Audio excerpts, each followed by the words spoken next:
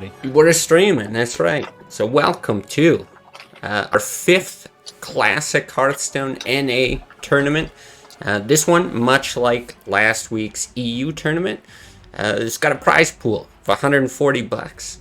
First place is going to take 100, second place 25, 15 to third place. We got a lot of participants this time, so this is what we're looking at for the bracket. We'll be casting everything once again from the semifinals on, but we'll just be jumping into matches as we see them kick off here in the early rounds. 25 people in, which means a lot of buys here in the first round. But yeah, as soon as we see something going, we'll jump in. Also got opposition and dirt on the cast. Howdy. Oh, and the rules. Same sort of thing as before. Conquest, best of 5, open deck lists. Gonna have to win with each class that you bring. I think that's probably doing it all. Here we go. We got Ambi in the game here. It's gonna be against Zen. See if we can get all these games spectated. I've finally hit the point where my friends list is filled up, so it's been a bit of a nightmare getting everybody added here. The forest fights back. That's sad that you have to put certain friends on the chopping block just to do this. I know. Alright, get rid of my face. Let's start bringing up deck lists. So Ambi running the Druid.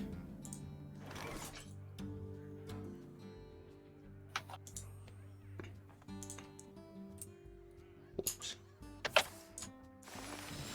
And we'll get Zen's Paladin up here. Oh, screen share. Yes, screen share kind of important. There we go. Now everybody can see. Everybody has an house. Yeah. Alright. Alright. This is the start you don't want to see as the druid here. Yeah. Normally having those 2 wild growths feels really good. But yeah, an Argent Squire with 7 attack hitting the face right away. It's gonna swing for, looks like 14 total. One shot. But Ambi's still not in a bad spot here. Holding the swipe is good. Having wild growth is nice as well, being able to ramp up. She has the option here. Yeah, go ahead. I was gonna say, I kind of like double wild growth just to empty your hand. Like, play around Divine Favor. Yeah, This is fine too. Yep, Divine Favor always one of the scary cards to see in this matchup. The Druid can definitely outvalue the Paladin, but if they play 1 minion per turn and they have a decent hand size, the Paladin being able to play Divine Favor means that they're going to get right back in the game. Get in there and fight, maggot! Alright, so pushing a lot of damage to the face, but Ambi's got a good response here, playing Swipe, hit the face. Next turn, follow it up with Druid of the Claw. That's one of the more difficult minions for this Paladin deck to deal with. Yeah, if the Paladin doesn't get Divine Favor, Zen is going to be in a lot of trouble, I think. Yeah. But that's pretty much how this matchup goes. It has tools to beat Druid, but it really just needs the cards to get there, and that really just means drawing Divine Favor. Yeah, the Paladin can also kind of play the slow game with a sticky board. Now Zen opting to keep the double Blessing of Might early on to get some face damage in. That's a different way to do things. Well played. Well, there's the Divine Favor. Yeah. The light protects me. Reporting for duty. See? Now I assume that Ambi's really hoping for some taunt here.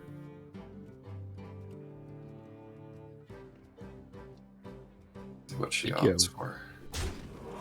You're playing against a deck list with Blessing of Kings, so you really want to pop the Divine Shield there. Yeah, absolutely. I think Sylvanas is fine. I think it's probably gotta be Sylvanas here. I have no time for games.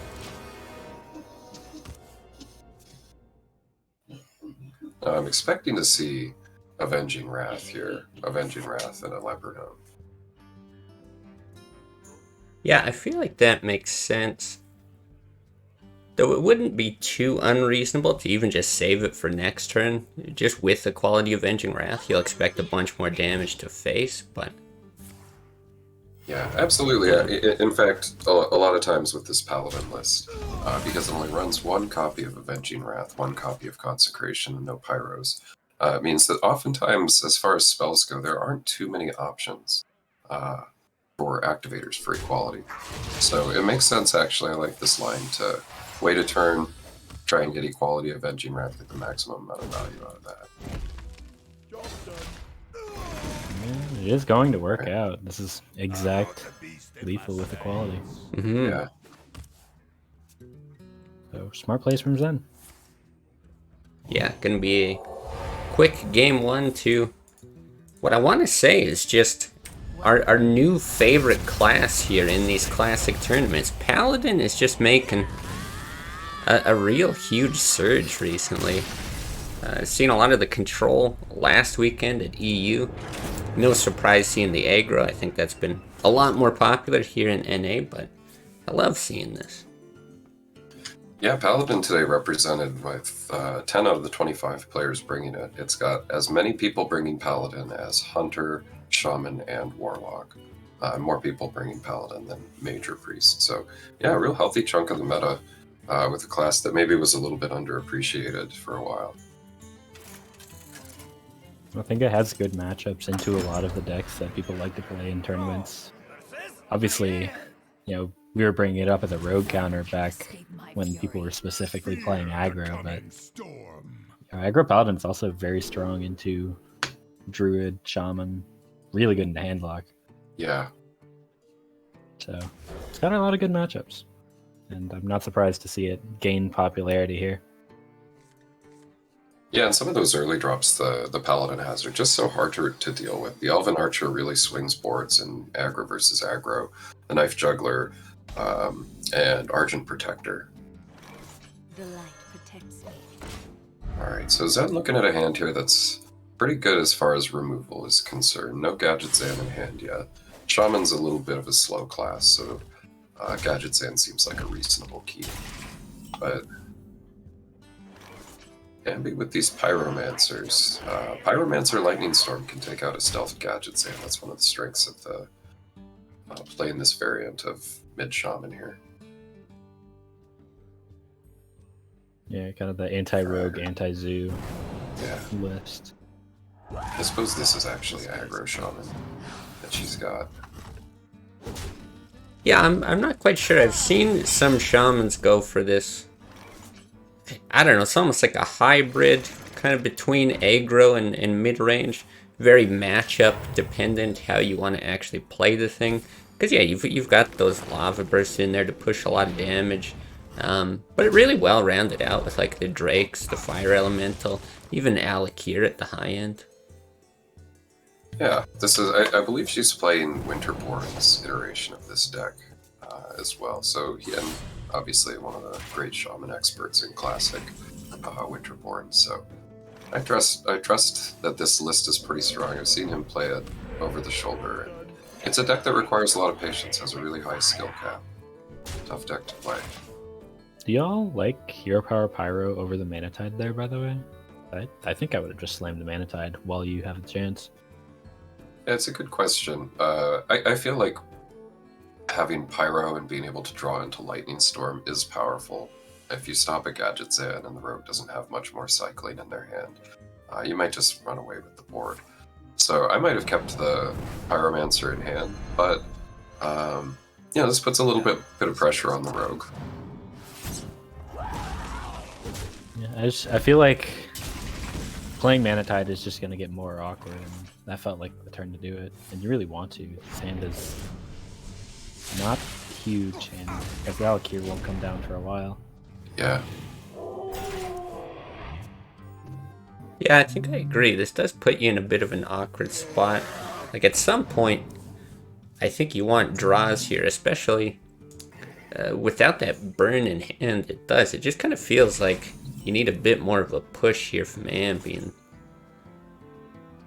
That Mana Tide come down later. Okay, behind the taunts, I guess. Not sure it'll get any more value than it would have gotten on that previous turn. I actually Yeah. would have probably daggered into one of these taunts, just try to set up a Fan of Knives here. But Yeah, I was curious about maybe just playing Prep Fan right away there with the Drake on board. yeah, I think not playing Prep Fan is fine, but I probably would have set up for the Fan anyways. Yeah. Okay, and Gadget's in hand.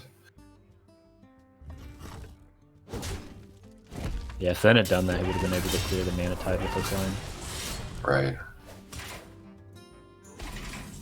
Going to have to let it draw again. Okay, and Defender of Argus pretty decent here. Doesn't perfectly deal with the board, but does push a little bit of damage, get a little bit of taunt. But the Gadget's End coming down is definitely going to be tough to deal with here, unless we see Ambi pick up another Lightning Storm. You fight well, friend.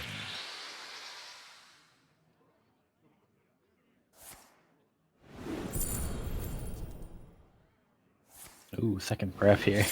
I like how we're all silent watching. Yeah. Yeah. It's like this is the calm before the storm, basically. This is the I've seen Gadget's this End one dream. before. Yeah. Now, one thing to note here, though, is earlier on, Zen played Sap to get rid of this Harvest Column. There's only one Sap in the deck, so Alakir is a little bit tougher to deal with. Still not impossible, but a bit of a tough card to deal with without Sap. Ideally, you'd like to just Sap any 8-mana creature.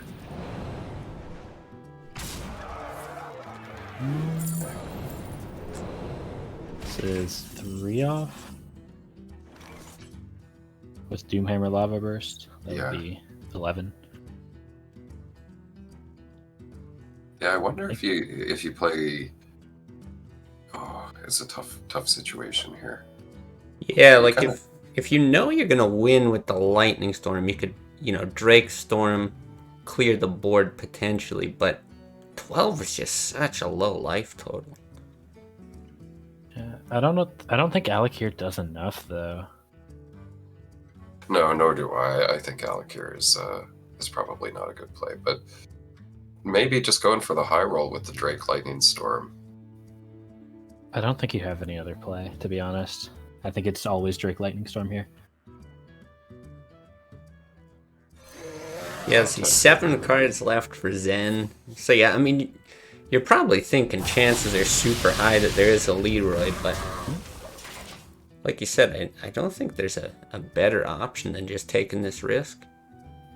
Yeah, and so far no Leroy still. This might pay off. How much damage is this?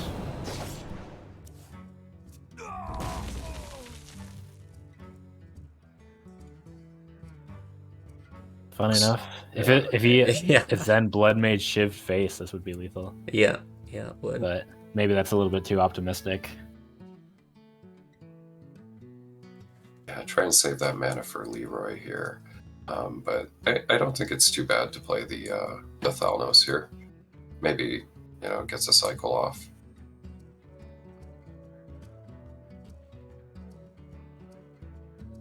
Honestly, I'm thinking you might feel pressured enough to use one of these Shadow Steps on the Farseer just to heal up a little bit. Yeah, I mean, it is a pretty aggressive deck. Like, I think you're right. From the opposite side, you're worried about all kinds of burst coming your way. And we do see some of it there.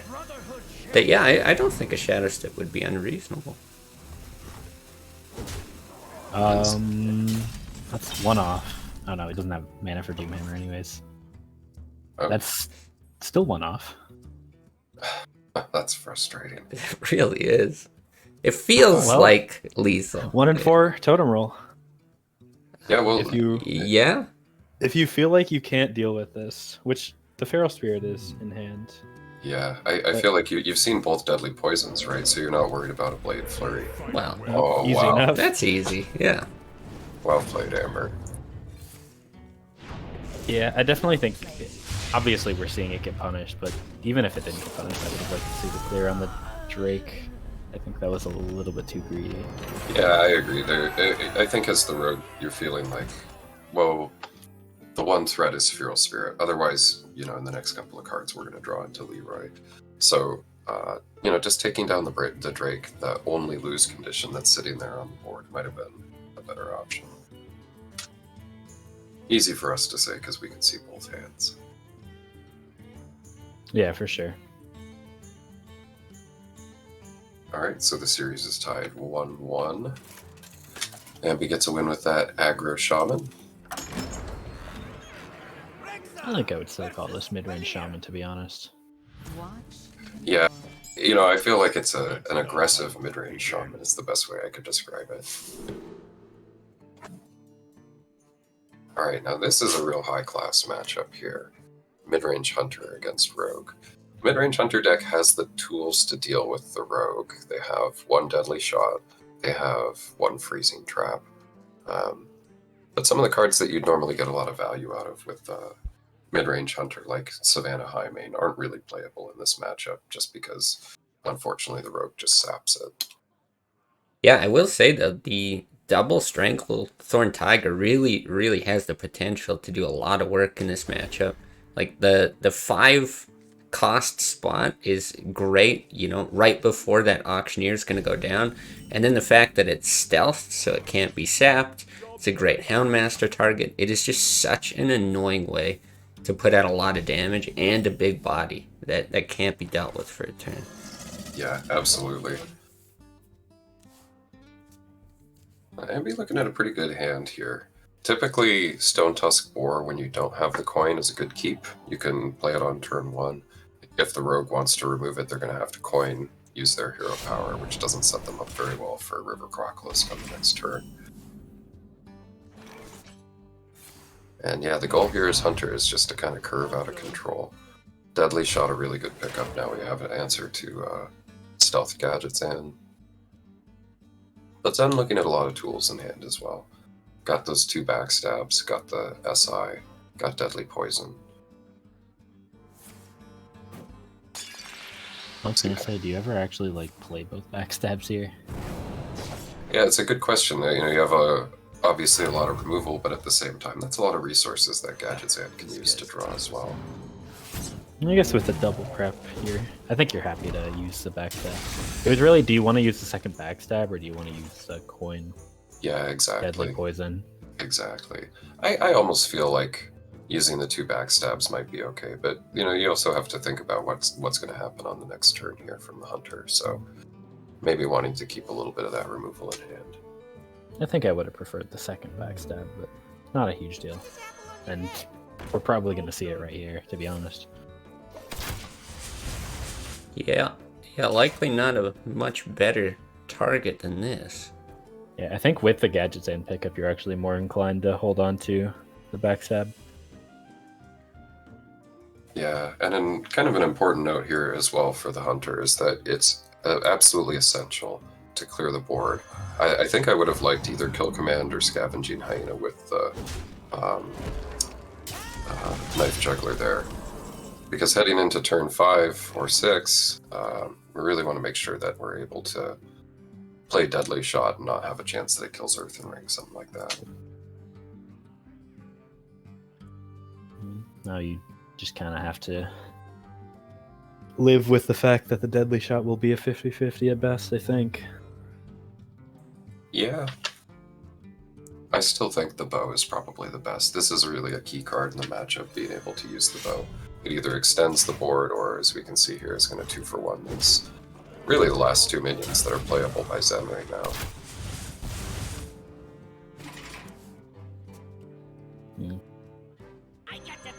I think you're dumping the whole hand here as Zen. Dumping both these preps this turn. Since you're worried about Deadly Shot. Yeah.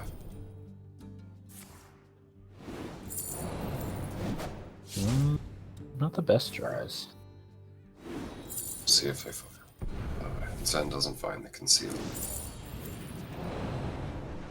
Okay, but Shadow Step. I actually don't think you Shadow Step here. This is already such a tricky board to deal with. Probably... Well, I guess you can Kill Command Deadly Shot. Yeah, That's not too bad. Definitely. Yeah, we're not trying to get value out of the bow at this point. We have a good follow-up next turn with tracking as well. Yeah, tracking in high main. If you can get away with playing it.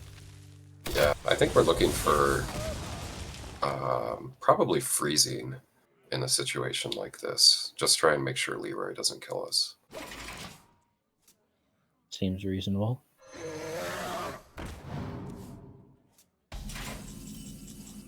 There's only one deadly shot in the deck, right? Correct. One deadly shot, one freezing trap. That's what I thought. I assumed because that's usually what Phasor runs, and I assumed that's what this deck was based off.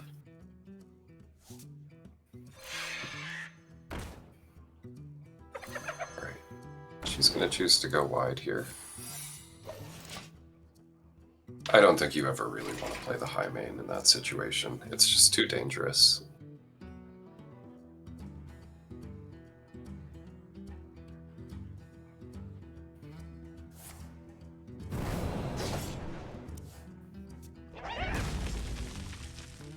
Sitting on a lot of spell damage in hand here with Thalnos and another Drake. I wonder if there's a world in which Zen is just going to sit with the Drake here, not trigger the trap, and maybe just go for a lot of spell power. Yeah, I'm kind of surprised he didn't play the Thalnos first. I'm also kind of surprised he shivved. I would have probably just hit face and Blade Flurry. Could have had a 3 damage Blade Flurry with just the dagger. That's alright. I like this conceal as well. Yeah, awkward to deal with the Thalnos on the board now. I don't think there's anything Ambi can do. Third Hyena here. I guess, draw into Animal Companion taunts? Oh, never mind. Yeah, that's really all I can think. You put down the hyena. Yeah, look for Animal Companion or Hound Master or something. Yeah, I think. Well, we don't have any Hound Masters left. Both of those got ditched by tracking. Oh, right.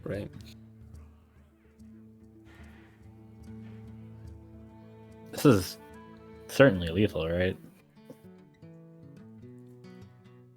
See, we got a 3 damage Blade Flurry. Yeah, it looks like it. Yeah, as long as you don't get your spell power picked up first. Well played.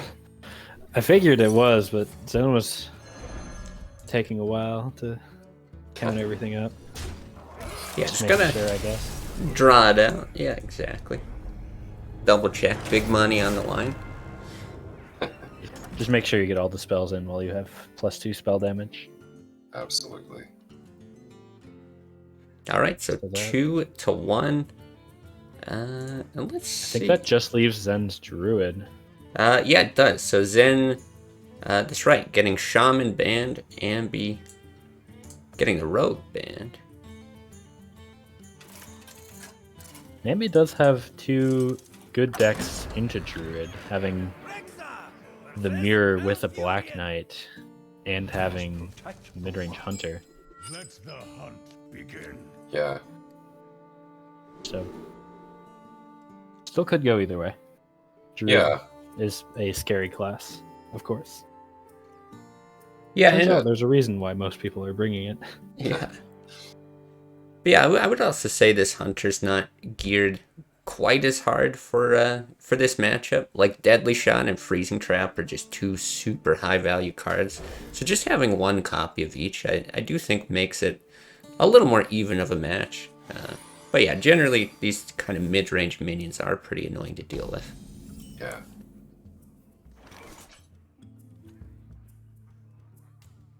Yeah, I like coining the Croc here. Hero power on 2 isn't too bad.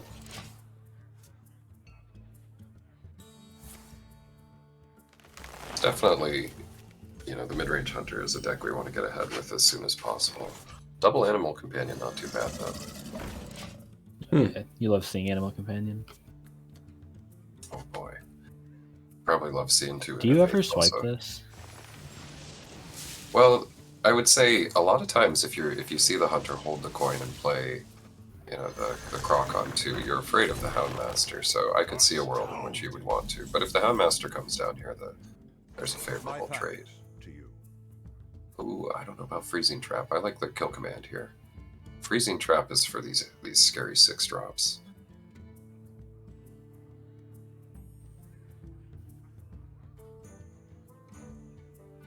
It's about the perfect amount of value that you're going to get out of kill command against Druid. And freezing, you probably want to wait until you have the bow equipped to play it. We'll see what Amber decides. I actually wouldn't have hated the bow play, even though you take 5 damage from it. Maybe that's just too passive, though. I guess you could have even equipped the bow and then just swung face. Also a possibility. I think you're right about the kill command, though. That's probably the best play. Yeah, a lot of times just being able to remove these Druid minions, they can run out of steam, run out of the correct cards to play. Right? I'm kind of surprised that Zen didn't play the Druid of the Claw in charge to pop the freezing trap. Yeah. I think Keep now the as the 5/5 Druid, on the board. you're really inclined to equip the bow if you can. I guess you can't really fit it in this turn with so many other 3-drops that you want to Yeah. play. Yeah, I So do your think turn. 2 coins. next turn though, sitting on Force of Nature, I wonder if that's what Zen is eyeing. Just throw out the taunt wall, kind of wait on this freezing trap, and you could just get one of those treants picked up or something. Probably going to be contingent on what minions you see here from Ambi, but Yeah. that's like best case scenario for triggering the trap anyway. Yeah, I guess we don't see it much in Classic, but that was always the old school way of triggering freezing trap as Druid, just getting the Force of Nature and Well, and it's not nothing. Let's not forget. There's a 3-mana 2/2 charger in the hand of Zen now. This does potentially do some work later, too. Coin Deadly Shot. Job's done. Actually wondering if you're like second Animal Companion or something, but I don't know if that's good enough. I think we have to Deadly Shot there. Yeah, now this is the problem a lot of times, is you want to make sure to Freezing Trap Karen or Sylvanas with this deck. That's where you're going to get the most value, is just getting rid of those death rattles. Well, now it's time to start hitting face, it looks like. It Will is. it be enough? I have no time for games. Alright, I'm going for the max value, knowing that there's no Freezing Trap left in the deck.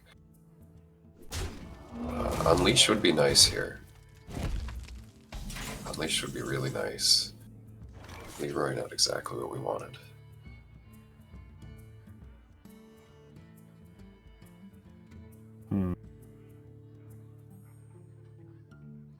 Well, it's possible to Hunters mark the Sylvanas.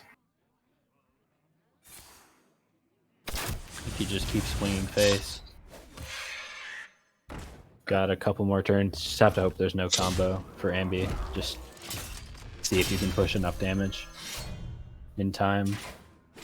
Yeah, Unfortunately, even with no combo, I think there's just not quite enough.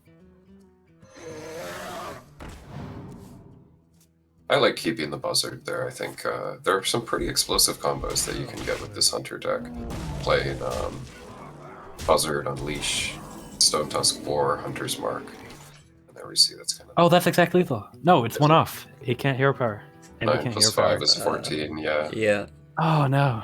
Oh, that's so sad. Yeah. 1 mana off. Oh, that's tough. And you can't afford to not do anything because you aren't going to live another turn, Right. even on board. Exact lethal on board for Zen.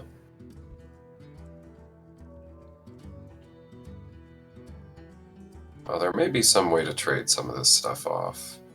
Here, if we Leroy Unleash, Hunter's Mark the Drake like that. Might have to trade some of these whelps off. I think we're probably thinking Savage Roar is coming next.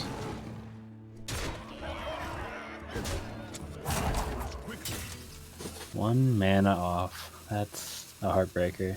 Yeah. Still with the potential to win here. No, it's Yeah. No, they've lethal got with the swipe. treant and second swipe. Yeah. Even if you clear the whelps, it's still comfortably lethal. Well played. Well played. Man. All right. Yeah. Game 3 going to Zen. Let's see what that does for the bracket. Yeah, I don't think they were putting the scores into the bracket. So. Oh yeah, it looks like nothing so far. So, That was a practice. Now it's the real one. Yeah. that's right.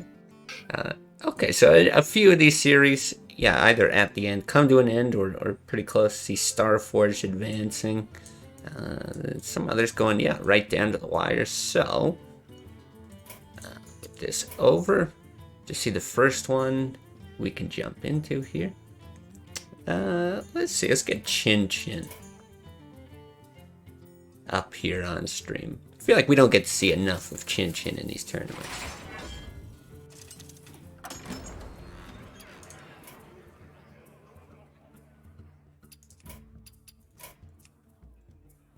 So it looks like actually the scores here are correct, that it's 2-1 for Smash at the moment.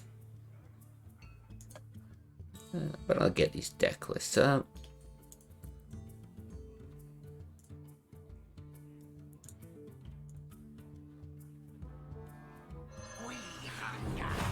Chin Chin, I think, wishing that he had a couple innervates in hand here. As you often do as Control Warrior.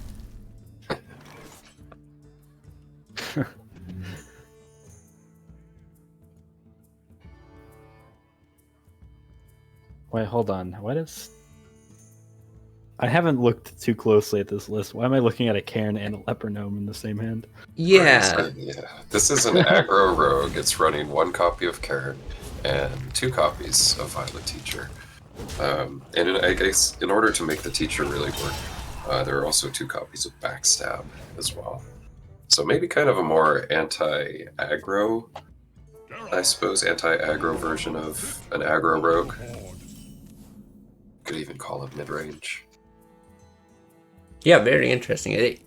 It's got shades of that Shaman deck that we saw before. It's like it's aggressive, but not too aggressive.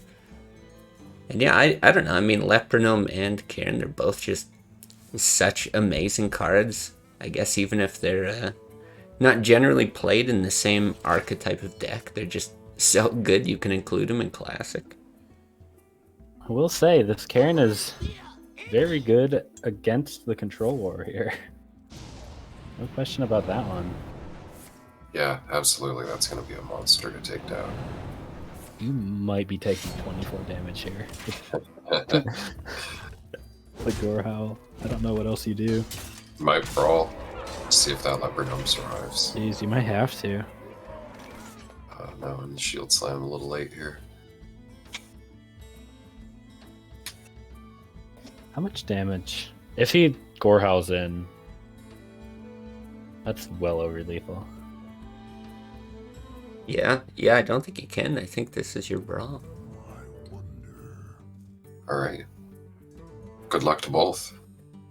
Yeah, there's no armor smith. Anybody could win this. Alright. That's why Chin Chin's the Control Warrior expert. Yeah. Thanks. Saw it here first, folks. Alright, but still a tough position. This Karen gets the death rattle off. Got 2 minions on board. Kind of running out of steam here, but getting some good damage in. I would expect to see the SI this turn, I think. Probably Deadly Poison as well. Yeah, that's right. It is the only copy of Brawl in the deck, so you're not really worried about dumping minions on the board too much as the rogue player.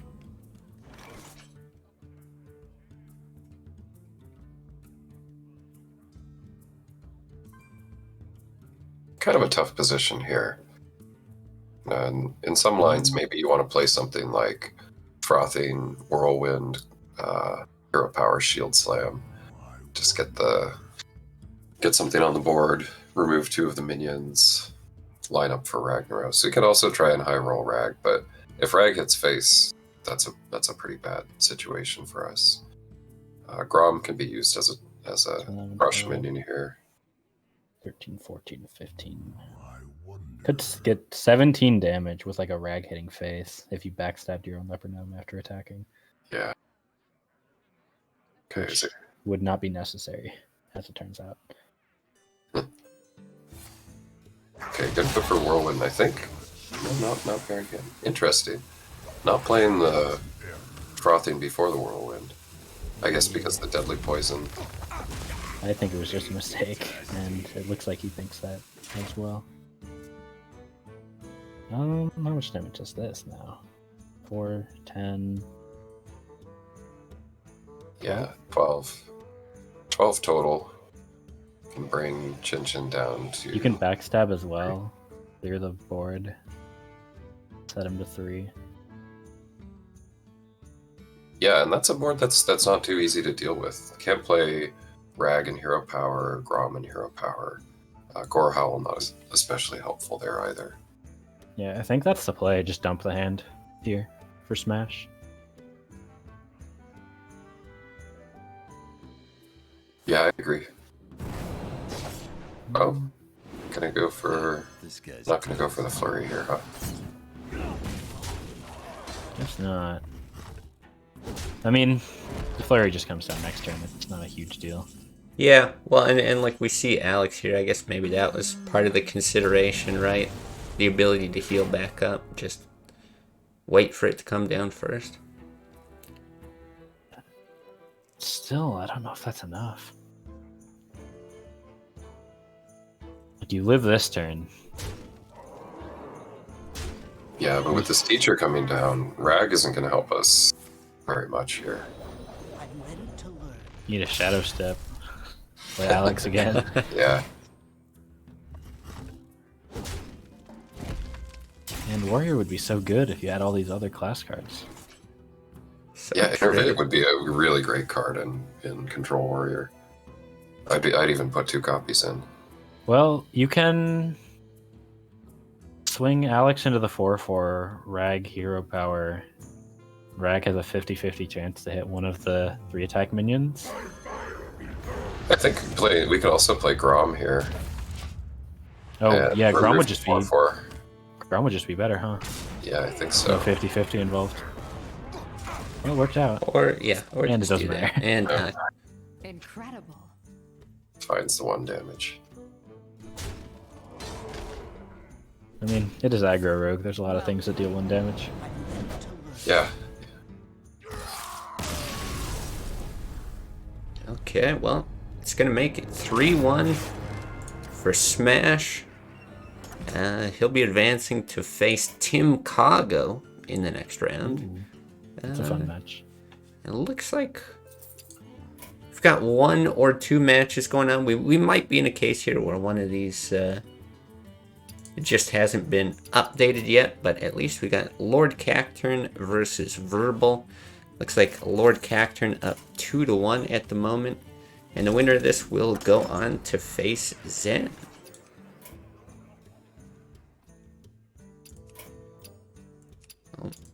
Verbal not allowing spectating, I guess. Or Blizzard, who knows. I have a guess. You got a guy that works for Blizzard? It's me. I work for Blizzard. Yeah, I've seen how you draw cards, I know. Wait a minute. I've also seen how I draw cards. Well, I did hear that Blizzard doesn't treat their employees that well, so. Oh, you went Yeah. down to something. This is a very sad Miracle Rogue hand. Yeah. But maybe there's a lot of people who would say it's not very sad. It's some one Miracle Rogue gadget haters fan out away. Yeah, I'm getting pretty low already here. 11 HP. Kind of scary to be within combo range coming into 9 mana. Yeah, just think if you draw gadgets and you can die next turn anyways while your green man hides in the shadows. Huge value.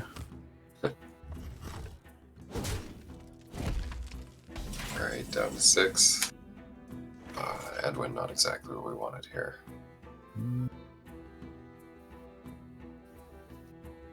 Yeah, don't need to spectate the druid's hand to know he has 1 damage. We can Just a use few our cards. imaginations. Yeah, which one do you think he has out of all the options? I think he has all of them. I think it's just which one does he choose to play. Ooh, maybe. We'll never know. Alright, still holding out for a Gadget's in, it looks like. Unless we're going to Shadow Step and conceal here. That's what I expected. Still keeping But some again, resources in hand. Okay, Keeper of the Grove.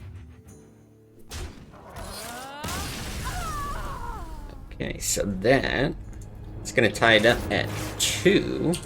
Let's see if I can jump into the matchup, see what's been going on.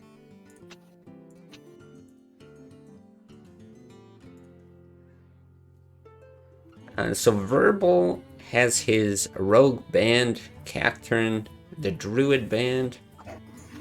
Looks like we've seen a Paladin. Oh, interesting. Lord Cacturn winning the Paladin Mirror in Game 1. Then Paladin takes Game 2. I'm telling you, the greatest deck ever.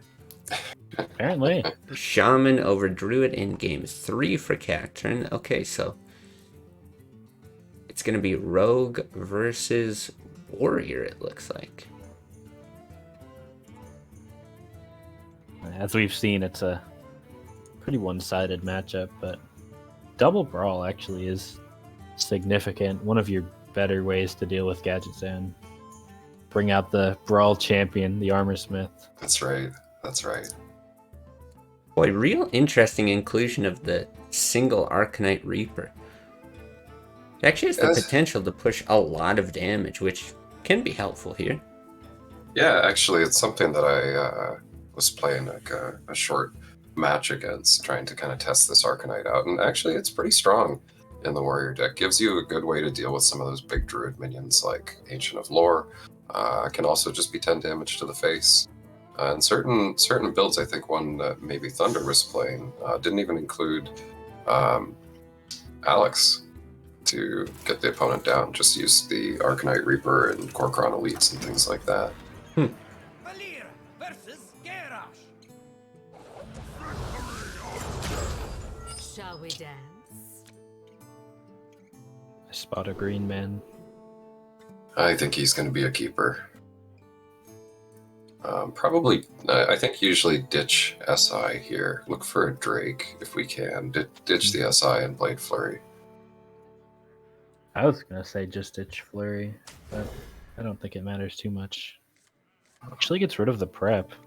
It's interesting. I think a lot of times when you have especially with the coin and all of these tools, it's really nice to have those preps in hand.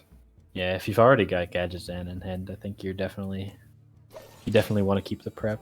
Especially in a matchup like this where you really just care about getting Gadget's End down. Yeah, exactly.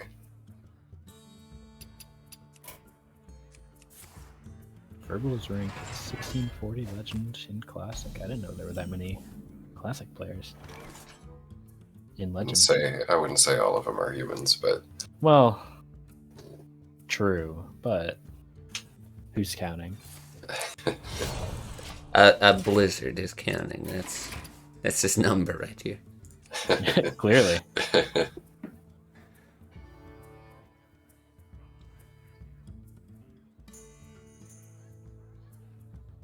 Yeah, I'm not sure what you play here is on 3 as a warrior. I think a lot of times you usually just want to armor up. Shield block is something you might want to keep later to combo with shield slam or maybe bait the rogue. Try and get as much power out of that, as much juice out of that hero power as possible. Yeah, a lot of it depends on your hand as well. Like, I think sometimes shield block on 3 or Acolyte of Pain is fine if you're looking for a play on like 4 or 5 specifically. This warrior is it's decently rounded out with those Kor'krons on 4. You'd be happy to play the Reaper on 5. So yeah, not too surprised to see a little bit of digging for maybe a play over the next turn or two.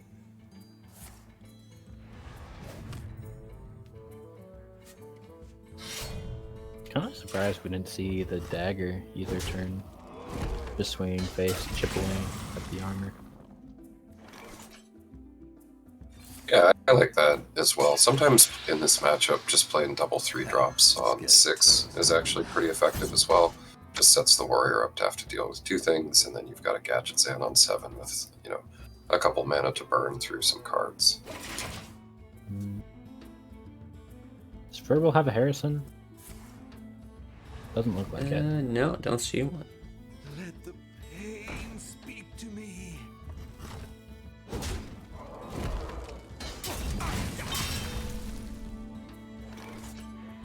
Okay. Not going to Gadget in just yet. Yeah, likely waiting for that conceal. I'll make absolutely sure that card stays alive. Drake, also an excellent card in this matchup. Pretty much always want to play it on 5. Cycle a card. 4 is a little bit of an awkward number to deal with for the warrior. Sure, they can trade the Korkron into it, but it doesn't really advance the warrior's board very well. I actually think I would have swung with a weapon just to chip away at the armor, so the shield slam can't come down with just an armor up. We'll see if it matters. I might just get Korkroned anyways. Or get weaponed anyways. Probably a Taskmaster. Okay. Definitely don't want to slam last. I guess you could, but I don't think you want to. At this point, do you just run out the gadgets in? I think so. Looks like it. Yeah, it's an interesting choice. I might have kept the Gadgets in. It's not like we're in any hurry here. We're 30 HP as a rogue. Question is, do you shiv or fan here? Yeah. Yeah. Fan of this. Oof. Yeah. There we go. Sometimes in a tournament situation also, it's just necessary to take risks like this. Maybe things that you wouldn't normally do on the ladder. Well, Yeah, getting paid off here. Got 2 shivs, 2 eviscerates in hand, got the Blade Flurry with a 5 damage weapon. see if Verbal draws one of his 2 brawls. Yeah, we could see that here. It might have been knowing that there are 2 brawls in the deck and knowing that a shield block has been used to dig a little bit here. And one draw with the Acolyte. We might want to swing into the 2-1 with this 5 attack weapon. As much of a waste as it seems. It's not unreasonable, but not punished. I think you just do a lot of damage. That seems for rogue reasonable. here. Yeah.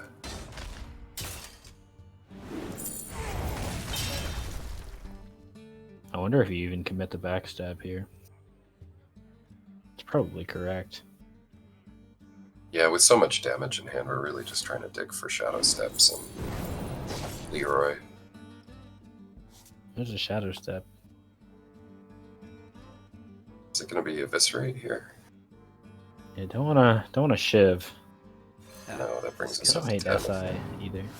Sure. I think if you're leaving gadgets in unstealth, I probably would have backstabbed.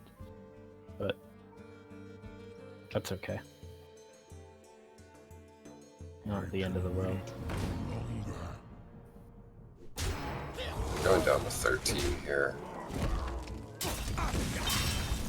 Leroy would be lethal. Really, is Not that? showing up yet though. Do you ever eviscerate face here with the Drake on board? Yeah, it's a tough question because if you do, it gets punished pretty bad by Alex. Mhm. With the second Gadget Zan in hand, bound to draw Leroy real soon. Taking more damage is risky. Very much so. Still nothing in the hand to punish. As a no Leroy. Interesting not to use the backstab there.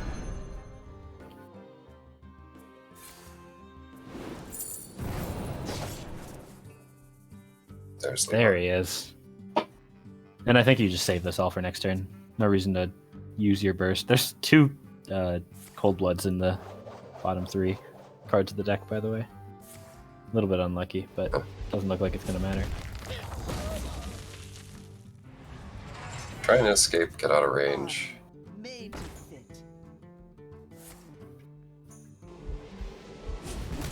Not going to get out of range, unfortunately. Yeah. There is more than one Leroy coming at your face here. I know all the steps. I would say that went about as you would expect from the matchup. Yeah, there just aren't too many tools for a warrior to deal with stealth gadgets in. And if the rogue is really worried, they can always wait a few turns to put the gadgets hand down. They're unlikely to be taking a lot of face damage. Okay. So, means we're gonna see a win. Wait a minute. This thing seems potentially out of date. I'll bring the bracket up. If we can get it updated here.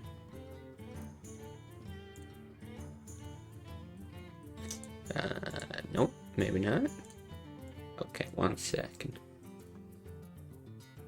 Looks like we got a couple interesting matchups here. Down in the lower part of the bracket, we have Arceus versus Phasure. That one's going to be a real banger. 2 very highly ranked players, both formerly rank 1 in the last 2 seasons. Okay, there we go. Not be opposed to hopping into that. Sorry, Possible. I was distracted. Which one? Arceus versus Phasure. Alright, let's see. Looks like they are underway. Looks like they've also both won with Rogue, so now we get to see the non-Rogue options Perfect. for the 2. That's right. And Well, I guess Phasure's running an aggro Rogue. yeah, that's right. That's right. So he's playing 4 aggros and a little bit more of a balanced lineup from Arceus. But I notice a lot of oozes, so he's really targeting weapon classes. And Phasure playing a lot of weapon classes here, so.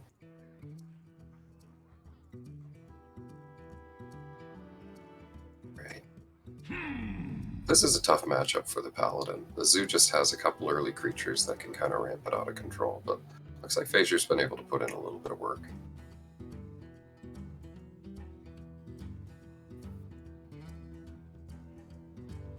Consideration here, do you want to play Defender of Argus and trade off a 1/1? Do you want to trade off the Knife Juggler at all? Do you want to go face and say you're opponent to 10?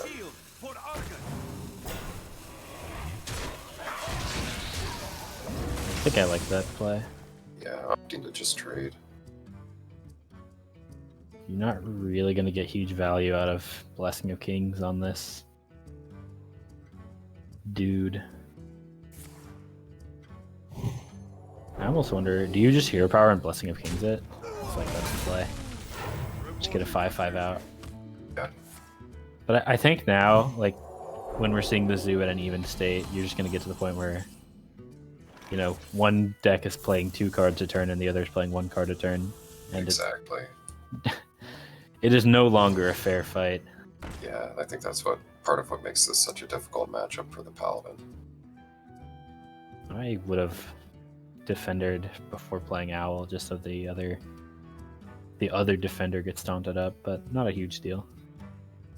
Yeah, I thought that's what we were gonna see, and then the trade. But I don't know, maybe gonna opt to go face. I mean, this way it keeps a minion on each side of the. Oh wow. The big draw. Trade off this 5/3 and trade in favorably. And you kind of have to kill the wolf. You have to kill something at least, and the wolf represents the most damage.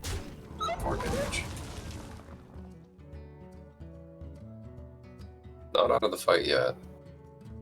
Not sure how many Soulfires we've seen. We've seen 1 Doom card so far. Maybe there's... How many cards do we have in the deck for Zoo? 16. 16. I wouldn't be surprised if we've seen a Soulfire, but that's just speculation. One shot, one kill. Well, that's Yeah. not something you want to play. The Knife Juggler, though, not too bad. Pretty much anything is a good juggle here.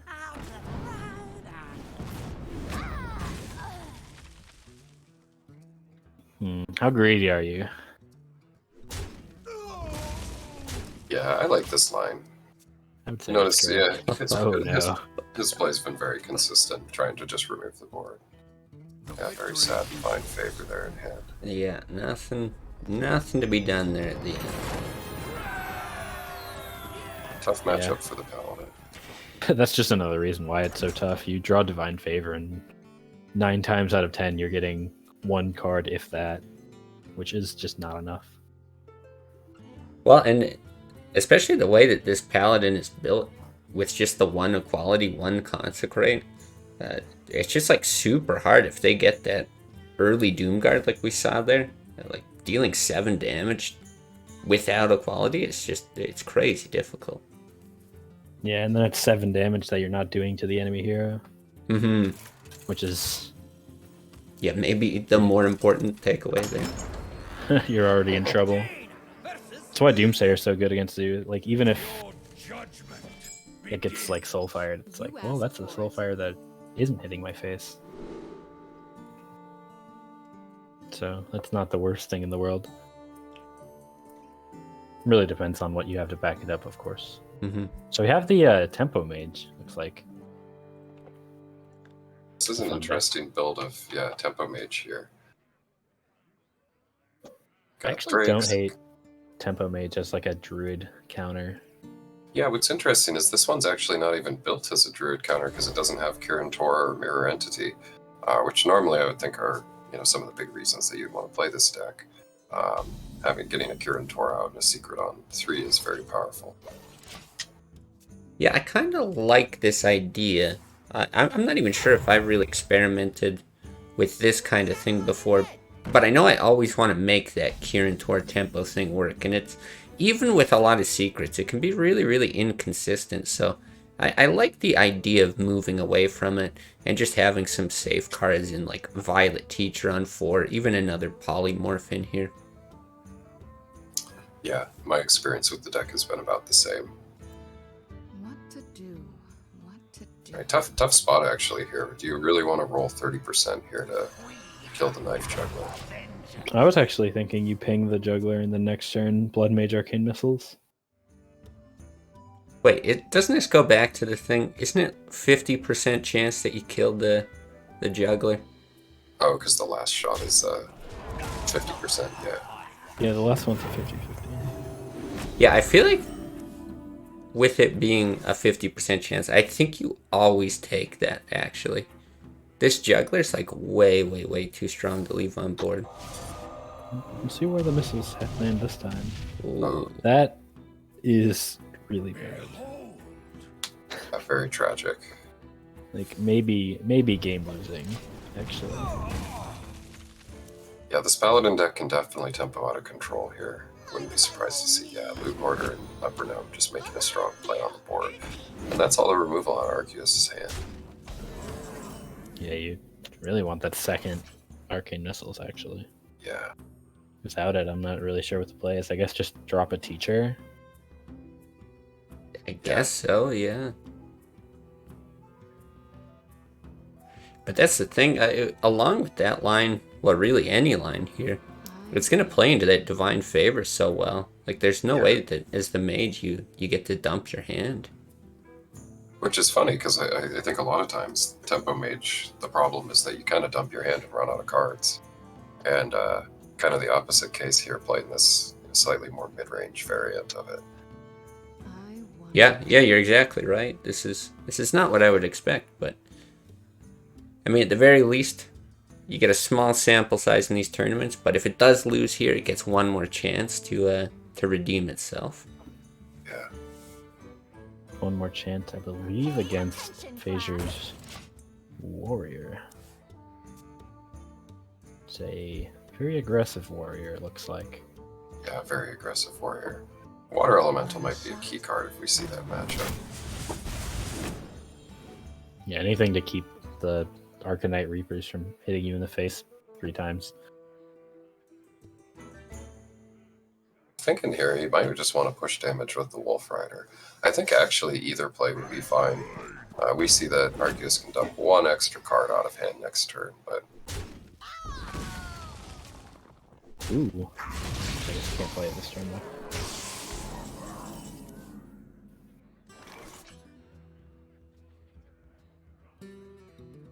Harvest Golem ping. Yeah, or go for the juggler roll with it. yeah, a lot of thinking going into this turn here, because Juggler Harvest Golem makes more sense if you want to play around Divine Favor, but you might be thinking, well, my opponent could have played Divine Favor for a lot of cards last turn. So maybe you're saying, well, just, yeah, you're going to keep the Juggler in there. Wants to play Juggler with the Teacher.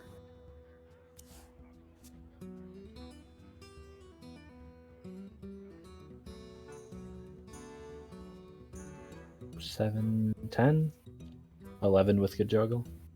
I think you're sending it all here, yeah. Divine Favor first. Paladin at 28 health isn't going to die anytime soon. And with no taunts in the deck, you don't really care. You just go face. Yeah, I like the send it. You have Avenging Wrath to back it up. The odds of clearing the board and putting more than 6 health of minions on the board are very low. Don't think there's a way it can be done. No, you need like 3 hero powers here. I mean, it's like Teacher, Arcane Missiles landing literally perfect, and then that's actually still not enough. You're still one short. Gonna go for the juggle here. Okay, gets it. I guess like Teacher, Arcane Frostbolt maybe, if everything goes perfectly, would have been. And then you still have a percent chance to die, and you would have died anyways because the Consecrator was so dead. Yep. Okay, we're tied at 2-2. 2-2, you said Mage versus Warrior here. Let's see what that Warrior deck looks like. It is not Control Warrior. It's a scary Warrior. We're talking about Water Elemental being a key card. I actually think the Mirror Image is actually a really annoying card for the Warrior to deal with, especially if you draw it later on. Like, if you have to be using, like, your Arcanite Reaper to get through these 0-2 taunts, that's a lot of damage you can lose to the face. Yeah, I mean, like a Water Elemental behind it can be very annoying as well. Yeah, definitely both very important. And this seems like a mage deck that's pretty focused on being able to deal with these weapon classes. 2 Water Elementals, a Swamp Ooze, 2 Frost Bolts. It's going to be hard to swing with that weapon. The double Frostbolt, pretty standard for almost any mage deck, but definitely is good into weapon classes as it turns out. Absolutely, being able to lock them out of that 5 damage or 3 or 4 damage, however much it is in those late turns is nice.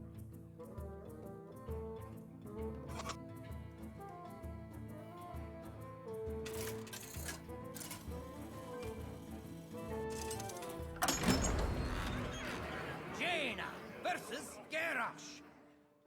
Hellscream's eyes are upon you. You asked for it. Alright, well, getting the Ooze off the bat here seems pretty good. It's a keeper for sure. The question was just, do you keep Harvest Golem? And looks like Arceus wanted to do it. Yeah, and really, again, just not the ideal opener for a deck like this. You always want to get those mana worms early, but yeah, really any of those 1s or 2s I think would really help Mage secure the board and just tempo out of control. I mean, that is a big tempo mage thing. It's like, you have Mana Worm in hand, your win rate goes up by like 20%. Yeah. Yeah. If you don't, then you are very sad. Think you just ping again. Yeah, I think that's the likely follow-up to a Coin Ping. And not a bad start here for the mage, though. I was gonna say, if he plays the Wolf Rider, I think he'd ping again. Yeah, I mean, all these 1 health minions, the mage hero power can really put in some work. Yeah, now Probably against the see Leopard Harvest. Gnome. Yeah, Against the Leopard Gnome, you're more inclined to play the Harvest, because it trades up.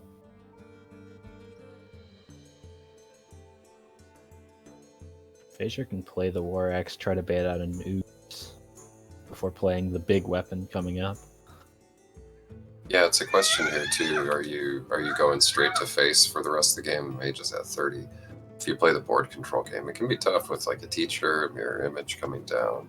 All of those cards are likely to just outvalue the warrior deck here.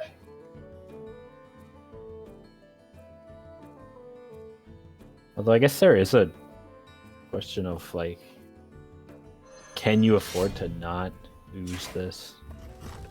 'Cause the upgrade will come out, and then it's almost as threatening as the Arcanite Reaper would have been. But I guess you still kind of have to, like a big Arcanite Reaper is just too scary. I don't know. I don't know exactly how you want to be playing this. Yeah, it's really hard to say because I think this turn the swamp ooze comes down pretty nicely. I think you're happy enough with like ooze ping and following it up with something like Violet there's Teacher an Mirror 18 Image. damage Arcanite coming. It It's is, true. but I think with those taunts you're feeling okay. A teacher plus mirror image is going to be good. Plus, keep in mind we got 2 frost bolts in the hand as well, so the Arcanite may not be able to swing for a couple of turns there.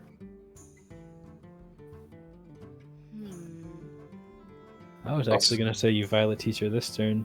Just trade. Pay attention, class. But it's possible that just killing the weapon this turn is correct. Hard to say for sure. Yeah, I think that's Yeah. a tough one.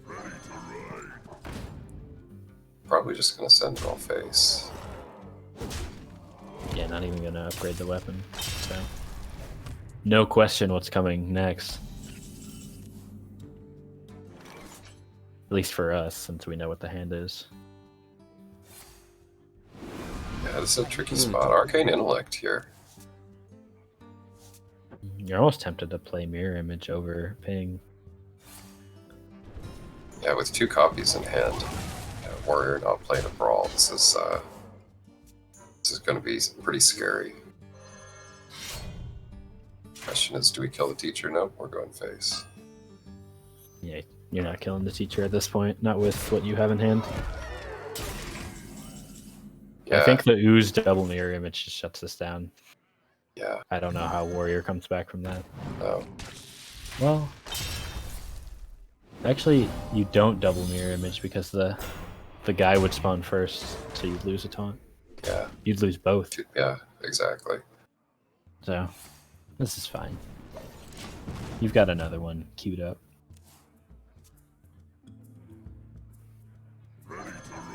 Really awkward here. I was gonna say you can get the Leroy down and only summon 1 whelp. Not that it's very good.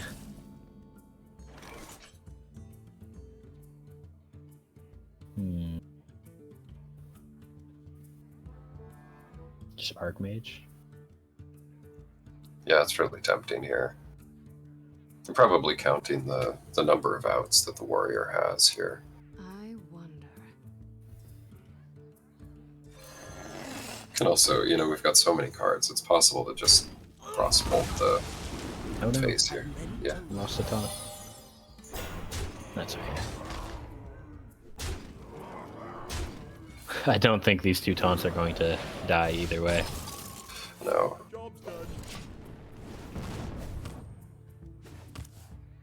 So, well played by the mage. Well played by Arceus, however you want to say it. A lot of options here. Probably trying to think what happens if we draw another Mortal Strike off the top.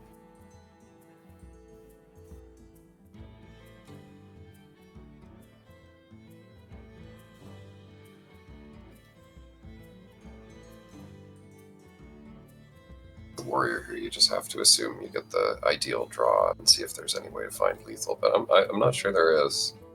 There's no way to charge the deckhand, and 2 Mortal Strikes is only going to be 12 damage. Yeah, Mortal Strike on the Mana Worm and Hero Power actually prevents lethal. If you... I mean, you don't win from that position, but you don't die. Well, it looks like he actually found it, which is... It's something, at least. Yeah, but now you just... The mage just puts him down to 1. You still got the taunts up. Oh, never mind. Doesn't use the spells yet. I wouldn't be surprised to see another Frostbolt. Yeah, exactly. Just play Frostbolt. There's no reason not to.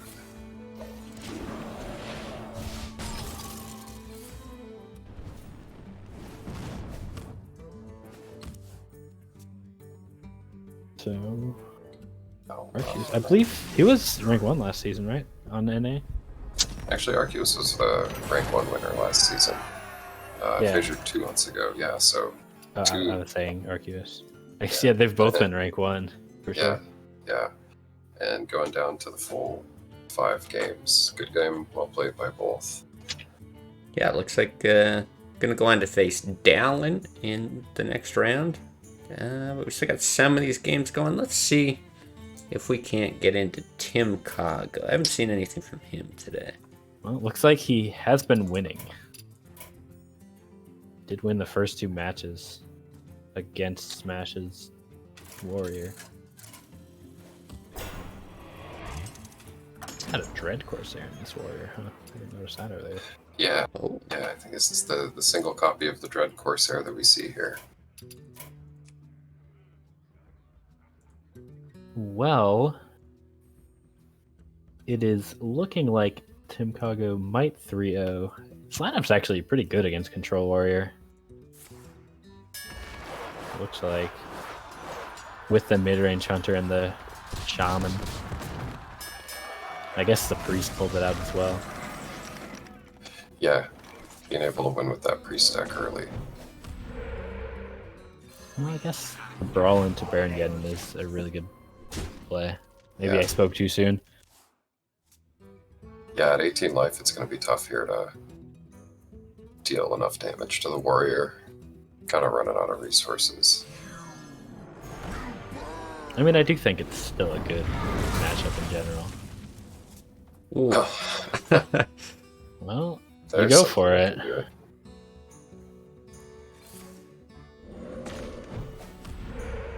I think you have to go for it. Oh, waiting for a rock biter. I guess. Yeah, I mean, no immediate threat of Alex there on that turn, but you're right. You got the mana to play the Rockbiter if you get it in the same turn, and I'm not sure that you want it to have. Smash the armor up somehow. That's scary. Yeah, looking to race here. No punish though. Yeah, and only representing 16 damage here. Maybe we see shield block here. Oh no, let's see. Alex just wins. Yeah. Just play the Alex. Well played. I bring life. I see you are a seasoned fighter. All right, well, yeah, again, kind of like pretty aggressive shaman list here. Maybe not as aggro as I've seen some of them, but warrior holding its own against pretty much any aggro deck you could throw at it. So not too surprised to see Smash come away with that one. But let's see, what are his other 2 decks here? Got his own mid-range shaman, and he's got a druid, looks like. Not a taunt heavy druid. Does have a claw and a blood mage though, which are 2 nice cards against aggro. Yeah, even got a Tink Master in there. But no Ancients of War. And interestingly, got 2 Argent Commanders as well. I like Argent Commander and Shaman. My elements. Yeah, Oh, he's got a druid. yeah, It's a little, Druid. like that a little bit less, but it's still a powerful card. Wow, Smash opting actually to ditch the Keeper. That's a choice that I'm maybe a little bit skeptical of it. So good against, basically anything with minions. Yeah, I agree. That's a surprise.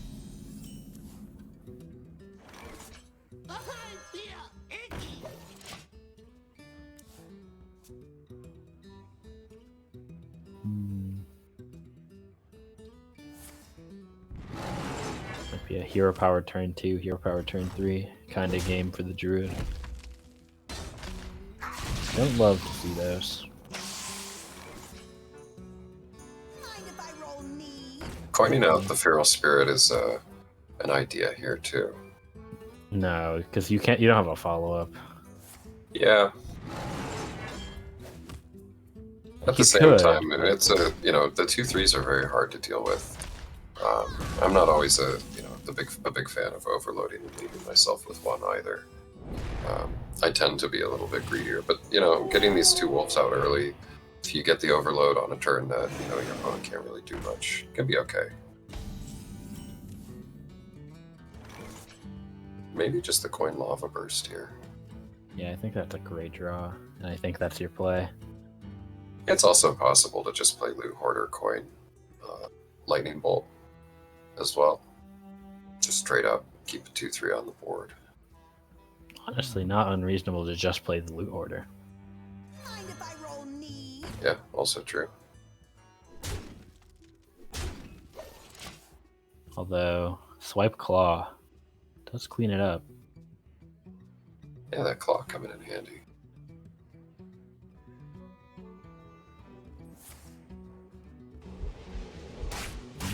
Not gonna use it. That's surprising.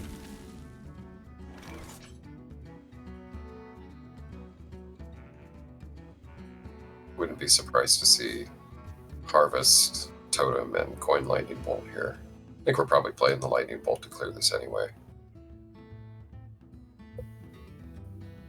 Yeah, the lightning bolt's happening.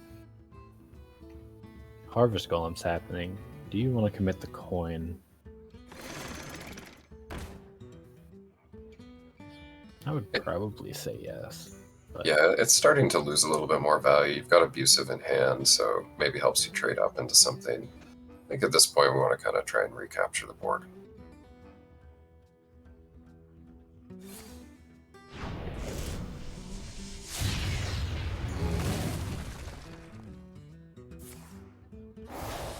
Alright, gonna looks go like for that's the it. play.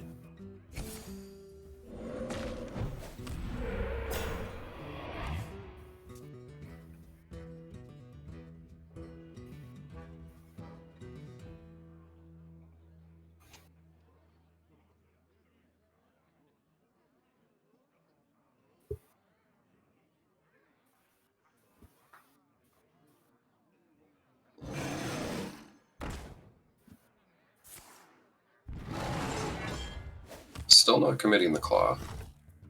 Playing this pretty patiently. Yeah, I wonder when that is going to come down. Ooh. You really want to Fire Elemental next turn, but if you play Lava Burst, you won't have the mana. I still like playing the Lava Burst here. Yeah, you still do it, but it feels bad. It does. When you Lava Burst, do you just play Blood Mage, or do you Totem again? I would say probably Totem. If you can get a healing Totem, it's annoying.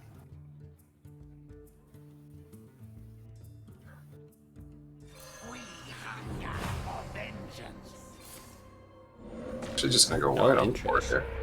Yeah. Wants to play the Fire Alley? Yeah. I think you play Abusive if you're going this line. Just Yeah.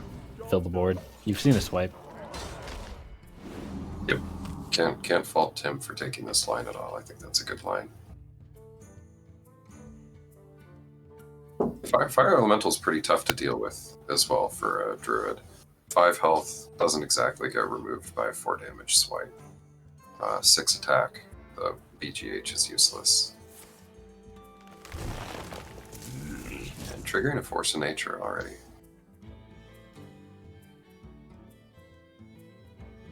Still plenty of fuel left in Smash's hand, though.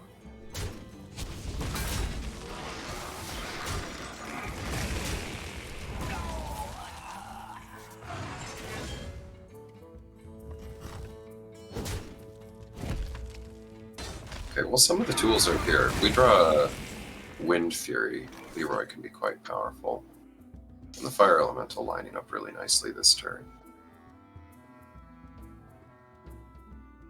14 points of burst in hand, excluding the Fire Elemental, which I assume is going to be played here. Yeah, I think it's just too clean to not get it out. But you're right, it is a little bit tempting to just send it, drop your opponent that low. But now this makes sense. Yeah, and I don't see a way to get rid of this Fire Elemental this turn.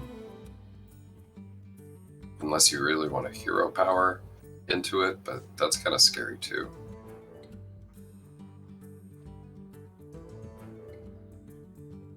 In fact, that'll be exact lethal if Smash Hero Power's in here.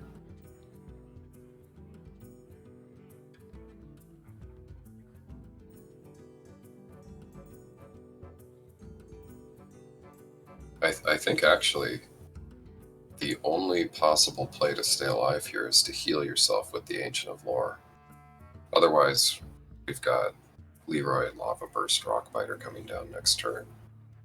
That's 14 damage, plus the 6 from the Fire Elemental, makes it 20. Time waits for no one. Yeah, I think you're right.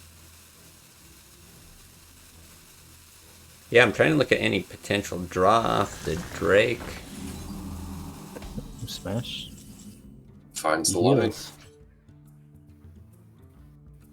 Now, we're 1 point off lethal, I think.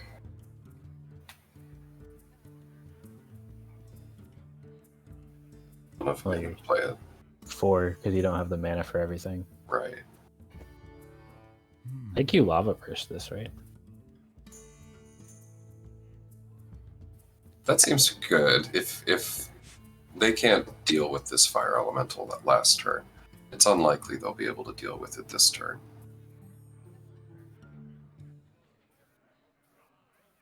Looks like Tim might be thinking of like a Leroy Pyro play. Yeah. Leroy, Pyro, maybe Earthshock, or maybe Rockbiter. Oh, This makes sense because you would only have 7 mana. So if you drew into like Wind Fury. Oh, never mind. Hold on.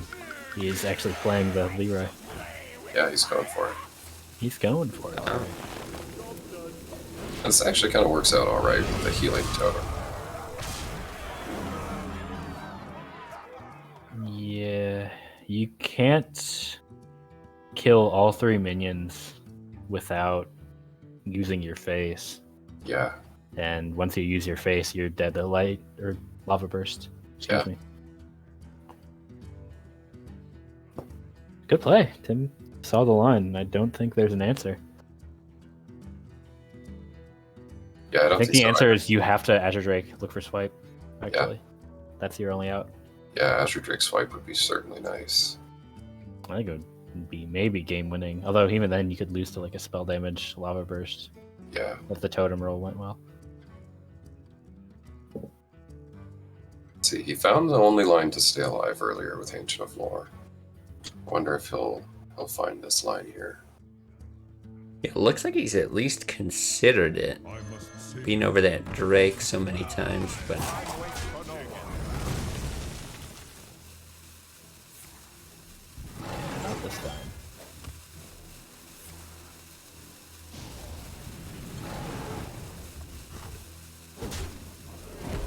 Alright. I see you are a And the Nice. second, Second lava yeah, burst is a good measure. just in case. well played. alright. So 3 wins for Tim. That's gonna advance him to go ahead and play Starforged, it looks like, in the next round. So if we see, still got some stuff going in round 2.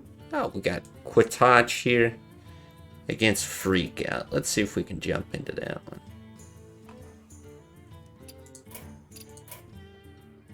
Looks like Thunder has also advanced. We've got Dahlin advancing, Arceus advancing, Starforged, and Tim Kago so far.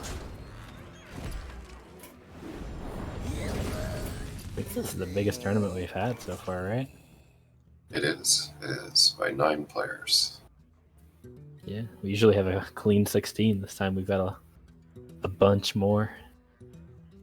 Yeah, it was nice to Nice. see the huge turnout this time. And speaking of huge turnouts, Quatosh here has brought giants in every single deck, including in Rogue here. 2 copies of Molten, 2 copies of Mountain, and Rag, and Alex in every And deck. Assassinate, apparently. Yeah, some creative decks here. Yeah, you know, at this point, I am no longer surprised. It's a bit of a shock the first time. I'm starting to get it. We see these players again and again. Quatoch, a bit of a jokester here when it comes to his lineups. He's I a like funny it. guy for sure. I like it a lot. Looks like it's working out against the Control Warrior, which, if this deck is going to work against anything, that sounds about right. Yeah, all I can say is somebody very well versed in Giant Rogue, yeah, it's always favored in this matchup by a mile. Alright, and Ragnaros. Yeah, nothing to do there, even if it hits the 8-6. Alright, good game. Okay, so it's actually 2 wins here for Quatoch. I'm curious now. How did he win his first game? Yeah, the Giants Mage also beat Control Warrior, it looks like. All right, maybe this game, no Control Warrior. I mean, it's not a terrible matchup for the Giants Mage. I think I've heard people say it's actually Mage favored, especially when you've got the other big minions like the Cairn and the Ragnaros, which Quatachi has.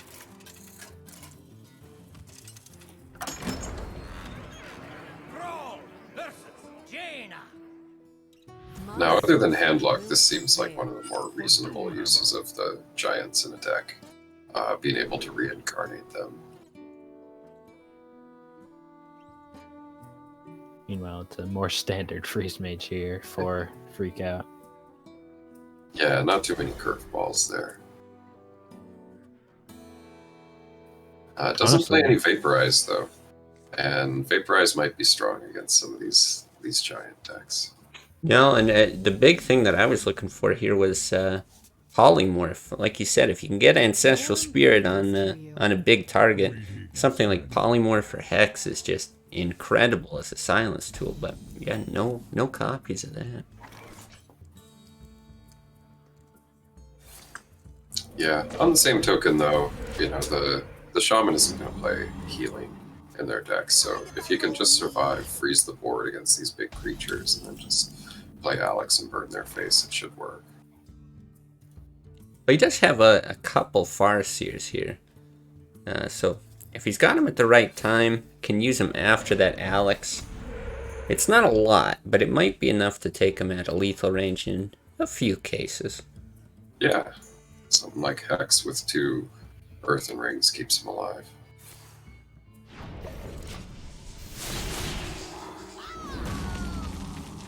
Earthshock, always a nice answer to these annoying death rattle creatures like Loot Mortar and Leper Gnome.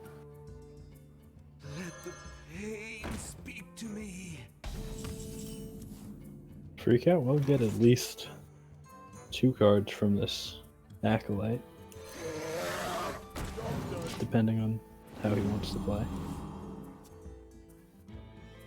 Yeah, the ping seems like the reasonable play here. Maybe the mirror image as well. I like the mirror image, but maybe it's preemptive. Hard to say.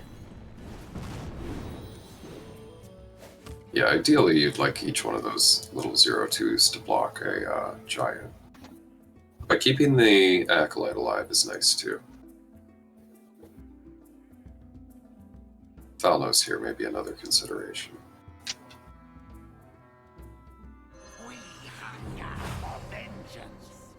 Looks like that's the play.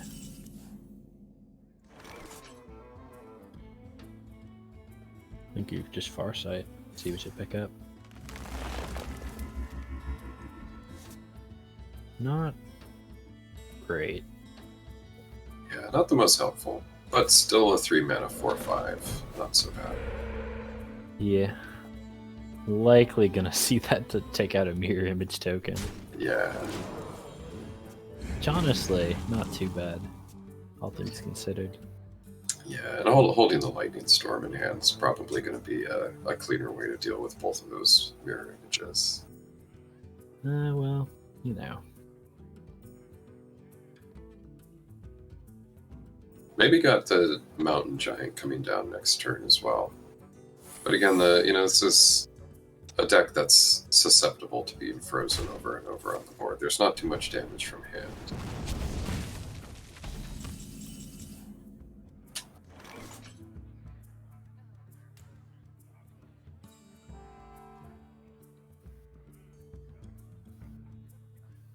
Is there any play here besides just playing the Mountain Giant? I guess maybe you decide where the attacks go. There was consideration to trade the Drake in, but I think you might be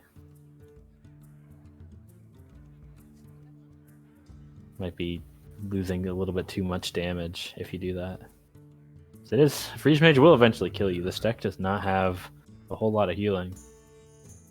Just the Farseers. And an Alex, I suppose, but that's not gonna heal you past your opponent's Alex. Right.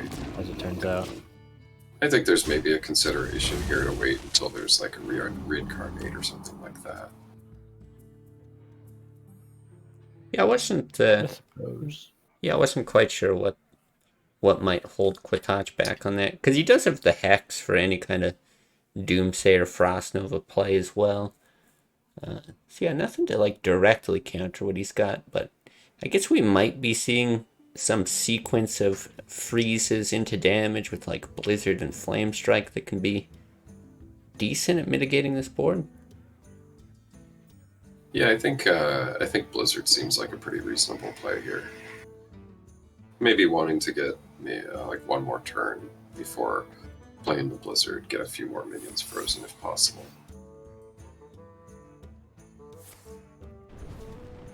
Go for the secret line. Might see a Blizzard coin Doomsayer next turn. That's a good point.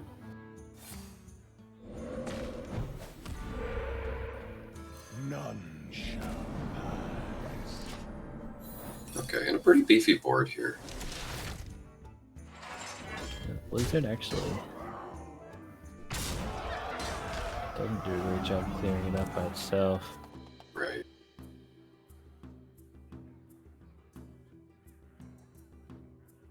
Still no Alex in hand here for Freak Out. Would like to draw into that, I think.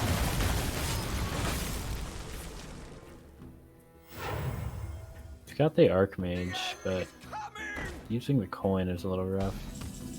Yeah. Might be expecting the Archmage to come down next turn with the mirror image. Flame Strike actually doesn't clear everything. This giant is too beefy. Yeah, maybe rolling for the spell power there, seeing if double Lightning Storm would be a better way to remove this. I think you're fine just playing Flame Strike here, though. You've got the frog up.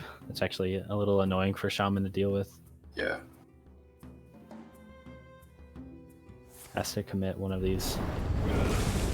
I guess committing a Lightning Storm isn't too bad, but it is a pretty big mana investment. Plus I'd like to be using to play Alex. Yeah, the Overload too. You can't play Alex next turn either.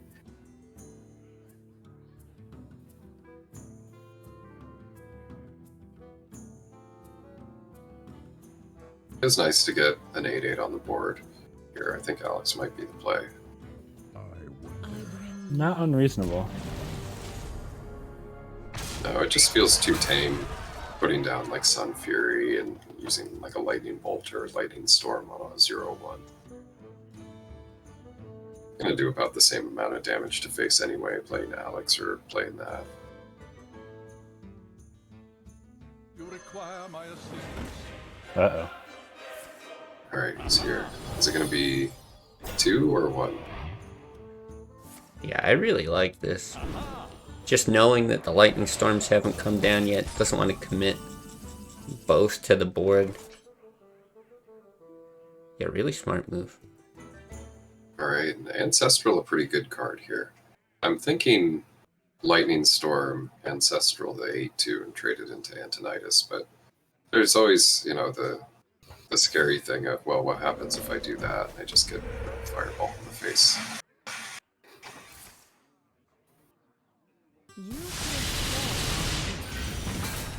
I'm probably going to use that second Lightning Bolt, I'd like to say, to take down Tony here, and then maybe play Ancestral Spirit with it.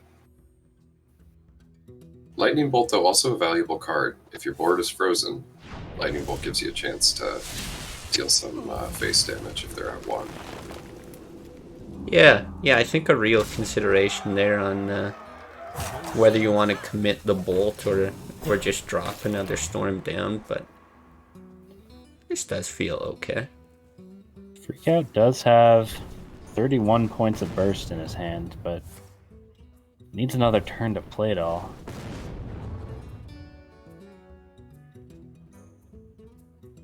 And starting to commit it here. The more burn comes down, the closer we get to Molten Giant, too. Do I like Frostbolts? Okay.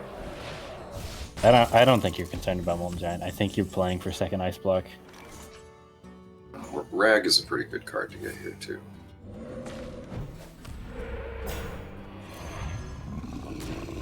Job's done. I think as the freeze mate, you've got one game plan here. It's just Yeah, gonna need to draw Ice Block here. Right. well. Yeah, I mean, he doesn't Not know Ragnar's. the reg's in hand. Right. He might be tempted, but And probably Intellect, Fireball, Frost Nova seems like the likely play here. Now, if he does commit the mirror images, oh yeah. perfect. Yeah, so gonna give Rag some decoys on board. I probably would have played the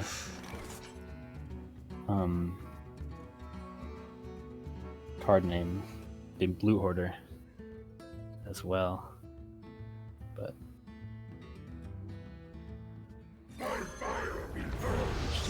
well, 50-50 Rag, just end the game right here. Yeah.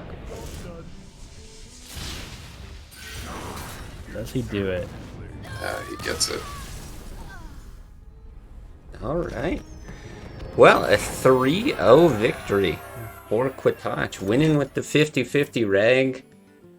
Because everyone would expect just throwing giants in all your decks. Giants lineup. Yeah. It is good against the control-heavy lineup that Freakout brought. Unfortunately for Freakout. Yeah, jeez. Okay, well, it looks like in round 3, at least from the bracket, we've got Dallin against Arquis. Let's see if we can't jump into that. First time seeing Dallin today. Stalin still bringing the hunter he's always brought. He's bringing a hunter. Let's see. New. He's got the Mukla now. Yeah, this is a Miracle Hunter with Mukla and 2 high mains.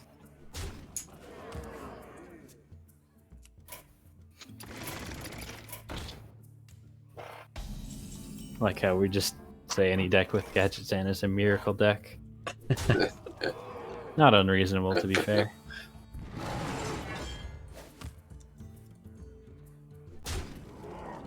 Looks like some Innervates might have come down on these Yutties early in the game. What makes you say that? The 14 HP of the opponent's Druid. I must save We're gonna get a chance to clean up some of this stuff here. Innervate Ancient of War coming down next turn, it looks like. Yeah, it's gonna be powerful. Well, it's gonna get silenced. Yeah, it is. Choice here to play Senjin or Wild Growth Hero Power. I'll go through a power clears the board. I don't know how much you care about it 2-1. I almost think you're on the go face game plan.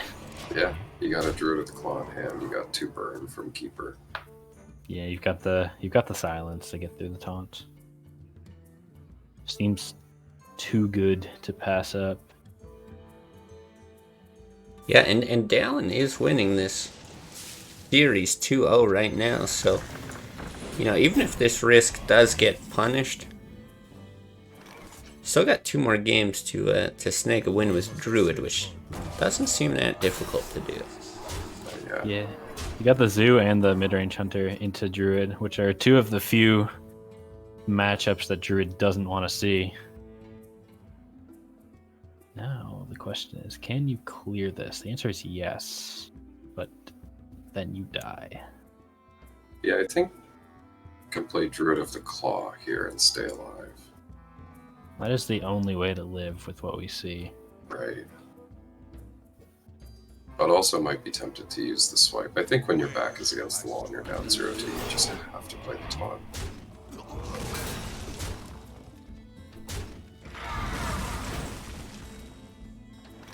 Well, that's not going to get through taunt.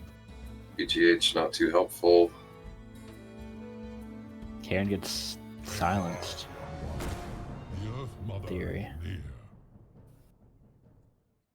Do you swing into this 4-6? I think if you draw Force of Nature, you want to have that thing be low.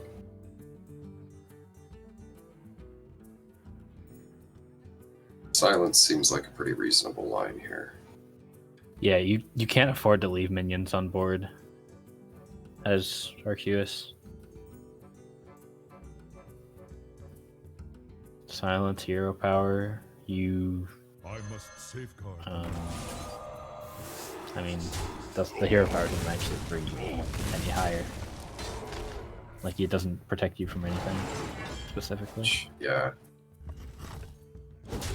No, but, I mean, slowly getting to that point, you would hope. No.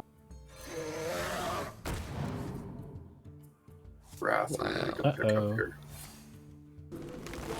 Now you're in real trouble.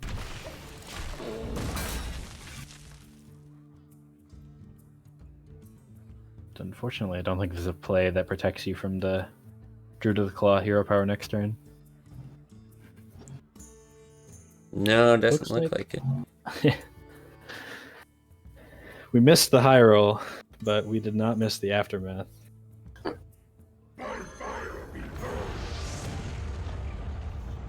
Yeah, it always feels like a very one-sided affair when it's Druid against Druid. It's like who gets the innervates in the early game.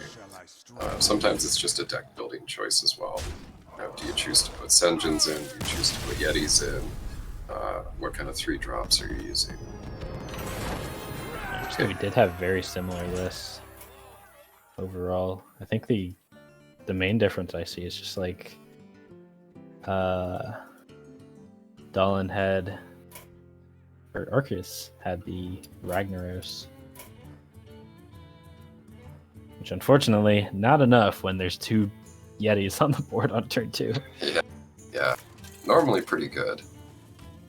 Of course, the normal response to 2 Yetis on board that early is usually just a double innervate Ragnaros on turn 4.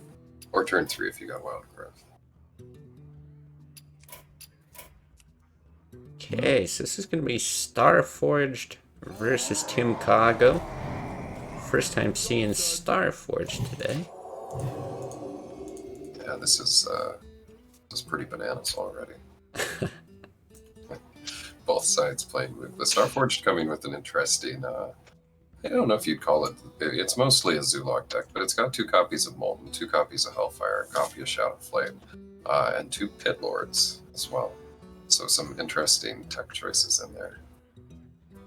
The Pit Lords and the Flame Imps together and the Hellfires can really bring you down to that 10 HP threshold to get those free moments and maybe close out the game. Yeah, what do you think is the purpose of bringing a deck like this? What are you hoping to be able to beat? I would think it probably does okay against Zoo. Yeah, you're hoping to beat the mirror, I think. Yeah. But I suppose any aggressive deck that's going to get you low, they're always going to run the risk of Molten Giant coming out, or 2 Molten Giants. Time waits for no one. Does he have a way to taunt the Molten Giants? He does. Yeah, I don't know. It's less even the Molten Giant part of things that has me worried. It really is those Pit Lords. Don't really see them in ladder play. I don't think we've seen anyone bring them to tournaments. And it's a very marginal stat increase for the damage you take, which is already plentiful enough as a Warlock. Throw in Hellfires, yeah, with the Flame Imps. It just seems like so much damage to inflict on yourself. Well, you want to be taking damage because you got the Molten Giants. I think is the logic. Yeah. Whether or not that's a solid game plan is up for debate, but that is the game plan. Yeah, I guess I can see what it's going for. It feels a little too it includes maybe a bit too much self damage for my liking, but let's see. I think I don't remember who it was who explained to me why Pit Lord is not a good card. It's like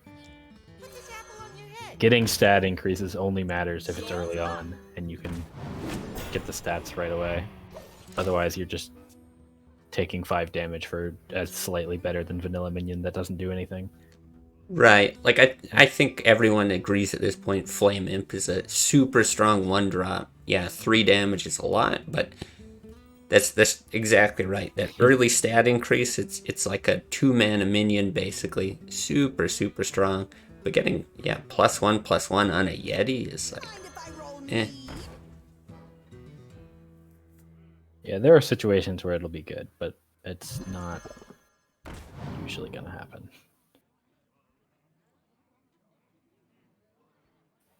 See if Well, Hellfire Tim is decides to. nice. Yeah, he might dump here.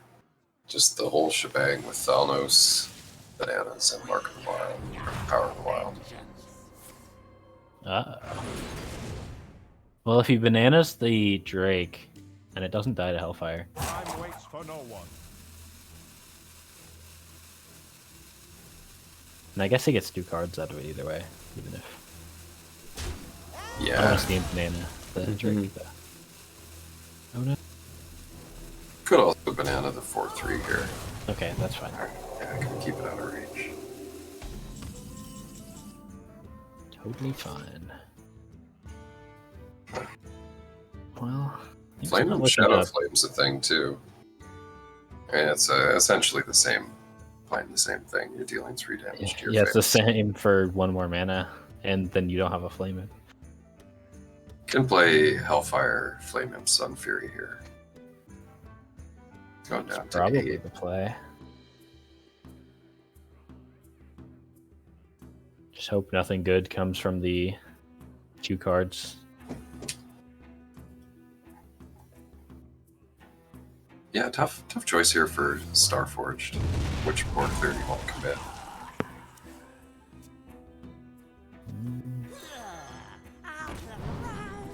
Well, Keeper. bad news. Yeah, going to be a really strong card here. Thank you, Keeper, no question. Yeah, You've it's already hard seen... to come Was down that to. both Sun Furies used?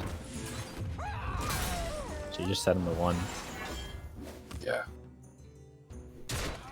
There is not a line that loses you the game here. Or not a card in response that loses you the game, rather.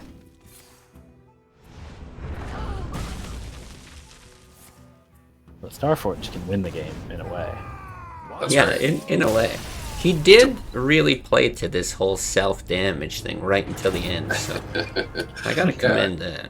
Yeah, a lot of respect for someone that really commits to it. That's what the Soulfires were for in the first place, anyway. Yeah. Silly me for thinking that was a board control card. It's He's controlling the inadvertently, game. yeah, and inadvertently it controls the board by getting you closer to Molten Giant. Right. So Tim has his mid-range priest and his aggro shaman. What would you call this priest? I guess it's mid-range.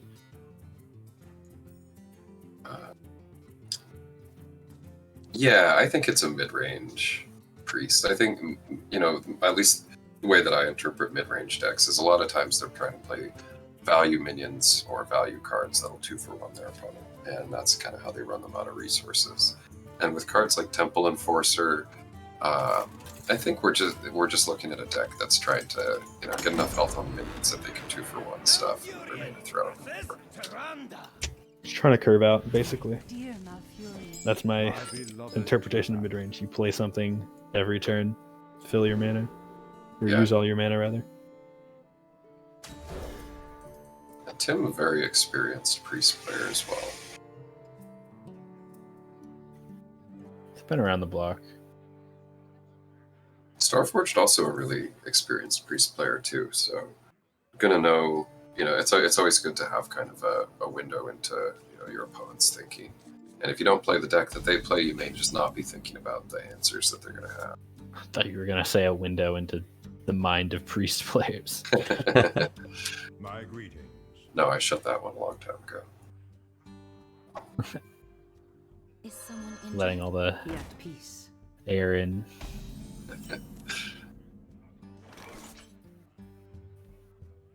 Well, it is nice to see Starforce here bringing a little extra beef on the high end for this druid. Seeing double nourish, Onyxia, Alexstrasza with Cenarius. I think a lot of decks across Classic. It's just so hard to squeeze in those 9 drops. Alex is probably the only real popular one, but if you have this much ramp, it does get a little bit more tempting to try to go for it. And even though it might not be the best idea all the time, I do think some early dragons here from Druid, highly entertaining deck to play them in. Yeah, I love it. So what do you do here?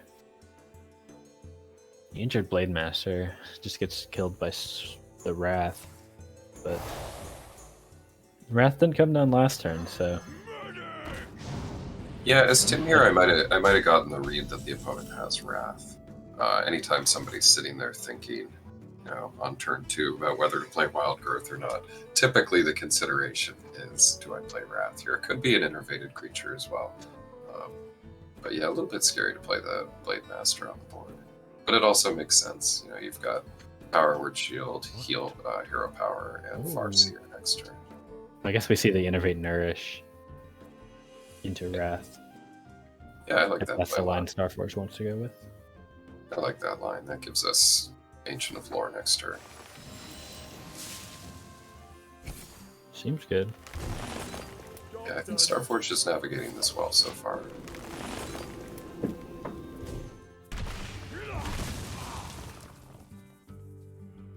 Yeah, also only 1 copy of Shadow or Death to cleanly deal with this lore.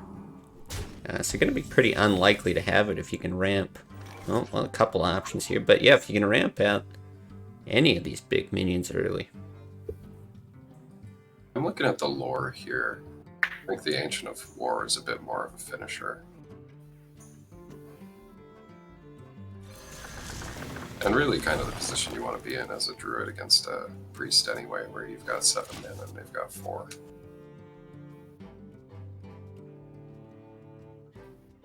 Makes things a little bit complicated for the person with 4 mana. It really does. There's a possibility to play Argus here and trade. It feels bad to lose your entire board in the process. My shield for Argus. Could just go face.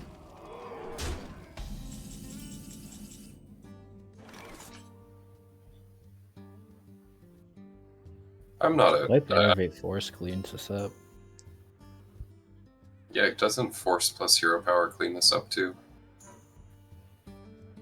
Yes, that's probably better. But then you lose so much health on the...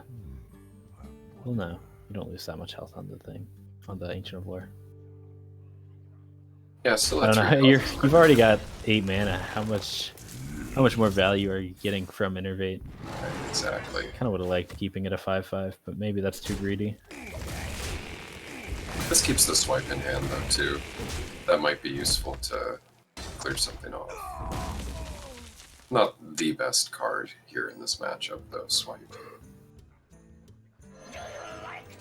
Yeah, this is such a crazy spot, though, for the Druid. Like, 5 mana for Tim, and then you go back to the Druid, and Starforge has enough mana to play literally any card in his deck at this point. Yeah, and Onyxia actually going to be looking pretty good when it comes around now that we've seen the Pyro Power Word Shield. I kind of wonder if Starforged is thinking here, maybe we play like Nourish, Swipe, Innervate, Hero Power, and just draw some cards, clear the board, keep the Ancient up, force the opponent to find a solution to that. And playing Temple and Enforcer on 6 will contest the board, but it's not, it's not a taunt, so we're taking a lot of face damage there. I'm going to opt actually for the Ancient of War. Wow. Just gonna say, yeah, you better have that death. And actually, I think a strong consideration as well. Because of the Black Knight, now Tim being on 6, you know that's a potential way to deal with your taunt. Yeah. And if we Unicorn Tiger's a really good answer, though. It is. Okay, Alex here. Job done. Ooh, That's a better answer, you could say. a bit of a punish, yeah. But still, good to play it uprooted, I think. That's probably correct. You only get so many times where uproot is correct. You gotta savor the moments. Flex where you can. Garen's always a good card in this matchup. We can also clear the board. Okay, going for Alex. Yeah, the death is gone.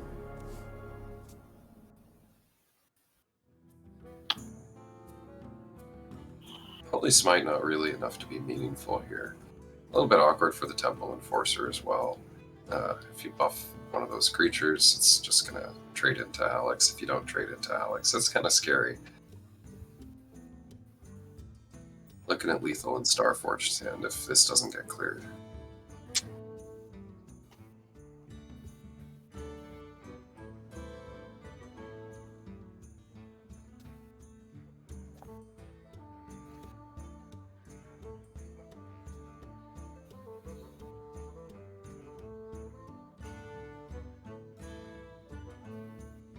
Yeah, you have to clear. Your deeds commend you. Tim may just be throwing in the towel.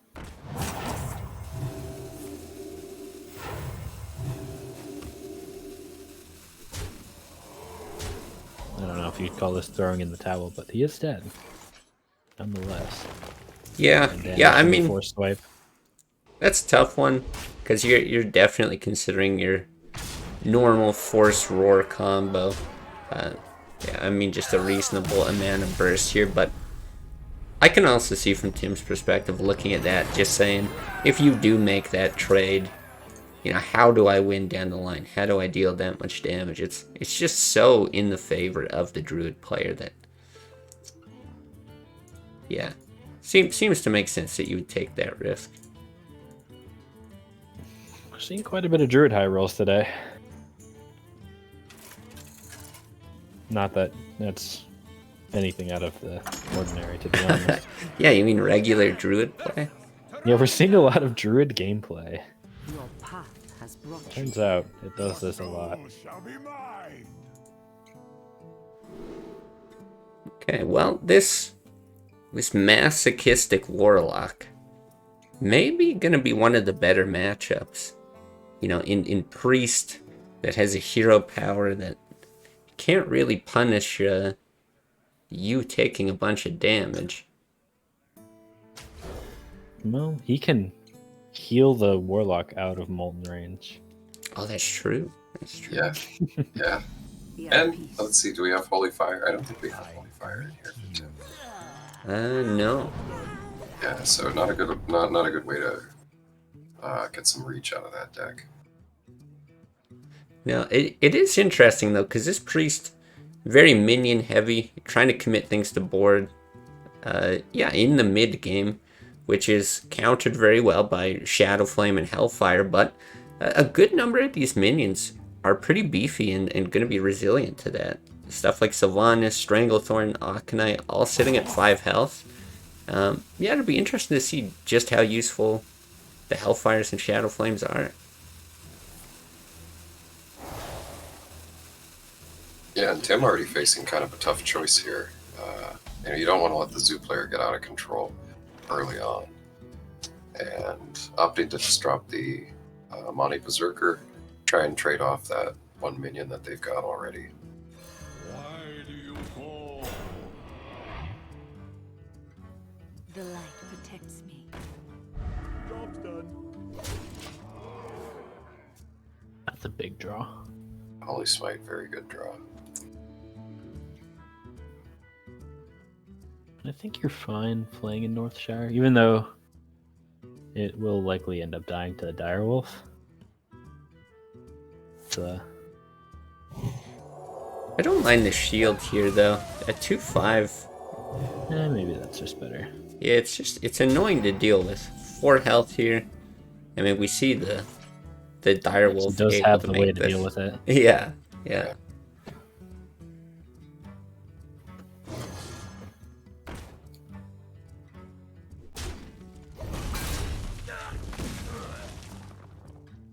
And that leaves Tim with a pretty awkward turn here. Really would have liked to have been able to play the Northshire, Is someone injured? heal up the minion, draw a Is someone card. injured? Okay, and he's going to drop both of them here. Getting ready for that Defender of Argus. You really don't want to Soulfire either of these cards, though. You don't, You but don't it want to does. Soulfire that either. Ooh. Oh no, Yeah, a tragedy. Shields up. Oh, wow. Oh. Eight. That's bold. Yeah, and I mean, between the two, I really feel like the Doomguard's the worst discard here. yeah, that really hurts to have to discard the Doom Guard. But Direwolf here is still an answer to the board. Job's done. Hanging in there. Importantly, Tim didn't get any draws off of either of the acolytes or clerics. Yeah, and now I'm thinking, from the Warlock perspective, you got to be kind of happy here, right? Because you're playing against a priest that doesn't really have much draw left in the deck, and that means that you're going to be able to just kind of secure some card advantage here. Alright, well, I think our first Pit Lord of any tournament that we've hosted. I would be surprised if it isn't.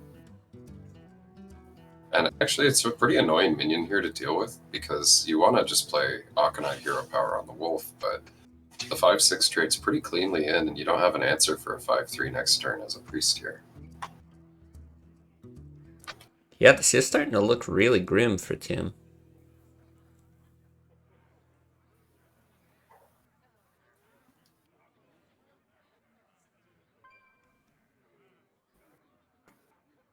Yeah, and even a Blade Master healed.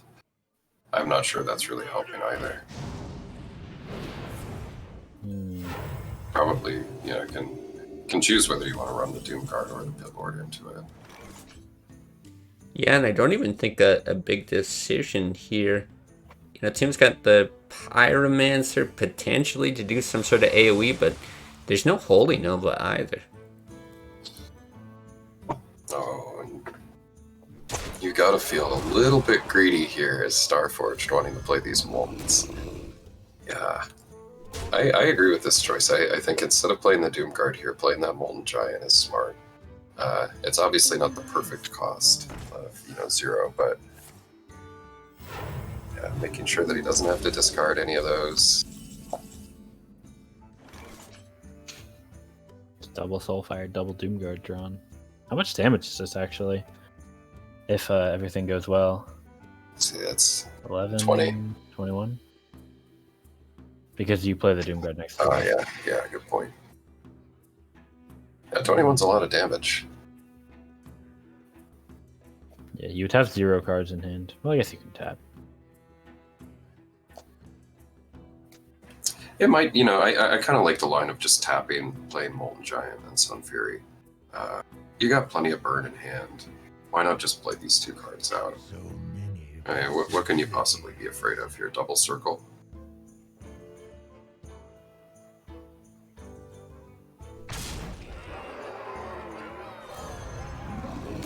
That's the play. Shields up. Yeah, we can even, exactly, just Soulfire this off. And really mind losing to do it right here. Well, you can kill one of them, and that actually does keep you alive, Tim. But only just. It's time for a little blood.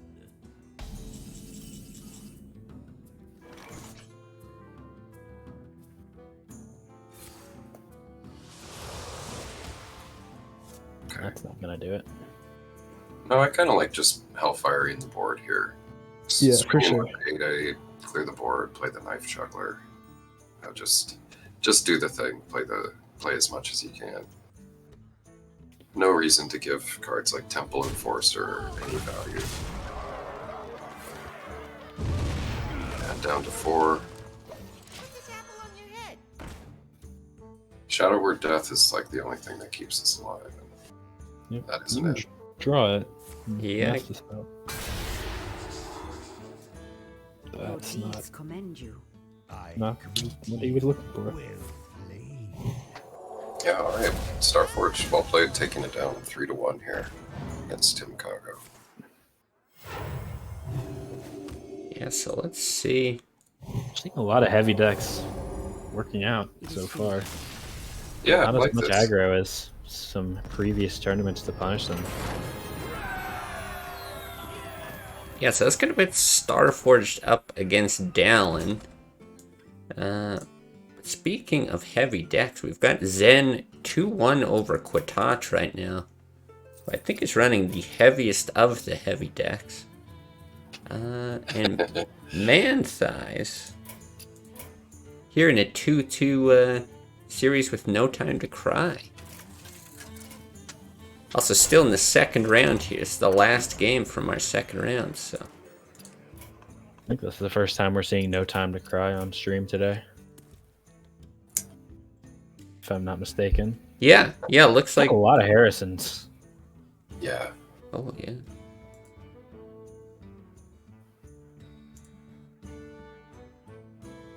Meanwhile, I'm noticing a quite dire situation from our friend Mecha Jiraxis, I think this hero is called. Yeah, tough position here.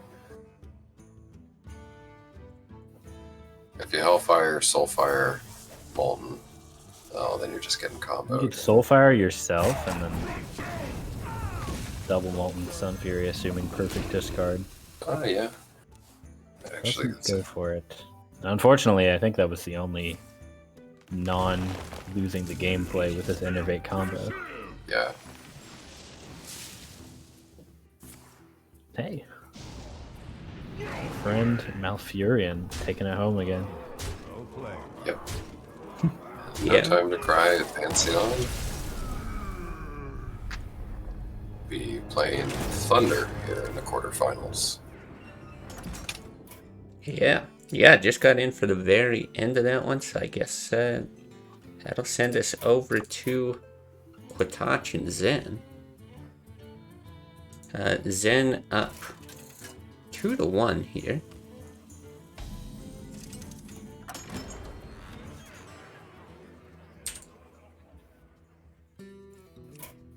Well, Touch has a pretty good hand. Just Mountain Giant Ancestral.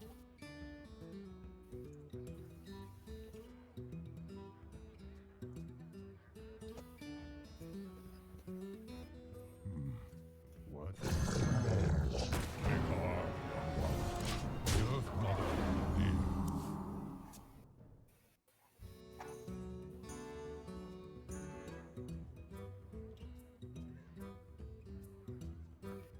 That also works. Just get your own Karen. Turns out, Druid not so good at dealing with Karen. Yeah, really strong Where shall I faceless target here. Hey, if Druid can't deal with Karen, it definitely can't deal with the next Karen that comes out from the ancestral spirit. Exactly. Although I think this is, well, I was gonna say it's a Black Knight turn. I think you actually ancestral spirit this, the Earth Elemental. Maybe. Yeah, hard to say, but we did jump in a little later. There is a BGH I wonder. to potentially blow up the top There's half one of that. BGH. Yeah. I like Black Knight. Yeah, same. It's not the best target, but it's very close to. And it just puts you up in such a good position. Yeah, Zen only has one Ancient of War. They have a pretty taunt heavy list. Doesn't have the Sunwalkers. Does have the 4-drop redundancy with the double Yeti, double Shield Master, which I know a lot of people say is how you should be building Druid. Yeah, hard to say that there's a wrong way to build Druid. I think all those combinations are just so good. Yeah, if there's anything we're taking away from the happenings going on so far, it's that Druid does not have a lot of bad builds. And hey, if Druid can't deal with the third Karen, how can it deal with 6 of them? Oh my god. Yeah, there's a number of options there. You can taunt up the giant with Ancestral, something like this. But this is the funniest play, so I think it's the best. He's got a number of Karens, you could say.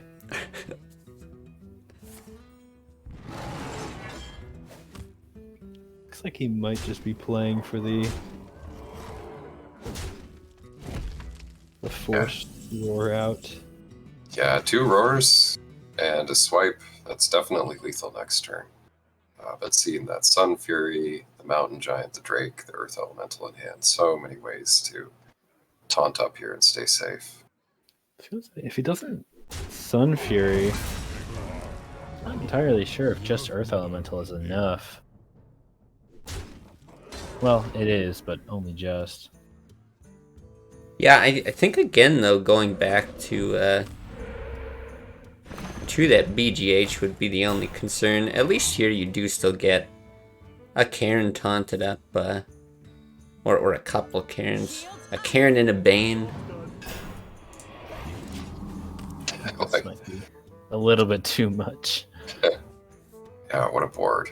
How do I get boards like this?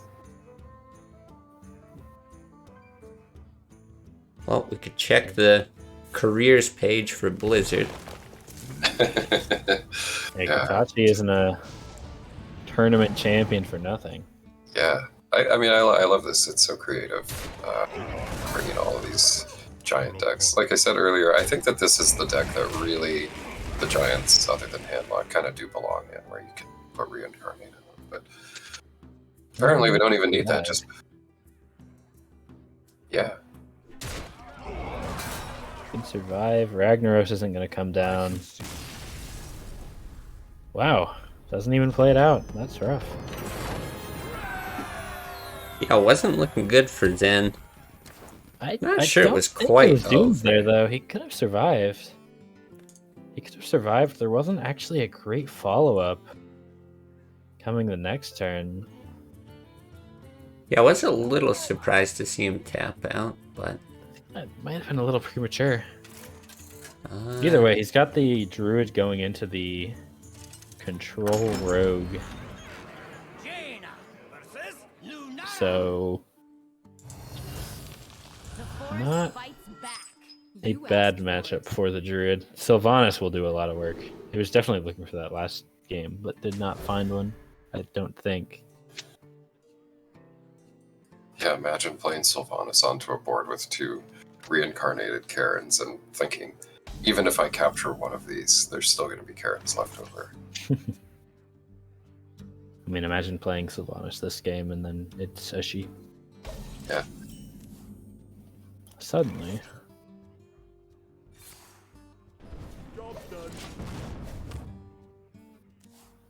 Well, Zen looking at a hand that's pretty decent here.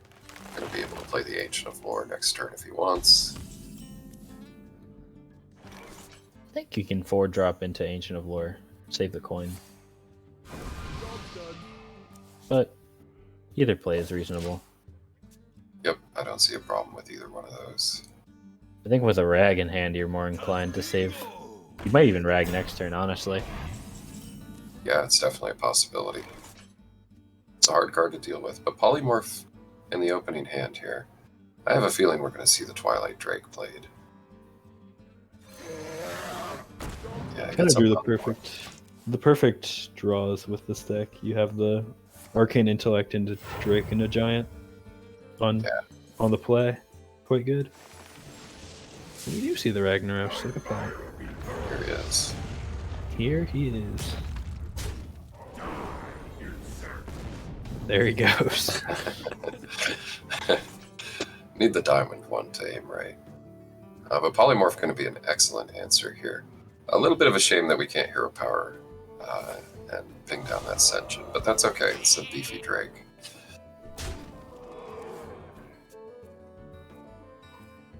Could Wrath Hero Power to deal with this?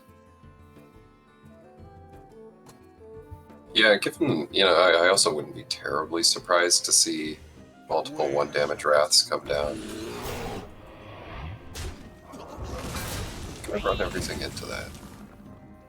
Not sure if that was fully necessary. I was kind of expecting him to go all face with the charge, but instead opting for a much more defensive play. Yeah, I'm Yeah, not sure what we gain by bringing the Drake down to a 4-1 instead of a 4-2 here. Well, you can Wrath it on the turn that you want to be playing Ancient of Lore instead. Yeah, it's kind of the thing. Our turn 7 is sort of planned out here already. Yeah, I got nothing. yeah, I think it definitely can be- under. Inexperienced playing against a mage deck like this, which not many people are running such a deck, as it turns out. No, Yeah, that's a fair point. Ooh, do you like the Innovate Wrath? Looks like he does. absolutely. Or Innovate Hero Power. That's probably fine. Yeah, maybe saving the Wraths to try and take out one of these giants. If you get a Drake Wrath, can take out an 8/8.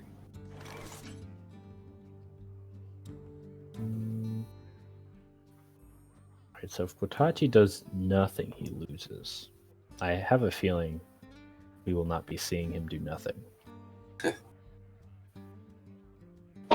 Yeah, it doesn't feel great to play.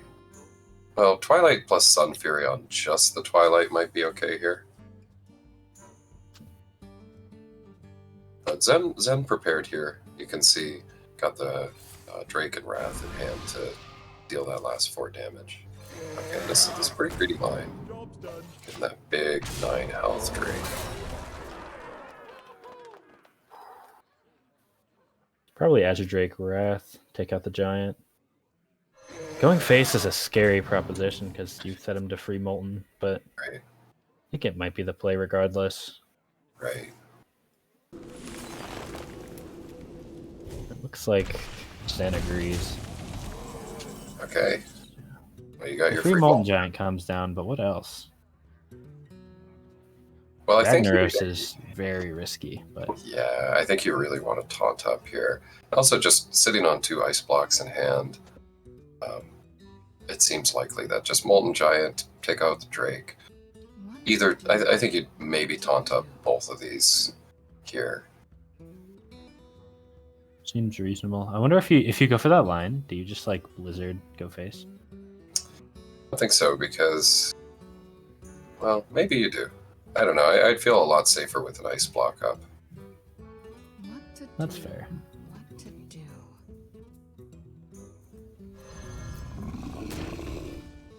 Shields up.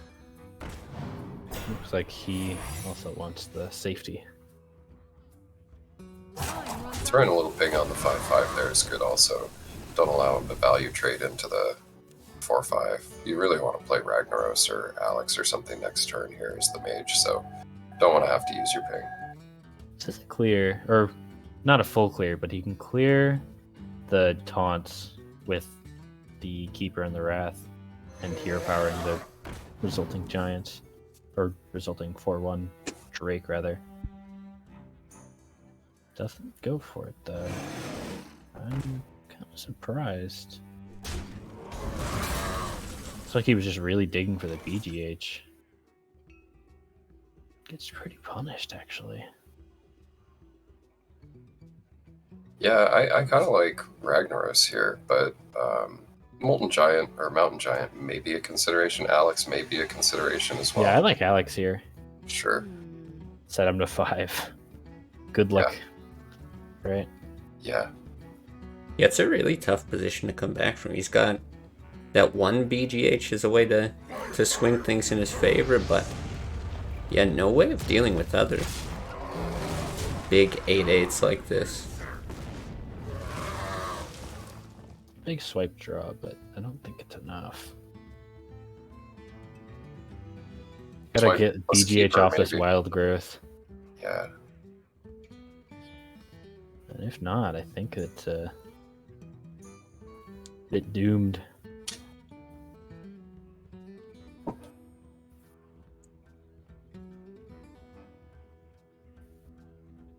Yeah, let's see. 13 cards left in the deck Zen, so your chances are not that high.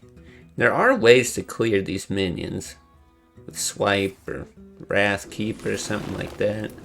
Yeah. Guess this War can tank a shot from Rag as well. Yeah, I like this play. Yeah. And playing, this is another thing that all of Kotosh's decks have, as these, all of them except one have multiple copies of Faceless Manipulator here. And I can't help but think that a couple of Ragnaroses would be good. You know, It's a little awkward otherwise. a couple Ragnaroses usually ends up being good. Yeah, if one is good, I have a feeling that two of them might be even better. Reasonable line. If he's feeling scared, he could even Faceless the Ancient will work, but like you just take 2 rags every time. Yeah.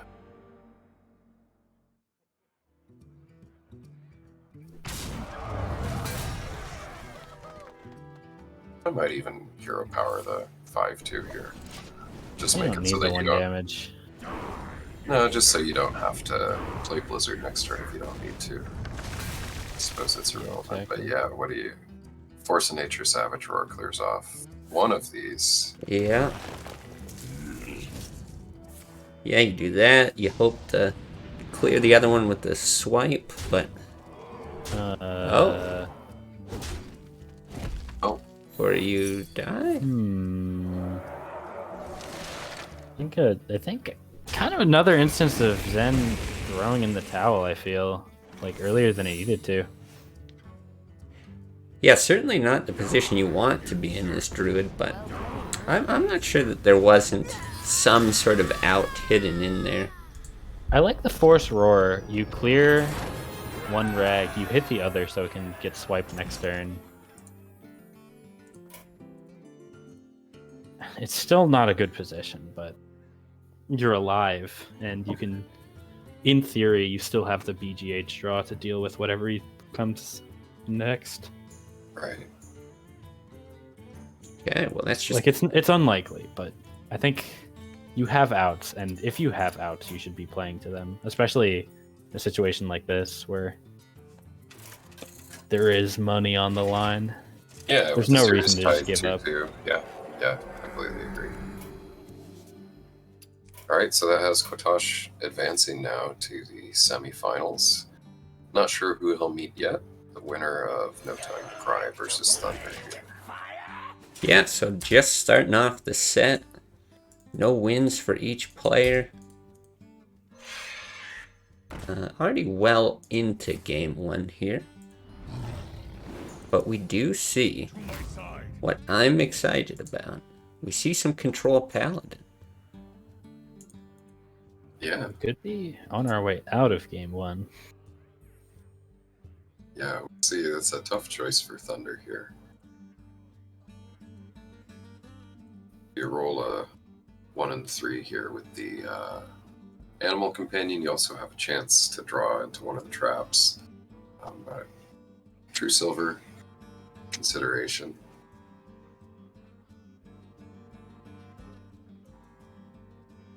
Kill Command is certainly the safe move here. I moves quickly.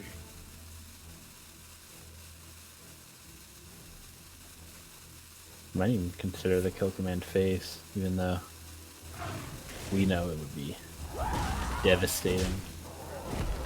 Right.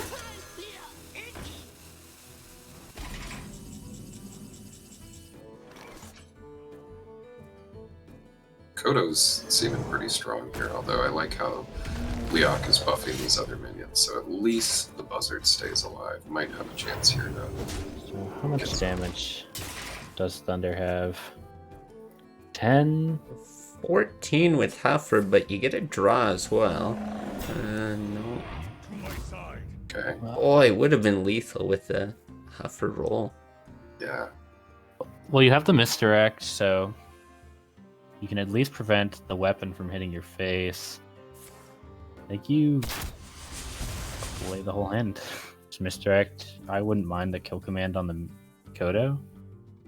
And just Yeah. hit face. Wow, what a tough choice, though, where to aim this kill command. I guess... Ooh, I don't know. Yeah, it's very Could tough. aim at face. It's just a little risky. Yeah, because I think as Thunder, you got to consider how much healing this Paladin has, and it's quite a bit in this list. There's a Guardian of Kings, a Lay on Hands, double Holy Light, and we don't know exactly what's come down at the start of the game, but that's probably the fear of just sending it face. Yeah.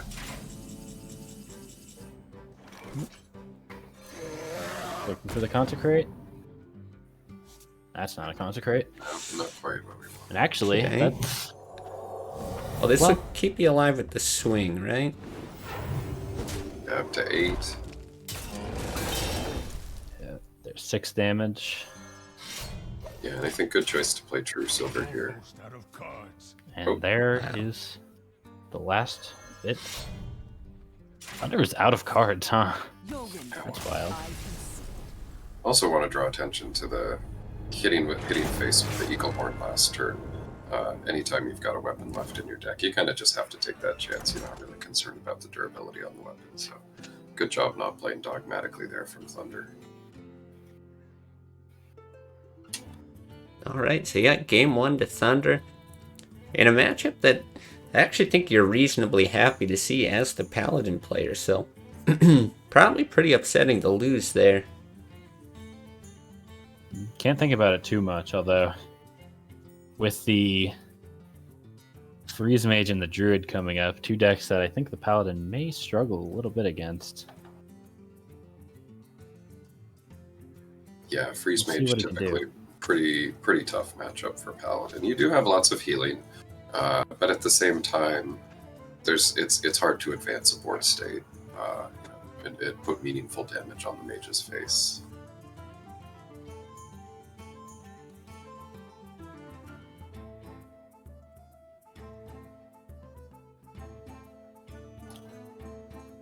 I would expect Thunder to play Druid last. I think a lot of times, if you get ahead in the series, you want to put your free rolling deck at the very end. That allows you to make big plays that are kind of risky in other situations. But if you're up 2-1, going in for an all-in Edwin or an all-in double Innervate play can be fine. Because if you get punished, then the series is 2-2. Indeed, Thunder bringing Freeze Mage here. Yeah, and this Mage, queuing the Rogue, I think you're very, very happy with that. You even see this is the Freeze Mage is teched a little heavier against Miracle with a Vaporize. Yep. Yeah, just a lot here. I think you're happy with. I think that's just how you should be bringing Mage to tournaments, to be honest, with the Vaporize. Bring it as your ace in the hole against Rogue, plus 2 decks that can do well against Well the played. Miracle as well. It also can do well against decks like Worgen Warrior as well. So, yeah, I would agree. I think Freeze Mage gains a lot of viability when you play it in a tournament, just because you can ban Warrior, which is really an atrocious matchup for it. But Thunder's entire lineup is anti-rogue here, so probably happy to play just about anything against Miracle.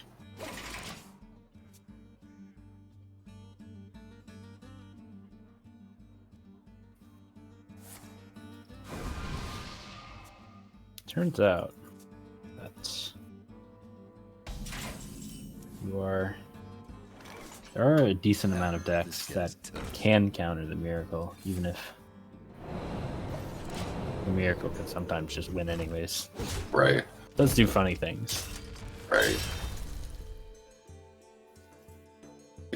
Thunder pretty happy here, I think, sitting on a whole bunch of cards. Already seen one Conceal, although Conceal not as useful of a card against Mage. They have a lot of ways to get around it with Blizzard and Flame Strike and Frost Nova Doomsayer. So using that resource early.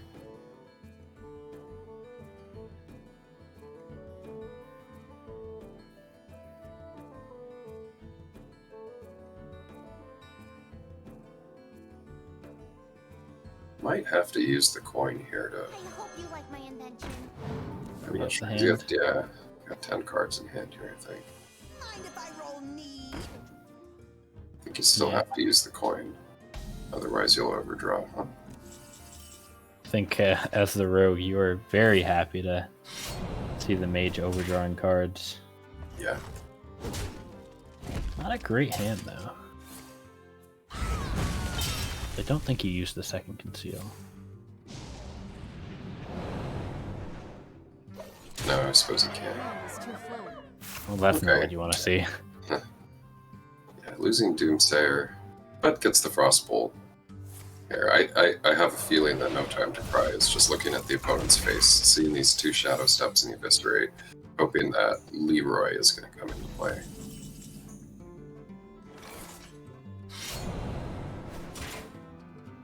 Eyes are open. Leroy will be pretty good here. Of course, he doesn't know that the secret isn't vaporize, Right. but you might get into a situation where you have to risk it anyways.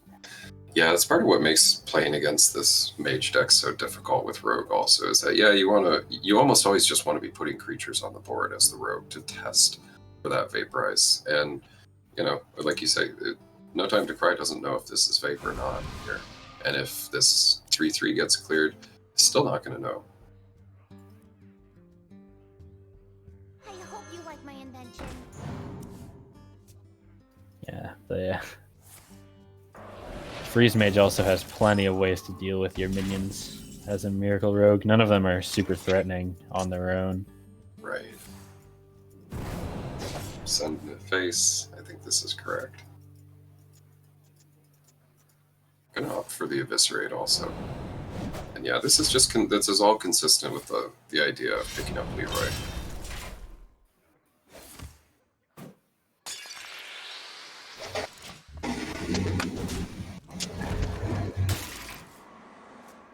Well, if we do see the Leroy, that's actually pretty good, although there are 2 ice blocks in the hand.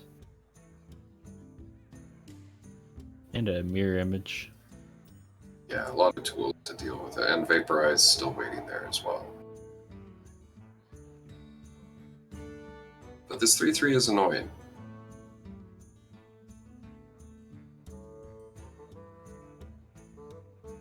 Mirror Image, though, does seem like a pretty safe card to play, considering that we've already seen the Blade Flurry out of the Rogue.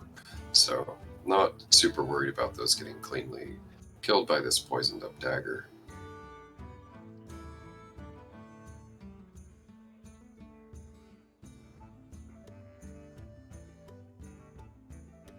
I think also as Thunder here, you're thinking, okay, I got a lot of cards in hand.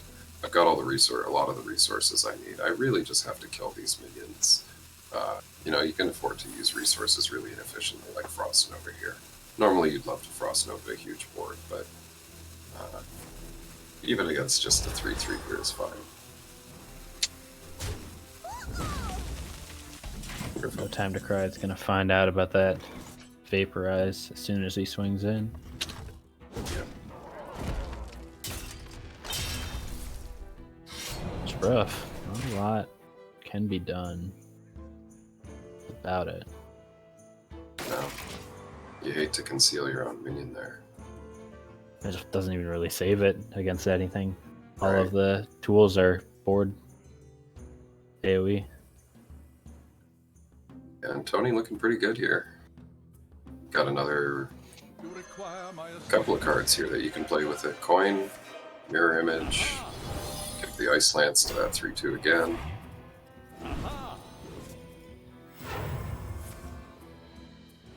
And yeah, don't even really care about Tony getting sapped here. Already looking at 4 fireballs in hand.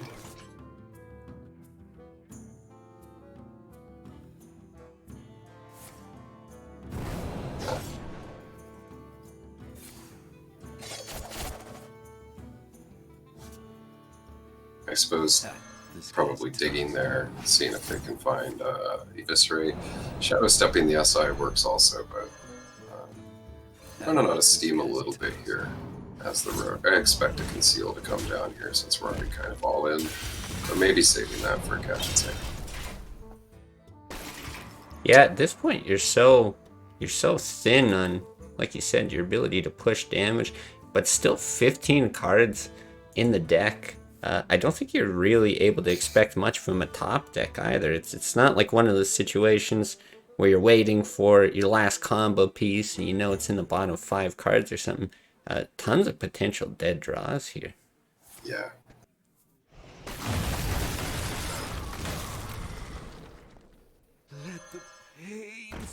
And with only 1 copy of Shiv, 1 copy of Azure Drake here, not as much cycling. Not finding the Auctioneer in a bit of a critical moment. I do like this Conceal, actually. Yeah, I don't mind it. You know that it's going to be vaporized. You kind of have to use your resources a little bit unconventionally here.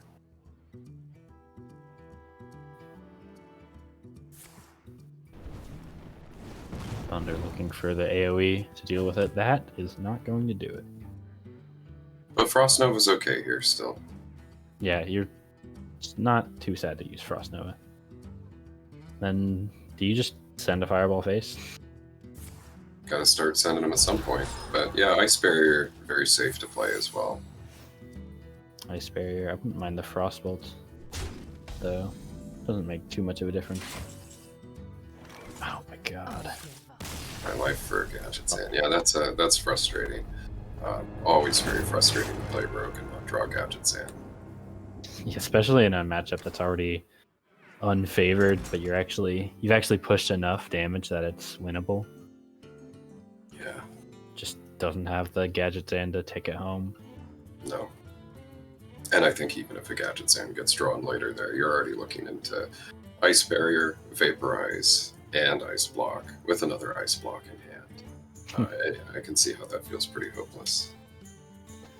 Yeah. If the discard was one of those ice blocks or like an Alex or something, I could see maybe wanting to play on, but there's just not enough.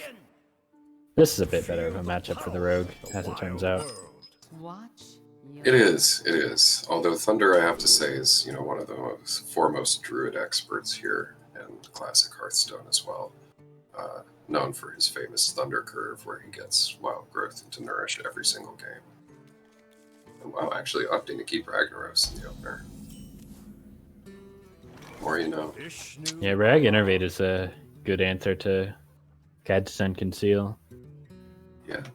And by good, I mean good half the time, which is about the best you can do. Yeah. Sometimes he hits Thalmos. Sometimes. Sand isn't great. You do want to save the Innervate for such a play. That's what Thunder's doing, but it means that this hand is going to develop pretty slowly. might coin out the Senjin or something. Yeah, it's possible. I'm actually very curious to see how he commits his resources here. Malagos now coming into hand. That's another possibility of innervate out.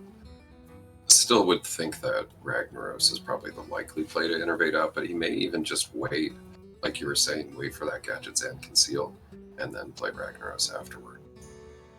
Yeah, I don't even hate innervate on the Drake here and following it up with Senjin plus whatever you end up drawing.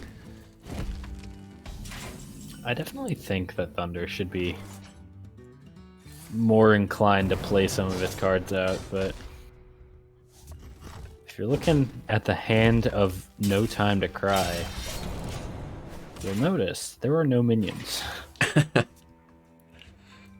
Yeah, usually not a great idea to just kind of sit back and let the rogue do their thing, but 2 games in a row. Doesn't really have a thing to do right now. Exactly. The sap doesn't cause an overdraw. Like No. backstab of this, Edwin. I suppose even. Is this that just doesn't big feel- Edwin turn? Hold on. Like, are you just supposed to commit to Edwin here? Oh, you think like preps You and like- everything? Yeah, backstab like prep sap, prep of his face. Well, I think you're Like- scared like about. 12 Edwin. You're I don't scared think you about can afford to be. silence. Maybe you're not. Like, you could still draw gadgets in. Maybe you're not too worried about it, but I think that may have been the big Ragnaros play. Yeah, it's scary to do that, of course, because you see all these resources that you can use for Gadget's End. You know, just one more turn, draw that Gadget's End, and then you have tons of fuel. Drag hit perfectly. Wow. Yeah, but now with no gadgets in, you're very sad. Yeah, You can sap it at least. yeah. Sap is reasonable here. It's still 2 turns till that Ragnaros can come down again, but getting the value immediately, getting to hit that 6/6 Edwin.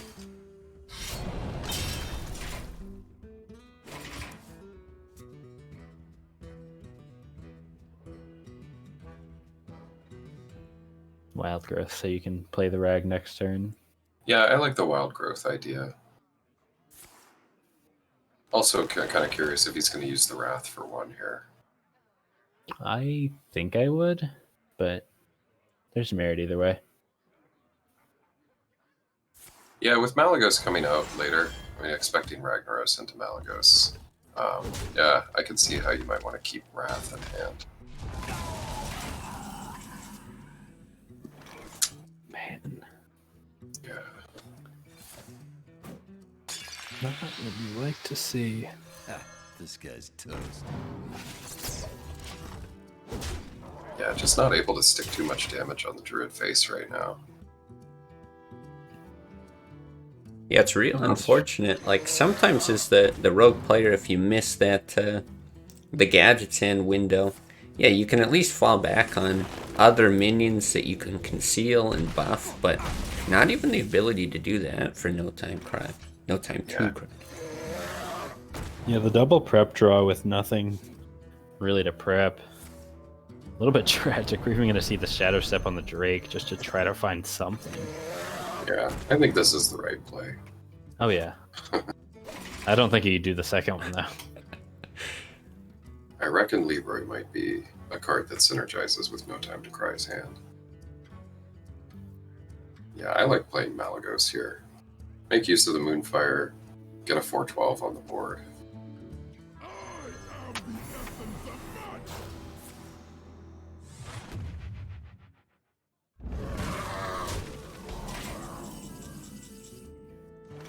Wow. You know, Leroy would have been lethal, by the way. As much as we're talking about, like, this game is over. A Leroy draw would have won the game. Yeah, that's what, 15 plus 8 is 23 total. Yeah, would have been exact lethal. Pretty crazy. That kid's silly, man. Yeah, and you know, as Thunder here, I expect him to heal face. How much damage is this? Not enough. Yeah, smart play. And now, you know, Double Savage Roar is representing lethal. I'm pretty sure Leroy is still lethal here. Well, no, it's 1 off, isn't it? 14, 20, 24, That's right. You have 25. the one. Alright, so if if this you draws ship into Leroy- it? Nah. Darn. Yeah, gotta show the hand Not this here. time. Yeah. Yeah. I think I've seen rogues do this before. The frustration. Can't even play the Shadow Step, it's rough. Yeah. I Just liked have to use the the double imagination. Cold Blood the Malygos, eviscerate yourself, and then swing in. I Yeah. think that was the play. Yeah. But you Yeah. can find lethal there. That's right. I'm an expert, what can I say? Okay, well, once that updates, that's going to give us our semifinals here. So that'll be Quatoch against Thunder and Dallin against Starforge. So going through these one by one. We'll message Quatoch and Thunder here. Let them know they can go when ready.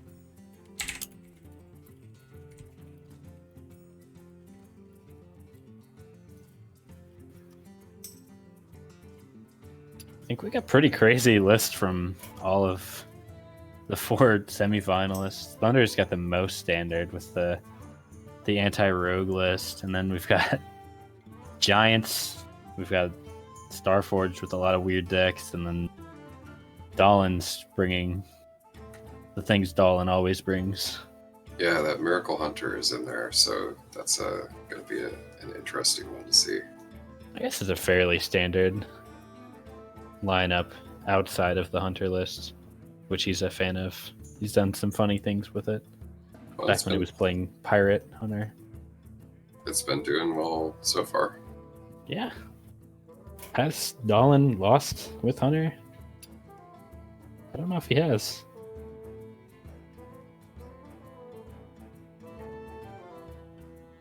I'm not sure, actually.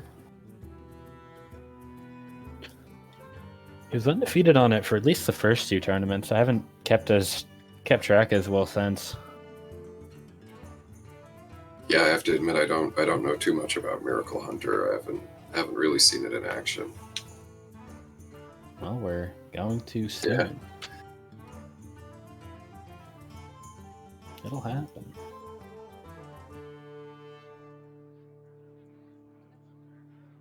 Alright, so I mean, Thunder just finished up with that last game. Probably taking a moment here, a little bit of a breather. Yeah, these players have had few matches so far.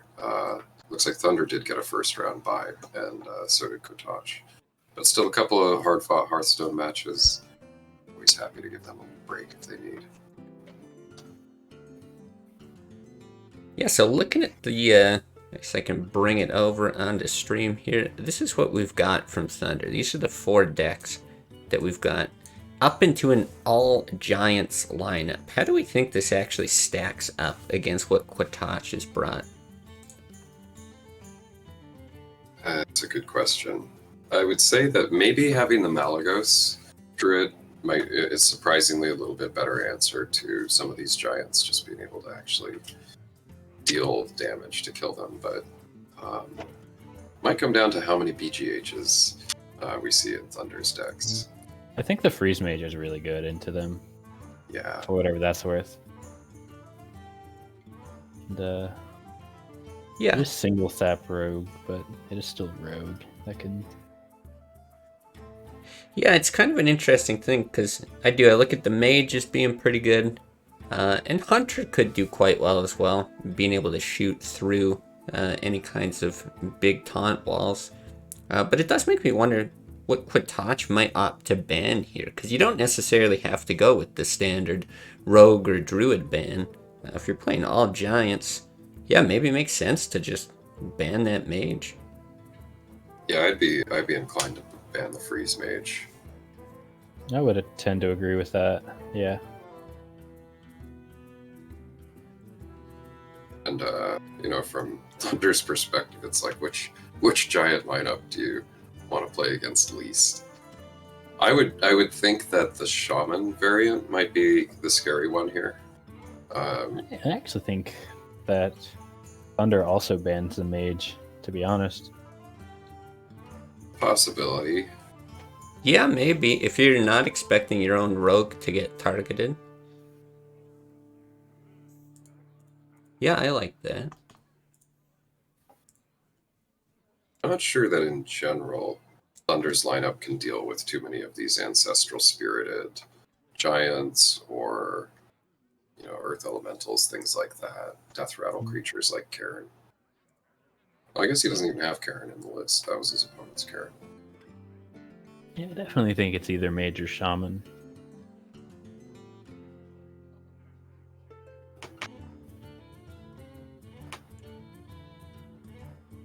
We're seeing 2 copies of Patient Assassin in Kortash's deck as well.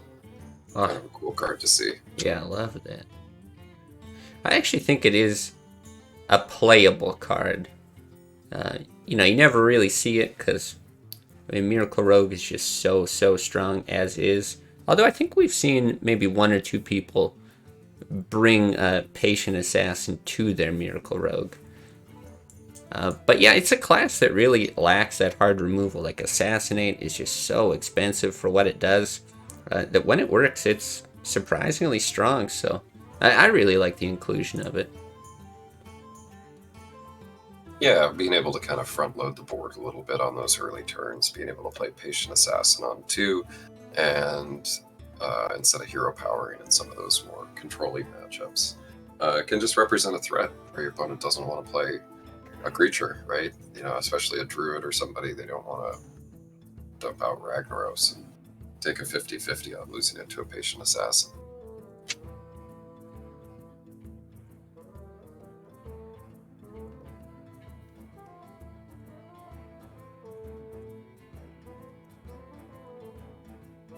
All right, well, let's see. We got both players checked in. Looks like they are preparing to battle. I don't see bans just yet.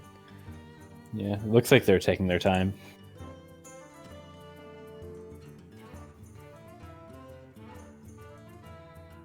A lot of good matches so far today. Kotash is the number 1 seed in the tournament. It was our NA tournament number 1 winner. Thunder number 5 seed here.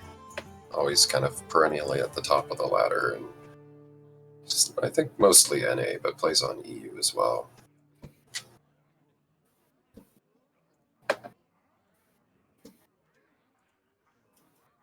And down in the lower bracket, we've got Starforged and Dahlin. So Dahlin being the number 2 seed in the tournament here. So a lot of the top seeds making it through into the semifinals today. Starforged is our dark horse with number 14. Both have had everybody's had a really tough lineup here. Nobody's had an easy road to the semis.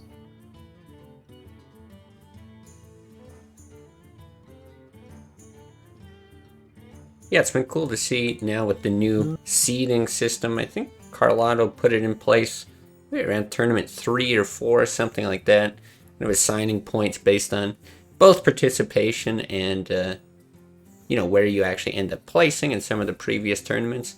And yeah, when we end up getting 25 people to sign up, gotta assign buys to somebody. Nice that we can assign buys to some of our previous tournament winners, and then no surprise to see them do as well as they're doing today. Good games all around. Seen a lot of success with Druid here as well. Okay, so it looks like bans are in. Quatach has got his mage band, and Thunder has the rogue band. So not opting to ban that freeze mage like we thought we would see. Yeah, but banning Miracle Rogue, usually not a bad strategy.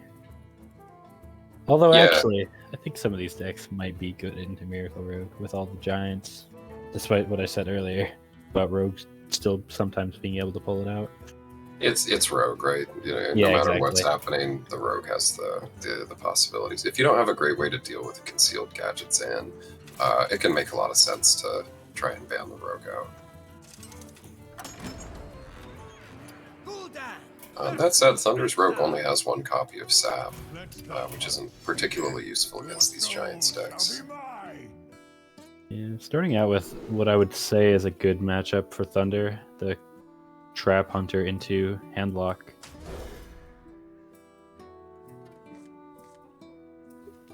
surprised you kept the Sun Fury. I think Kotachi, you really just want to have the turn 4 play. Yeah, I would agree with you as well.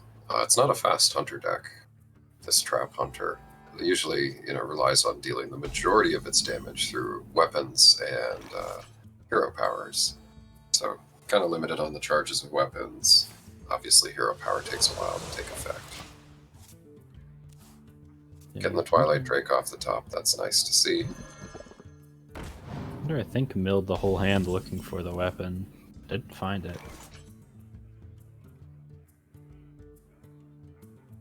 Pretty rough. Wonder if we'll see the Soulfire here. Yep. No? No, you Soulfire after you play Twilight Drake. Sure. Alright, that's going to line up pretty nicely with the board here. Well, you Mount Giant instead, actually. It's possible. If you're planning on really Soulfiring, you play Mount Giant. Yeah. Yeah, I think this is prudent. Don't want to give too much damage away. Yeah, I think Honestly, I'm actually that was- fine with that discard. Yeah, I was gonna say that's actually probably the best discard in the hand. Maybe the Ancient Watcher was better, but you really didn't want to lose the Faceless. That was the big one.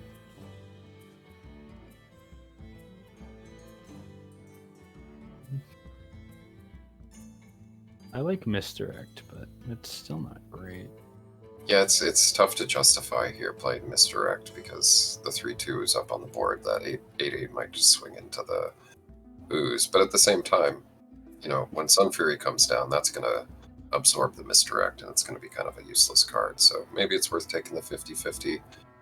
It also represents a bow charge, so don't always want to play out those secrets as soon as they come in the hand. Well, the bow is nowhere to be seen at the moment. Yeah. Quickly. I think maybe just the Misdirect might be okay here. Again, you don't. Yeah, it's really not ideal if it hits the ooze.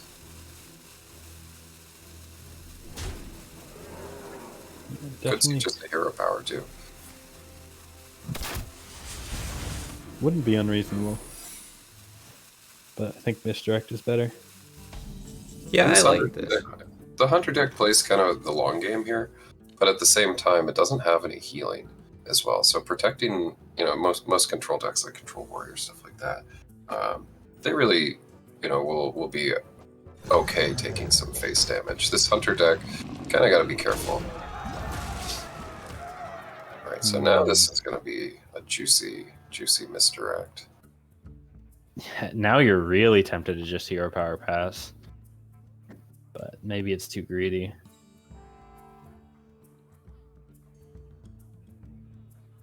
Yeah, it's interesting because I think normally you would be okay with a Buzzard Unleash that just draws you 2, especially being able to draw some cards into a hand that's kind of otherwise dead.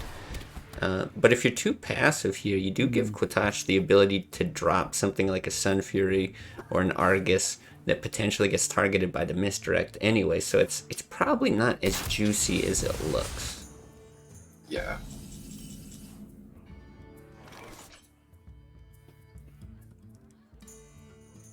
Wow. All right. I think as Kotachi, you're really, with the nothing play here, you're really expecting a Misdirect. Yeah. So how do you play around it? I guess So you can play a bunch of small minions, but is that good? You can. I mean, we're down to 16 here as the Warlock, so it feels like you're in range. Things could get kind of scary. Shields up. Shields And the question is, Goes does it for matter? Where does this go? All right. Oh! Oh my. Uh-oh. That was a statistically unlikely thing to have happen.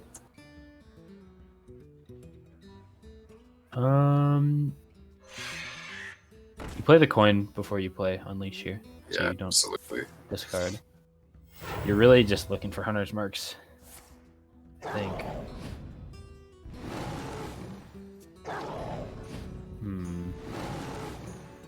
There's one. Okay. Some potential consideration for explosive here, but I think you just hero power. I think you explosive, actually. So you don't want to take this 8 damage?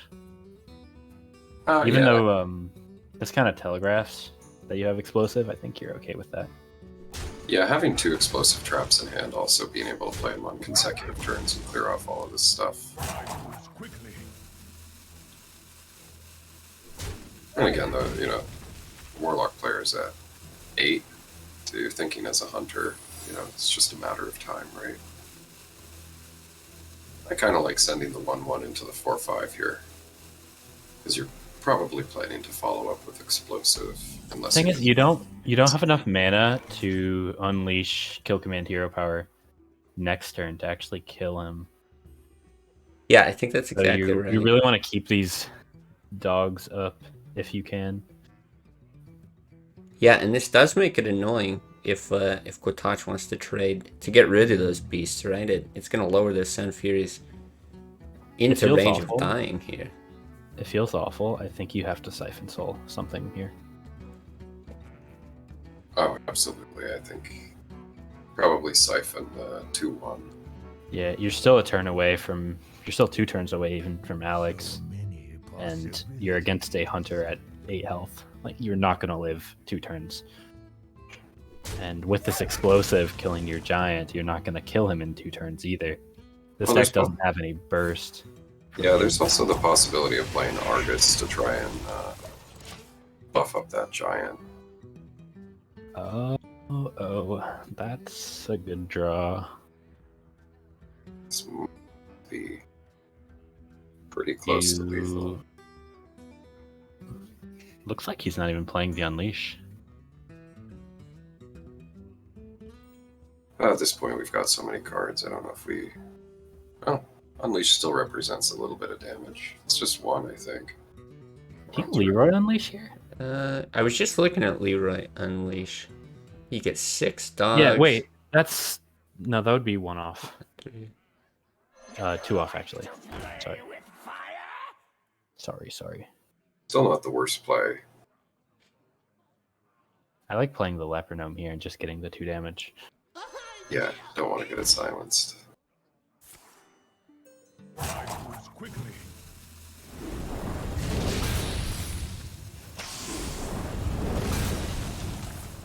Right, and since the explosive trap is the first thing played, no issues here with the Sun Fury misdirecting. It's just going to die to the explosive. Means that whatever big minion comes down that tries to swing next is going to hit face. Yeah, you can play a lot of health and taunts, but there is the taunts are not going to protect you from the Kill Command coming up. No. Now he does have mana to unleash Kill Command Hero Power. Yeah, and 1 turn before Alex comes down too. Yeah, so the misdirect hitting the right target took it home with Thunder. Yeah. Yeah, that's right. That was a huge moment for him. Yeah, there were a couple of really big outcomes, either hitting into the other giant or hitting the face. And one of those happening. Yeah, I think even either of them happening makes him really favored, but that one definitely gave him a very clean line to the end of the game. Yeah. What I loved about it too is even the animation seemed to know that. It hovers over the giant first before like flying to the hero. It really did. It did make it exciting. I was like, hey, what if I did this? I've noticed Misdirection likes to do that. If there's an option that you really don't want to happen, I'll be like, well, I could do this. You know what this reminds me of? I have a conspiracy theory, and that is on Who Wants to Be a Millionaire. When you use the 50-50 thing, right? You got 4 options. You use the 50-50 lifeline. What they do is they try to ask the person, what are you between? And they're like, it's between A and C. And then they use the lifeline. They always leave up A and C. It's not truly random. Oh, I'm sure. I would not be surprised. This is Thunder really doing well and picking decks. It looks like another really good matchup he's drafted into, I think. Yeah, I would agree. I think, generally speaking, Freeze Mage pretty good against any rogue, but in particular, a rogue that might take a little while to get off the ground here. So Freeze Mage can be strong. Yeah, not a rogue with a whole lot of win conditions other than putting a bunch of big minions on the board. And Freeze Mage does have Hello. ways to deal with big minions. The pleasure is mine. Even if those ways are just the big minions can't do anything for 3 turns. Yeah. The way they deal with them is just putting 8 of them on the board or 7 of them on the board and then just freezing them. Yeah, how does this go well for Quatosh? Do you need to just get out like Drake into Faceless into Cairn or something? I hope you like my I invention. think you want to start your board sooner rather than later. Yeah. Well, you really have to hope like Alex's bottom card, basically, because Thunder. This is a game plan as the rogue, I would imagine, where it's like you want to have turn 9 Alex into turn 10. They are dead. Yeah, absolutely. Rag probably going to be one of the more key matchups. You can't just freeze Rag or key cards in the matchup. But since you can't freeze them, now that does represent a source of continuing damage on the board.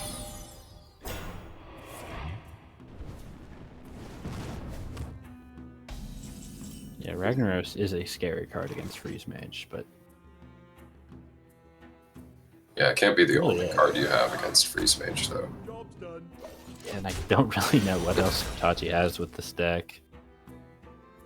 You can copy the Tony and then get a fireball with backstab or something. Huge. That'd be kind of funny. Somehow I don't think we will see it, but it would be funny. You're gonna opt for the fireball here. Just take out the Drake. I think it's okay. I don't love it. Yeah, another possible line there was something like Thalnos ping off this 4-1. I think that's a world where you end up playing. Like Naked Acolyte, just play it and then ping the 4-1. But that feels awful. We'll see what Quatachi ends up doing. I don't think there's really a great play outside of... Well, maybe you don't want to use the Farseer yet, actually. Because you want to use it until... You want to use it after Alex. Yeah, I mean, it's actually kind of a interesting question of whether you want to use the Farseer offensively or defensively. And obviously, Thunder setting up to ping this 4-1 off. So, trying to make his life a little bit more difficult. And so I kind of like this Farseer play. Try and do something that's a little bit unexpected that doesn't line up with what your opponent wanted to do. Well, there's the Alex, and you've already seen the Farseer, so I think it's time to really start drawing for Thunder. Yeah. There's 7 damage on the board here. You know that the deck is full of giants, so maybe you're thinking Cone of Cold as a card that comes down later. Let the pain speak to I would me. think Cone of Cold would be a pretty safe card to Oh, play wow. in this position as well. That is not the ping I was expecting. Yeah, I think we're going to see like Thalnos Cone on the next turn. Seems pretty good. Got your impromptu Blizzard. Yeah, and Kotosh with a chance to play around it here if he wants to play Patient Assassin right in the middle of the 4-2 and the 3-3. He could overdraw if he wants to Fan of Knives weapon into the Thalnos. But it's pretty bad, I would imagine. Yeah.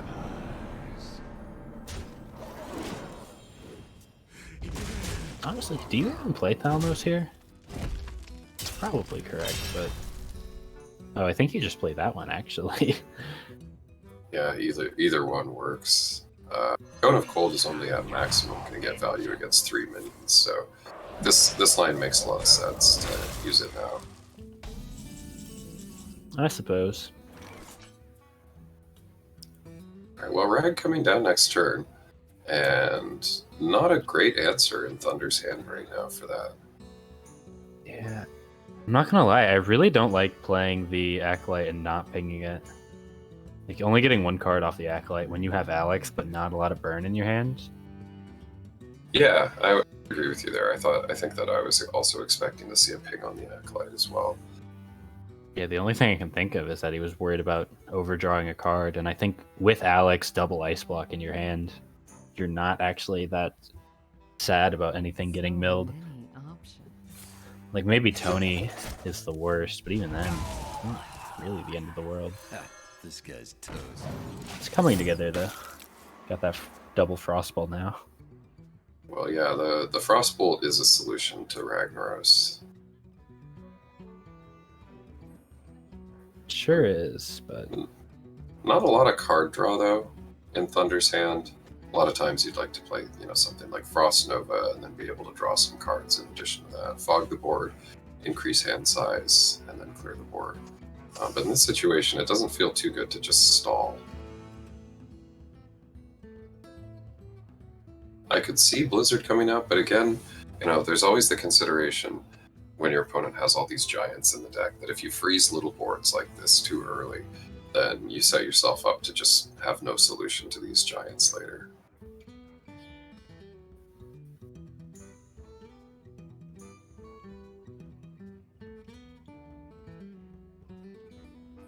Time runs out on me. Gonna freeze. Yeah, I feel like you might as well. There might not be that much of a better time to actually use the Frost Nova, but this reg is going to end up being a really big problem, I think. Yeah. oh yeah. I really like how Kotosh brings BGH in all of these decks as well. Probably concerned about the Giants Rogue Mirror. Just thinking ahead, if anybody else decided to bring this many Giants, probably do BGH or two clear. Well, BGH is gonna get value right now. Sure is. So is that second the counter Alex.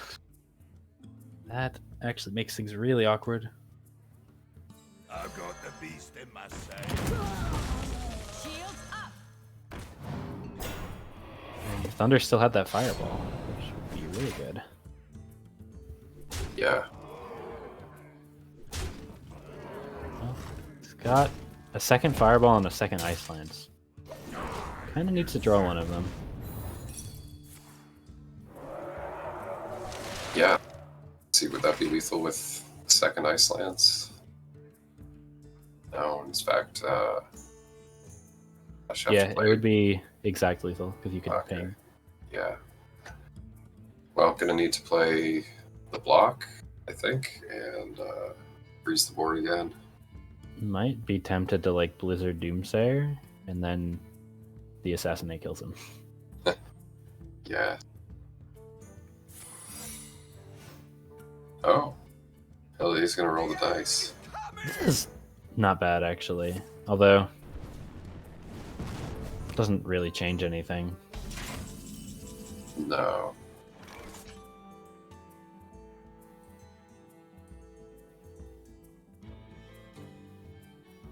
Yeah, looking to be in a pretty tough spot here.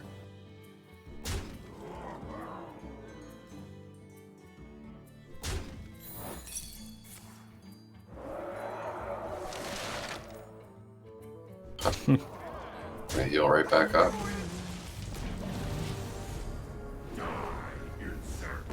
Well, fireball or second Ice Lance. Not gonna do it. So I hope you like my invention. Quite. I guess he could have drawn the second Ice Lance, and that would have been it. He would have had enough mana to do everything. Yeah. Now I believe you are doomed. Yeah, you Frostbolt face. Yeah. Hope that Reg hits the Novice Engineer, but I yeah, hope he's getting the Assassin. backstab. I want to see the assassin, Yeah. not the backstab though. Yeah. It better be. Didn't even need the Oh, there we go. Alright, There there we we go. go. Using the... I can see that Quatach programmed the misdirect animation just by that little maneuver there. Okay, so a matchup that we thought was maybe a little unfavored for the Rogue here. Thunder not finding a lot of card draw, not a lot of ways to continue building that hand, which sometimes can be one of the downsides of playing Freeze Mage, and also not managing to top deck that Ice Lance either. Yeah, it's still not too bad. You know, both of the other decks are also pretty unfavored into the Freeze Mage, so you're not too upset about dropping one. Definitely not what you like to see, though.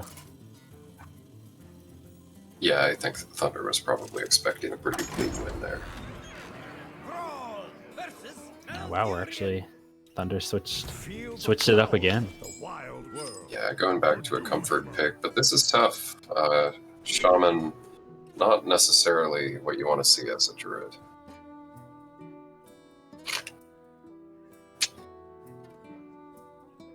Yeah, this is very different from the Shaman builds that I would say are really good against Druid. I'm not sure how this matchup is supposed to go with the bigger cards. Really just depends on what the Druid draws.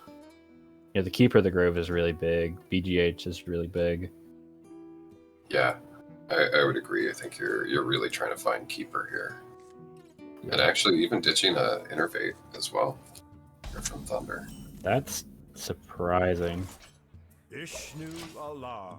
Greetings, friend. Yeah, certainly not a matchup I can say I've got experience in, but just looking through the two lists, I really like the way that the Shaman is positioned. It's just so hard for Druid to remove big bodies turn after turn, so I feel like if Quatoch starts getting into a pattern where he's dropping one of these big things every turn, it's just not going to end well for Thunder. We will see how this goes. Yeah, I got both the Ancestral Spirits right now, just waiting on something big to play them on. I would say the Druid is probably the person that's got to be the aggressor in this matchup. Yes. This gets cleaned up by a lightning bolt. Or a hex. Or lightning storm, potentially. Don't think you're going with that option, though. Yeah, I would think just Lightning Bolt's a pretty simple way to deal with this here. Lightning Bolt, maybe Earthen Ring, just get something on the board. We did see Quatosh holding on to the Earthen Ring last turn as well, so might just be a totem. Seems reasonable. Gonna use the Earthen Ring this time. Yeah, I like that. Get a little power on the board. Alright, next turn he's setting up for the double Ancestral Spirit on the totem. The Wrath of Air totem, just so he always has that spell damage, of course. Yeah. Actually, we might see a Moonfire on it this turn. No, never mind. Twilight Drake off the top. That seems like a pretty decent card. Although this Azure Drake is annoying. It doesn't quite line up with the board well. You don't want to hex it. The Empowered Swipe and the Moonfire cleans this up, and I think that's the play. Maybe you don't use the Moonfire and just trade the Drake into the 3/3, but either way, I think you're clearing this board. Yeah, I like playing the Moonfire here. I do too. Yeah. Yeah, and again, it's one of those situations where you think if my opponent couldn't deal with this minion last turn, if I clear the board, they're not going to be able to deal with it for another turn. And we see Thunder's holding on to a lot of damage there. He's got one combo already and an extra Savage Roar. Yeah, I mean, next turn you just play the Ancient, and then you're forcing lethal with the coin combo. Yeah. Like, Thunder needs to find a taunt, What to do? or he is just dead in a couple turns. Yeah, it would feel awfully bad to play the Hex here. Probably going to look for maybe Wrath of Air. Okay, is he going to go for the Storm?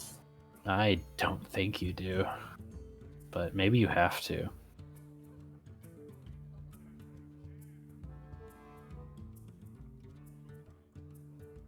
I think you just BGH.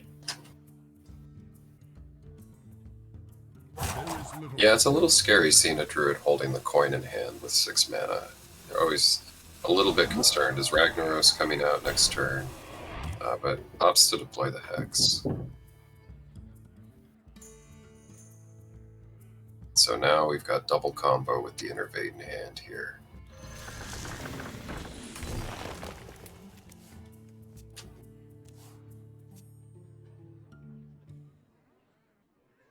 Yeah, and Thunder really just has to hold on for one more turn and not see a gigantic taunt come down.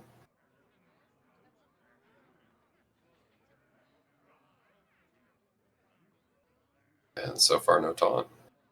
This is lethal next turn for Thunder, right? If the taunt totem doesn't come out. Oh, never mind. Yeah, there we go. We'll It never was know. lethal though. The combo would be 23 plus Innervate Hero Power. Oh yeah, yeah, right. Although actually, I'm kind of tempted to just use Force of Nature to clean this board up. Maybe. But you got double combo coming next turn. Yeah. I guess that's probably just better, but Maybe just Rag. I think there's a keeper in there also. oh yeah, with the keeper, I think it's been long enough that you're okay just keepering for damage. Just build up a big board. Maybe play the Azure Drake. I'd probably Well, be no, you tempted. don't play the Azure Drake because then you can't combo next turn. Or can't double combo. Yeah. I mean, I actually think that maybe Ragnaros would be good here. Do you actually keeper the taunt just so you can set up the double combo guaranteed lethal? Honestly, I don't think so. I think that it feels like, from Thunder's perspective, we're winning the value game. The only thing that beats us is something gigantic that's got Ancestral Spirit on it. So I would be tempted to play Ragnaros instead of Keeper. And obviously we have, this double combo that can kill next turn. And the only thing that's going to stop that is a giant minion with 2 Ancestral Spirits on it. So I actually preferred keeping the Keeper in hand and just playing something else out. There's a giant minion, but you can't put Ancestral on it. Oh, nor can you taunt it up. Yeah. Just gotta roll the taunt out, but I don't think that's enough. Because you can't kill the Ancient of Lore. I think that's just it. And not coming together for Kotachi this time. Yeah.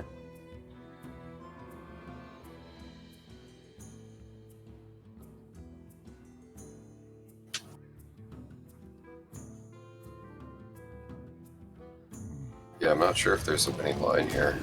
Okay, so just gonna, say can't respect them. Oh my gosh. Yeah, he's gotta have no combos. Turns out he's got more than one. Well played. Not even gonna betray the fact that there's a second second Savage Roar and 2 Innervates and a coin. Well, the coin was already known, you could say.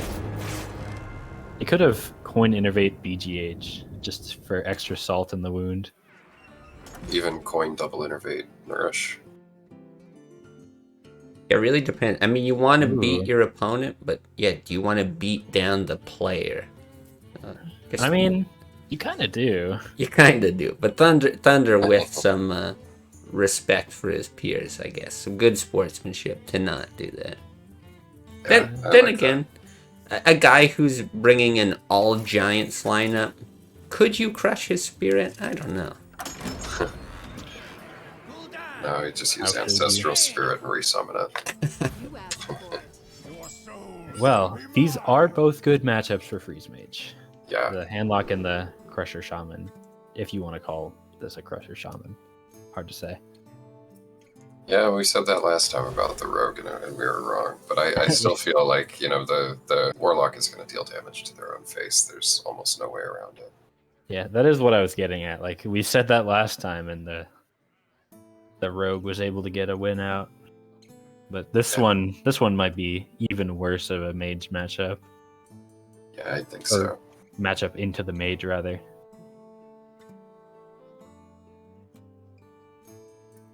I think you keep Alex. What do you think? I don't know. I honestly don't play. I don't play Mage at all, so I'm not sure I'm the best person to ask. But yeah, just getting like any draw cards, freeze cards, probably good. I greet you. I was gonna say you actually keep Alex and Doomsayer, but not the case for Thunder. Yeah, Warlock likely to be down like around 15 or so anyway, just from tapping a lot of times. I hope you like my invention. Very true. Getting these freezes in hand, which is important. There's consideration for Mortal Coil here, if you want to coin Twilight Drake next turn. Yeah. Not gonna go for it though, it looks like. I think coin Mortal Coil is very silly. And Yeah. Yeah, you have to be the aggressor here as the headlock. Speak to me.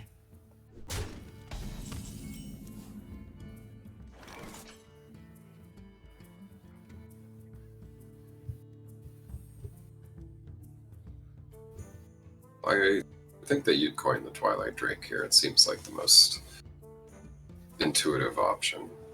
Coin Twilight Drake is usually a good play. Yeah, Now what maybe are you just- doing, like Ancient Watcher? Yeah, I guess I can go for the taunt. I would think the Ancient Watcher would be fine if we had an owl in hand. Hmm. Yeah, I'm a little surprised by this. It's not really the type of matchup where you need to run out something to taunt up early, so yeah, I'm not sure what he's thinking this is going to accomplish. Might have been a little bit afraid of like Fireball pinging off the Drake, especially with the 1/1 on the board. I suppose. But at the same time, you know, your opponent spends a Fireball on the board, you're maybe kind of happy as the Warlock. That's just, 6 less burn that's coming to your face later. I think he just, you loot Hoarder, maybe Mirror Image, maybe not, I'm not sure. Maybe you get it just so you can empty your hand enough and then ping your Acolyte again, because you want to get 3 cards off this, especially in this matchup. Yeah, I'm into that. Yeah, not the best use of Mirror Image ever, but just making sure you don't overdraw. You're still missing a couple crucial cards, like those ice blocks. Yeah, I would agree. I think that it's wise not to want to overdraw here. So up to 9 cards in hand. Doomsayer, yeah, that's another decent choice here. Time runs out on me.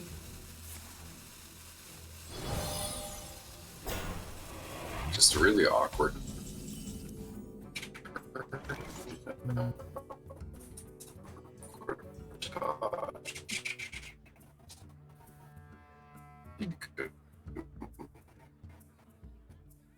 Tap the Mortal Coil on the 1/1 train.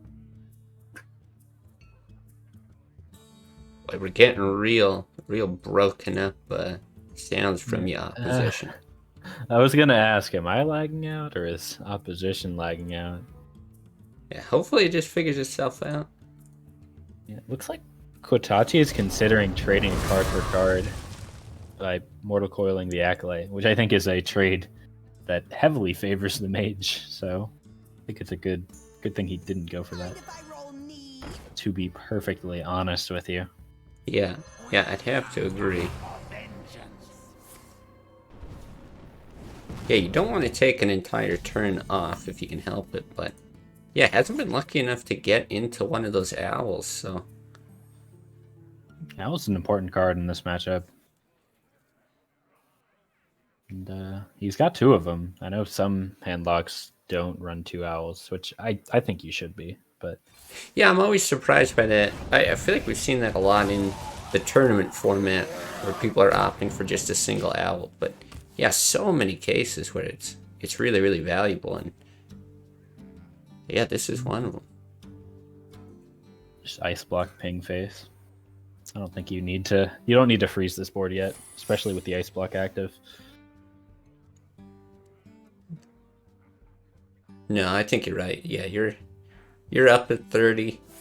No, don't ping that. I guess Well, I just guess think Alex is Interesting coming. choice there. Alex is Yeah. coming, so it's fine. Double Farseer is also important for the Warlock. Just being able to heal up a little bit after the Alex comes down. It means you can't just slam Alex and expect to win. Got to be a little bit more strategic for Thunder, who doesn't actually have a lot of burn in his hand. A lot of freeze there. Haven't seen like a ton of minions coming out yet. Oh wow. That's Okay. an interesting play. Huh.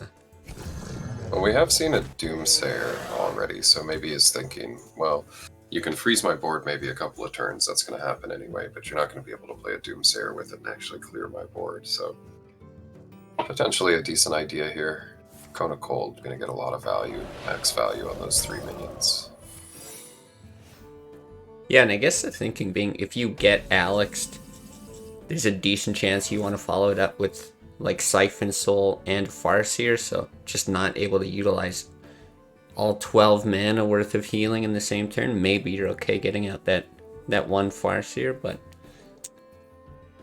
could Yeah, hurt too. it's possible. With 2 Farseers in a BGH, had the opportunity after Alex to just play Farseer, coin BGH, and clear her off. My shield for Argon. Alright, just gonna make sure those Drakes absolutely positively never die. Well, a Blizzard and 2 Flame Strikes will kill them eventually. Yeah, I'm tempted to play maybe the Blizzard here. I guess yeah. we've got a draw now, so... I think I still like Blizzard. Especially if you're expecting the Rag to come down, which... maybe that's not the read Thunder has on Kotachi's hand, but turns out he's got it. He does. Now the consideration is like, you like Flame Strike Frost Nova or Flame Strike Draw? Or do you even Flame Strike at all? That's tempting, but unfortunately not great. That Doomsayer. Yeah, can You could, still like- draw a little bit here. Can draw with the Novice Engineer and then play Frost Nova Doomsayer. We know that Siphon Soul is a good answer, but I really think you want to be Flame Striking this board just so you can clear it with the second, but maybe that's not feasible. Yeah, I think I like that, because you can do it, like you said, with the freeze. You take 8 damage, but you set up for a clear on the following turn. And you have to know with that Doomsayer, right? You've seen no Owls, no Siphon Souls. At this point, what, 13 cards left in deck? With the ability to tap? Like, it just seems so likely it's getting silenced or cleared. I actually think you can I hope you like my invention. forego the Frost Nova for now and just Flame Strike. You've got the Ice Barrier in play. This is also reasonable. This is what I was considering. And with a second minion to play alongside the Doomsayer, it's a little bit more reasonable. Because now you really, like, as the Warlock, you kind of have to Siphon Soul this Doomsayer, or else I don't think you can risk not winning the 1 and 4 and losing your entire board. I think this just has to be a Siphon. Yeah, I definitely think you're right. So many possibilities. And yeah, I suppose those other small targets kind of trying to shield Jaina here from Ragnaros. Actually might get some work done. the YOLO double Soulfire here. You could. You could. I don't think so. Yeah, and Kotash playing it smart here, using the, making sure that his health total isn't dropping so low that he's within range of some of these burn spells. Not a lot of burn still. I think especially now that the Warlock is healed, I think now you really want to be flame striking this. Killing it over 2 turns. Just gonna drop the Alex though. Yeah, I suppose there's, this makes some sense. If you just see Siphon Soul, maybe you're thinking, oh, there's no second answer to it.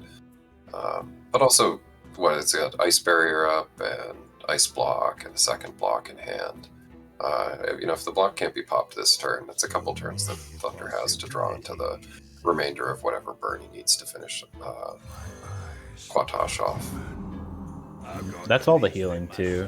The Siphon Soul. I guess there's a second Siphon, but... Oh, wow.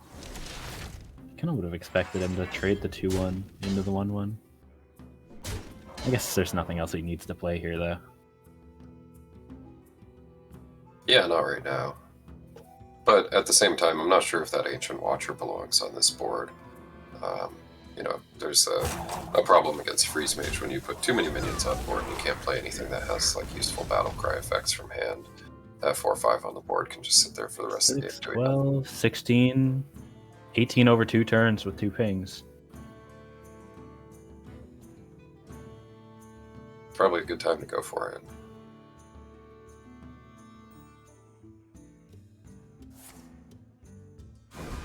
Just gonna draw more. This Vaporize does nothing right now. Just double Frostbolt Ice-Lance ping. You've got another Fireball in your deck.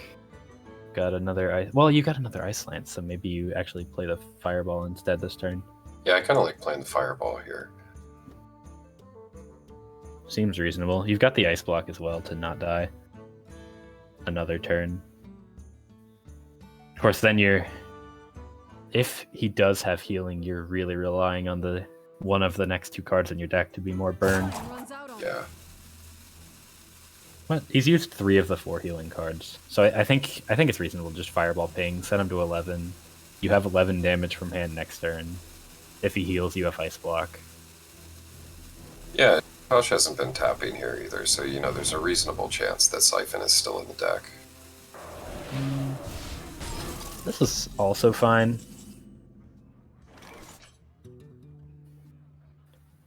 Yeah, even if he taps into Siphon's Soul, the second Fireball would be enough. If he drew it. Yeah, keep in mind Thunder has to play Ice Block next turn as well, right? Well, he just kills him next turn. Right? Yeah. It's 14 damage exactly. Okay, yeah. He's got enough. So that's it. Thunder taking the series. Advancing to the Just double finals. checking the Yeah, assuming he sees it. Surely you don't miss these. I hope not. Who would hope? Okay. Yeah, he finds it. Good games, well played. Well, big hats off to Quatosh for advancing this far and bringing a very deceptively strong Giants lineup. I think a lot of people were a little bamboozled by it. So congratulations for getting there. He'll go down to the 3rd place match, and we'll see that in just a little bit. Yeah, that's right. So that means it's going to be Dallin and Starforged duking it out for a spot in the finals here. Message each one of those. And then, yeah, we'll take a look at the 3rd place match before we play out the finals. Remember, the winner of that going to take home $15, so a little more incentive to go ahead, play that out.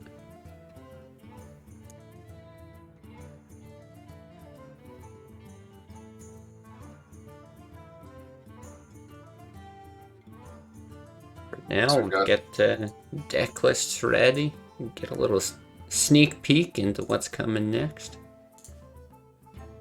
Yeah, Dallin bringing Miracle Rogue, Combo Druid, Zulok, and the signature Miracle Hunter as well. Kind of an anti-Druid lineup. That's how they have. And Starforged bringing this cool Onyxia Druid, kind of control-y priest, aggro It's a rogue. really heavy control priest. It is. It really is. Yeah. And also got that interesting. I don't know what you really call it. It's a warlock deck. Maybe like masochist warlock. Do a lot of damage to your own face. Play a lot of those Zooey kind of minions, and then get those Moltens out on the board.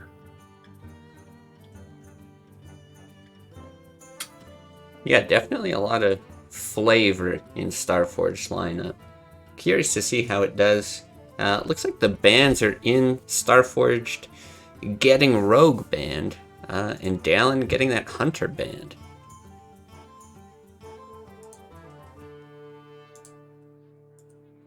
Yeah, sensible choices. I might have banned Miracle Rogue from Starforged here. Or if I were Starforged, I might have banned Miracle Rogue. That priest is going to have trouble against it, but if you expect that your aggro rogue is going to make it through, that's a juicy target for aggro rogue too.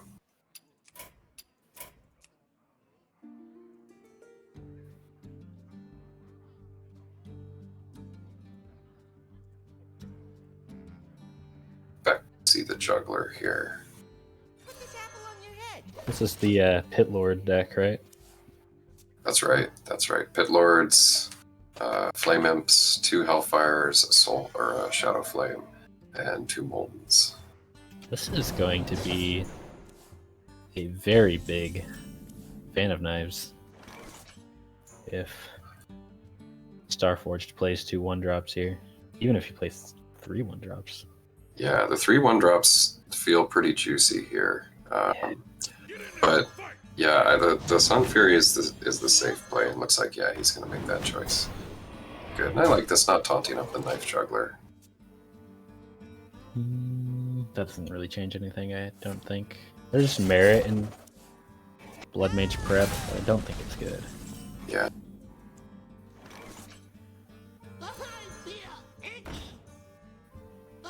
Yep, and I like this. Just get the Soulfire out of hand right now. Got 2 Leper Gnomes on there representing additional 4 damage from their Death Rattles. It's a lot of damage early. Now the question is, do you lay gadgets in even? I guess you need to dig for more cards. Right. Yeah, looking for Flurry. Probably going to sap one of these Leper Gnomes, I would presume. I actually don't think you play the prep this turn, but maybe you just have to. This is just too much damage. That's a lot of damage. There's a lot of damage, but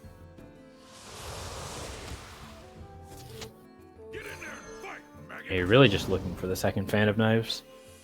And I think if you draw it, you're actually in a really good spot. But we'll see. Yeah, even so, plenty of burn still available for Starforged here. Got the Soulfire still waiting. Shields up. Also got those 2 Doom Guards as well. Alright, so There's the fan. yeah, prep fan. Does Thalnos get played with this? Probably. Yeah, I think you have to. I mean, taking that 4 damage from the gnomes is just like... Actually, I think you might sap one of the Leper Gnomes first. Ooh, Wait, no. Yeah. Don't do that. Yeah. Oh, that's tough. That's a little tragic. Still not Yeah, the I think worst spot to be in. You Blood Mage fan, you can backstab the Argent Squire. Right. And then trade in. Or actually, you don't need to trade in. You can like SI. Probably better.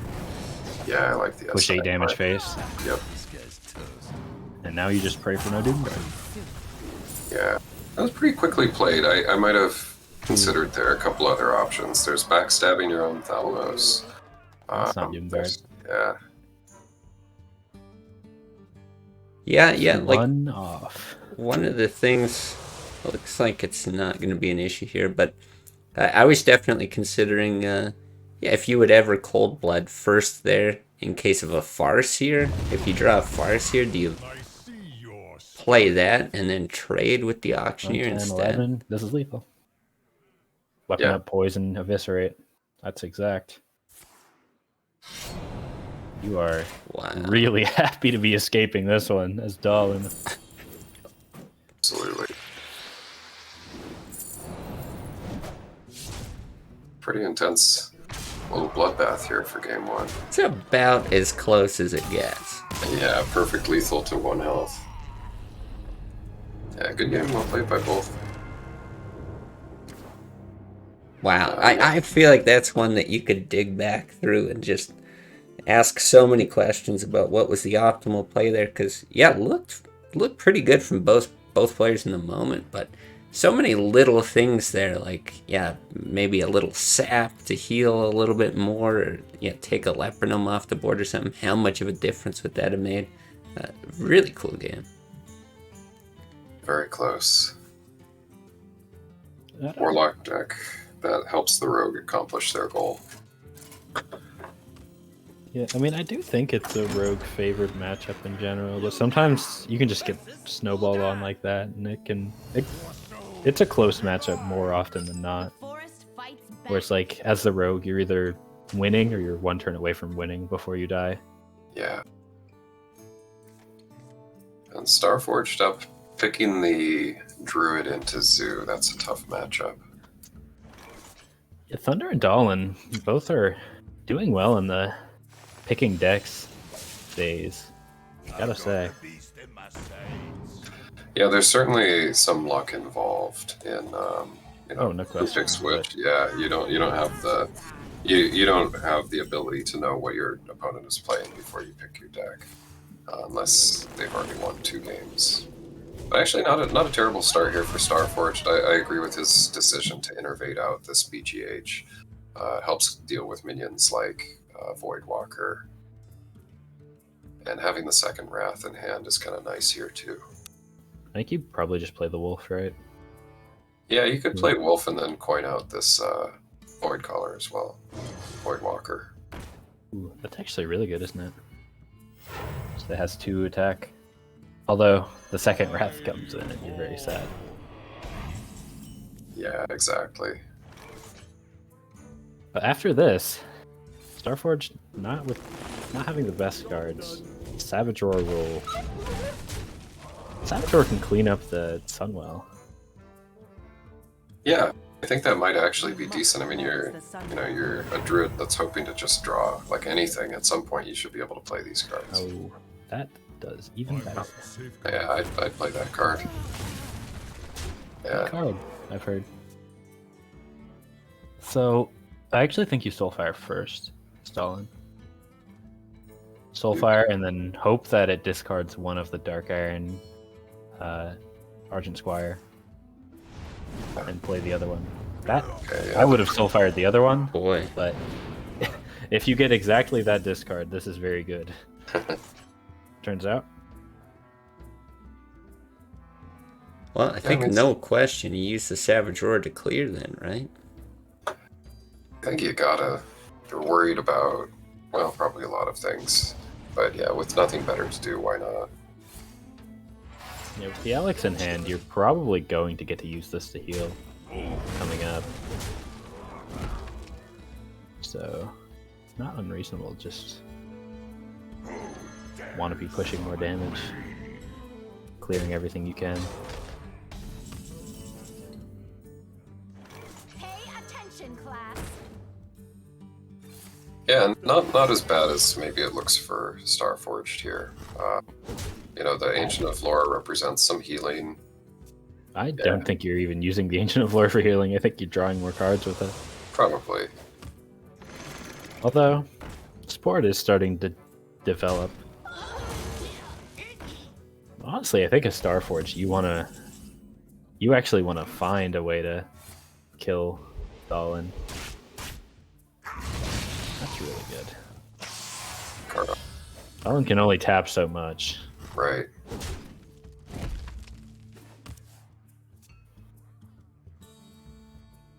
That just goes face. It's unfortunate, probably don't want to be soul firing face at this point. Druid has so much HP. Why do you fall?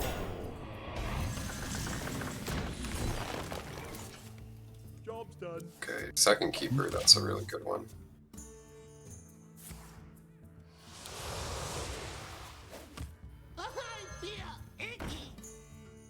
One shot, one.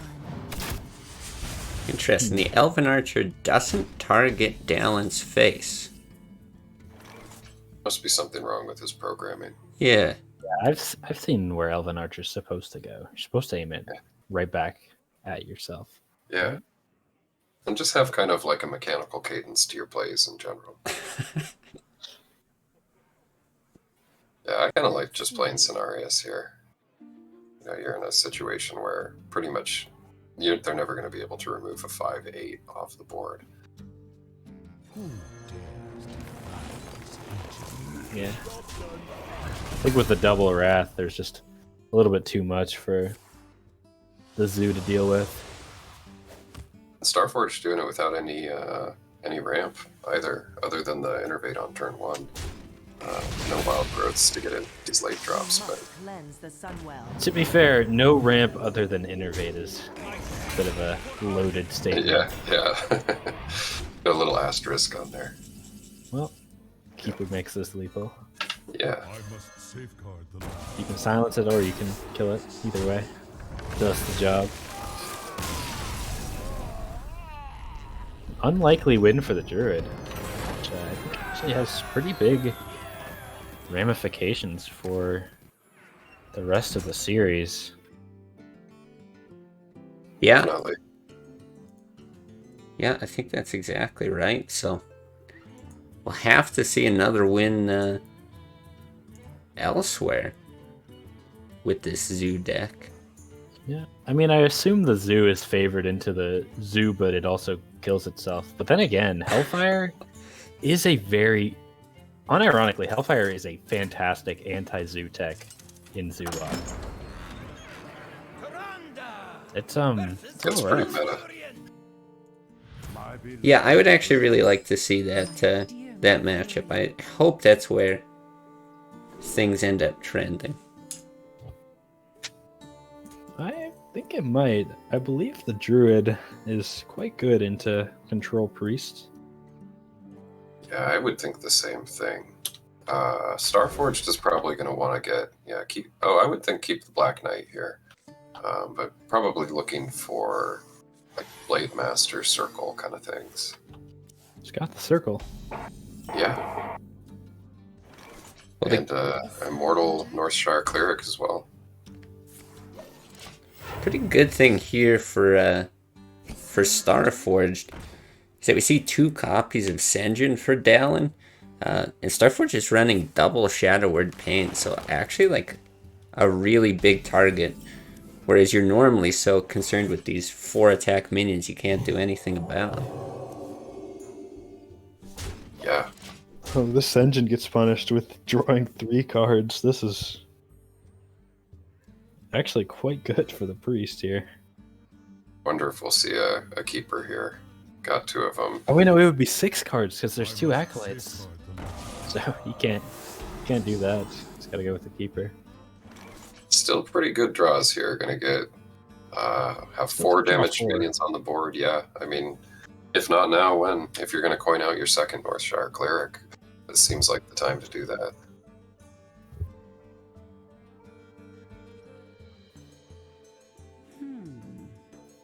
There's nothing really that answers a 4/7 Blade Master here. Swipe doesn't quite do it.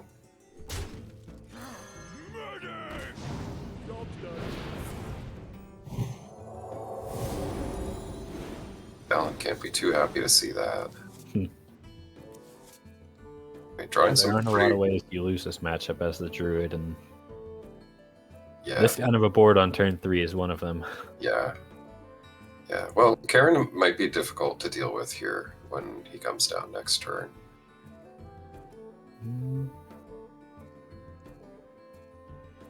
Yeah, I think you send in, even though it gets Shadow Word Pained, I think you still go for it here. The other option is just to Wild Growth, play Karen next turn, and then try for a double 2-drop the one after. Yeah, Wild Growth killing the active Northshire is not unreasonable, Right. but I'm surprised he hit into it. That seems strange. Yeah, give him a little heal there.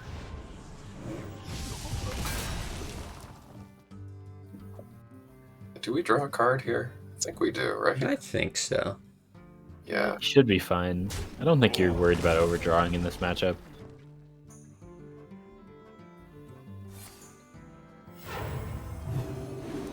It's worth considering playing around Swipe to try and keep the 4/5 alive. But already kind of an imposing board here for Starforged. Take heart, young one. The Earth Mother is here.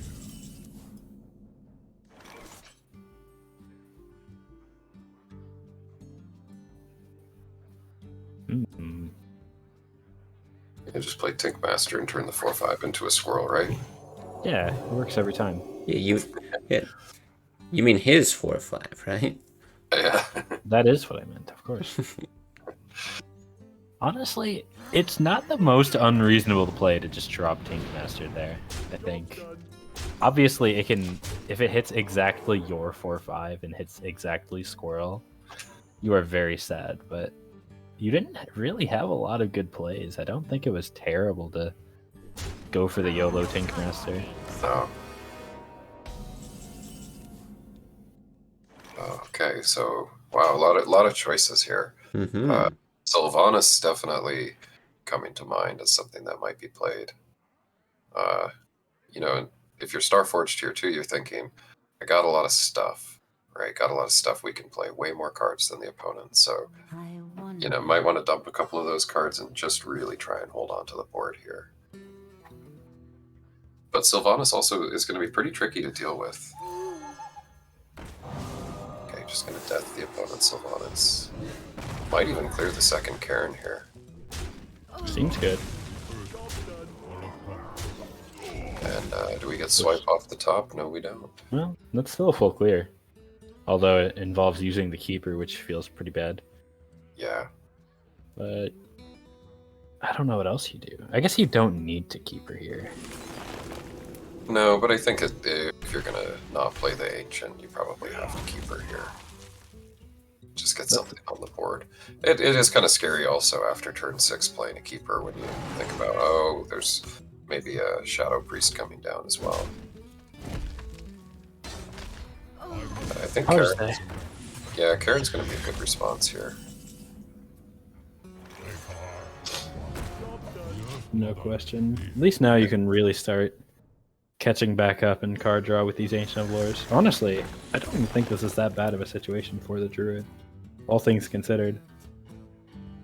Do you innovate out this Yeti? Looks like he does.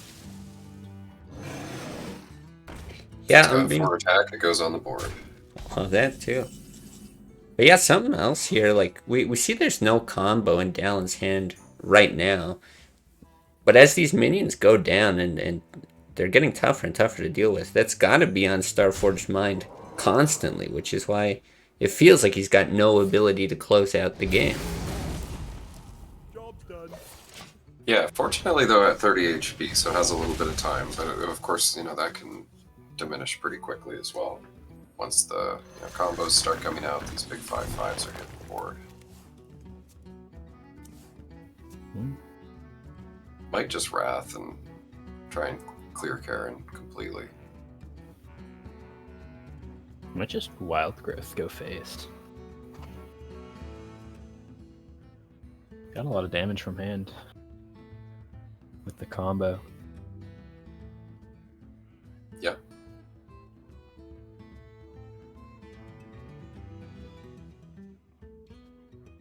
No matter what happens here, the Ragnaros play is going to be pretty strong next turn. Yeah, you are just kind of hoping the Ragnaros hits you in the face. All upon us. Yeah.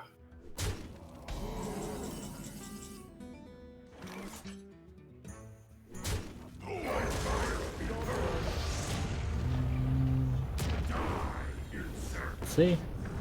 All right, this is tough for Dallin now.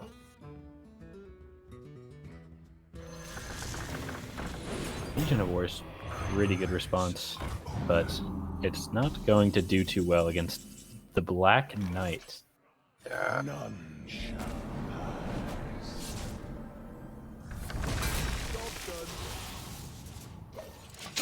Oh my. Oh my gosh, Ragnaros putting in so much work here. I'll do this. You almost feel pressured to like combo to deal with it. Yeah, I mean when you see the priest at 25, you're thinking, am I really going to get in? Okay, Are that's they a really good going to combo? Yeah. Got there eventually. Yeah. Took him a while to show up, though. I've got the beast in my Still, we're looking at double Druid of the Claw next turn, and that is not a happy situation. Yeah. That's a board that... Assuming he plays both in Taunt, which I'm not sure. I think he's going to play one in Holy Nova. Yeah, that's a really nice Holy Nova. Where shall I strike? Yeah, this feels real comfortable here for Starforged Dahlin. Just no minions left. Well, Holy he's fire. drawing as much as he can. Yeah.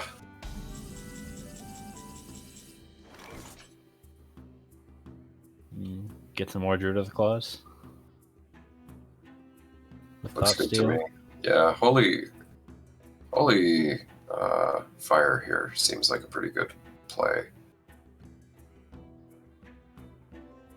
I wonder.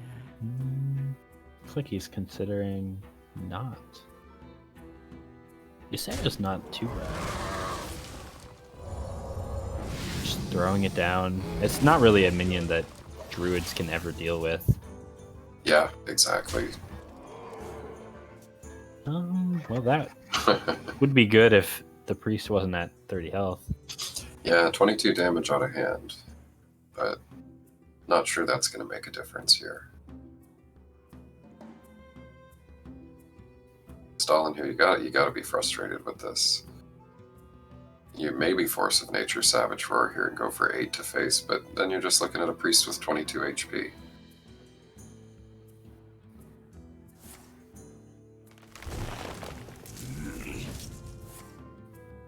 Don't think there's another play, unfortunately. No.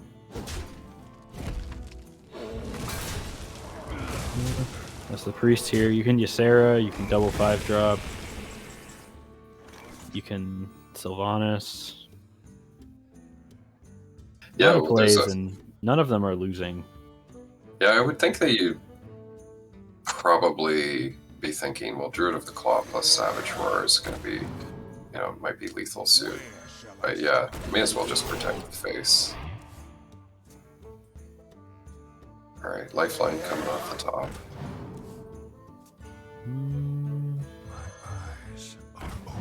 That is not enough health to live, unfortunately. Savage Roar takes it home, plus Akanai hero Yep. power. Yep, Embrace the void. it looks like Starforged can figure it out. Good job.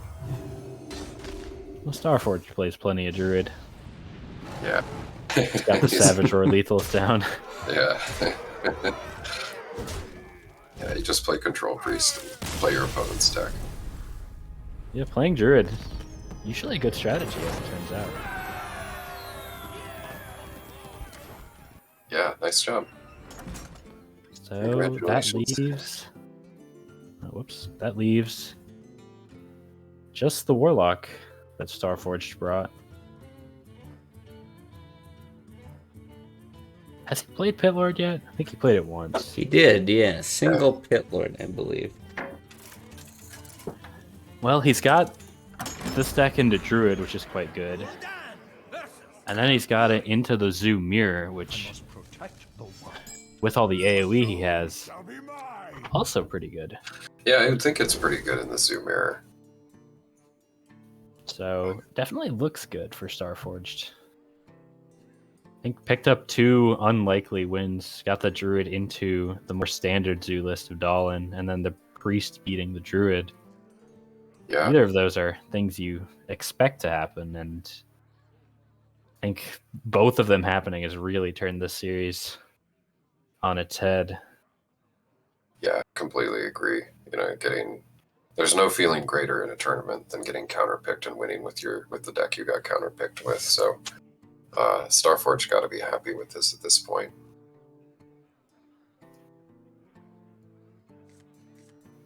Oh, interesting. Doesn't keep the Innervate Yeti. That was the only answer here to King Mukla. Yeah, I was going to say, I'm very curious to see how that mulligan went, because that's exactly it. If the Druid player establishes anything on the board, Mukla is just infinitely worse. But not going to have an opportunity now. Yeah, this is I going think to he be was really rough. looking for a Keeper of the Grove. Unfortunately. Does not get it. That does have 2 bananas. Yeah, BGH draw, maybe? He's got No. the snacks. But that may be for the trip home. Bars. Has double abusive also just really shuts this down. It means that Mukla is unchallenged. And not only that, but with 2 bananas in hand and only 4 mana, can't use the BGH here to kill Mukla either. Farseer is decent, especially if Starforge keeps this Mukla up. Surprised not to see the banana. I guess he's going for the banana BGH play next turn.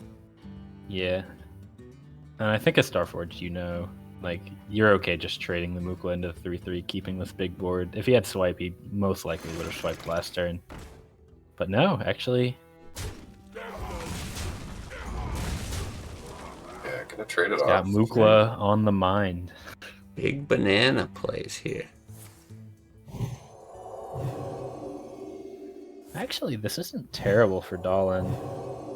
Hellfire Molten Giant are 2 really dead cards in this matchup, especially this early on, when you get a good opening. And the Ancient of War is coming, the Ancient of Lore as well. It's not a great situation, actually. Well, he's not quite well, just Ooh. kidding. He is out of the woods. Yeah, suddenly. Yeah. There's merit in not playing it this turn, but I don't think it's correct. I almost like using the hero power here to help clear this. Looks like he's gonna Wrath instead. I think you're just fine swiping. Yeah, I think you have to. Yeah, don't need to overthink your plays. So actually 20 health. Not too bad of a situation. Hey, There he is. that helps. That definitely helps. So what's it going to be? Ancient of War? Seems like I think it has to be. Yeah. I think it has to be the Ancient of War. Druid of the Claw, Innervate Savage Roar. Probably not this turn.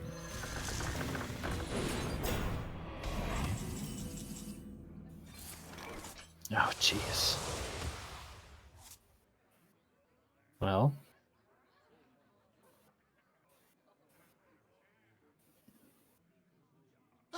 You have to, as Dahlin, you have to have the read that there are mountain giants upcoming. So you're just keeping the Warlock as high health as possible. There's zero reason to ever hit face until you can kill him. Which, to be fair, might be pretty quick. Yeah. With like a double 5-drop play here. Yeah. I guess you want to get the hero power in though, so probably Well, no, just the Azure Drake. Yeah. And this does set up, Starforged is able to clear the Ancient now. But he's going to... Not anymore. Yeah, okay. So what, 7/14, 2022? 22 damage coming in? With the Druid of the Claw Saboteur? Yeah. The taunts have to come out at some point, and I think this Right. might be... Yeah, I think you gotta.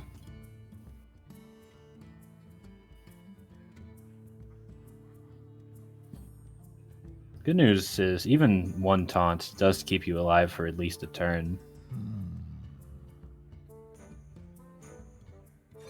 Why do you fall? Looks like he's actually going to play all of them.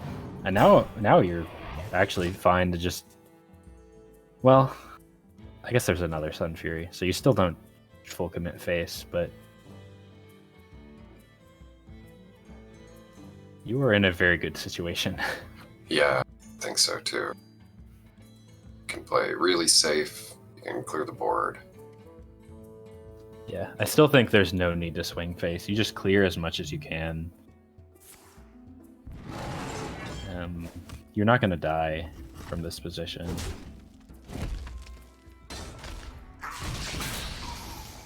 Maybe a Pit Lord comes out, and then that brings him down to double Molten Giant range. You can't taunt them, but Right.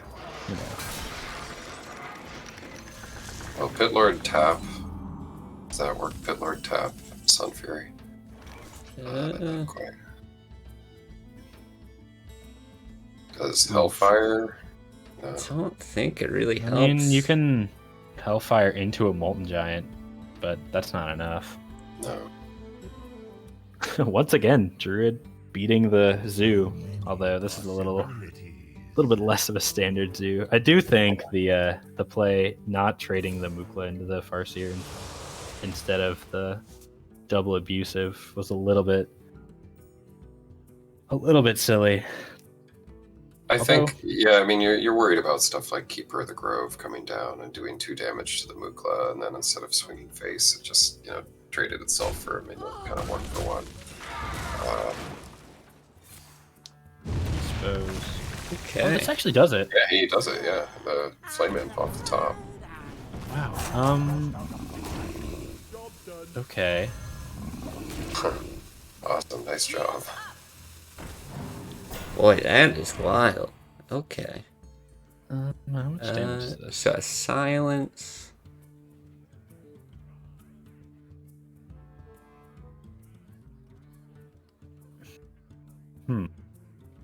Yeah, I think I think it's quite enough to kill here.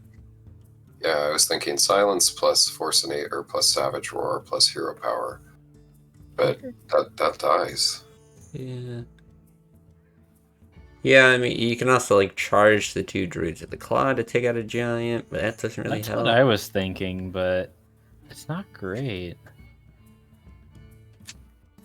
Then again, what else do? You do that and just, like, hope for a Force of Nature coming up?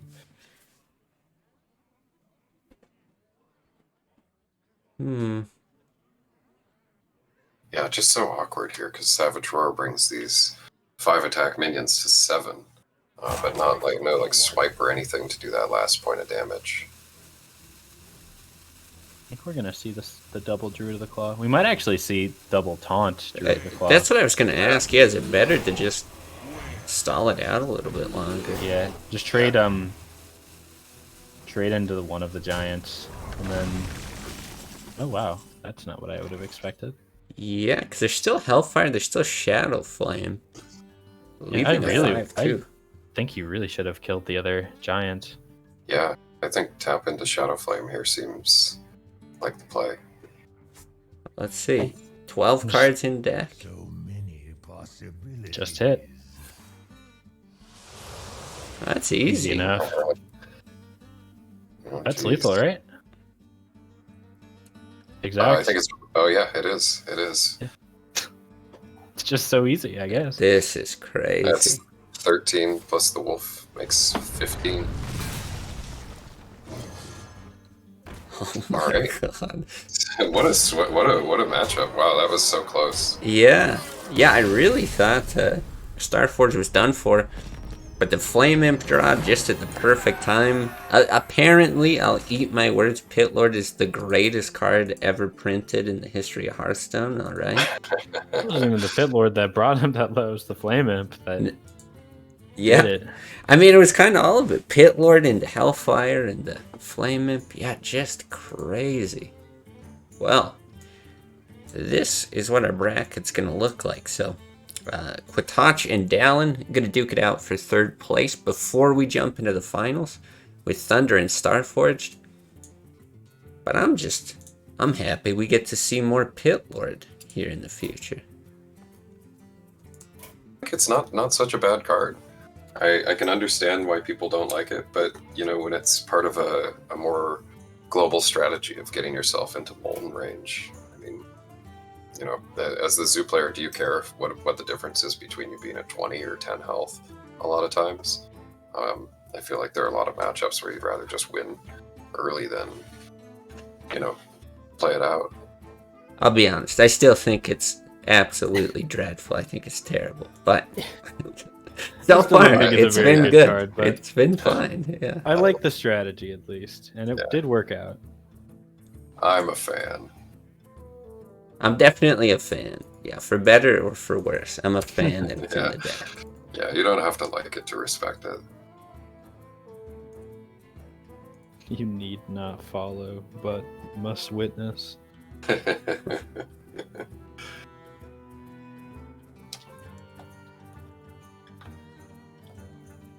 Alright, so we've got Dahlin lining up against Quatosh. So Quatosh got, you know, as many giants as you can cram into a tournament deck list.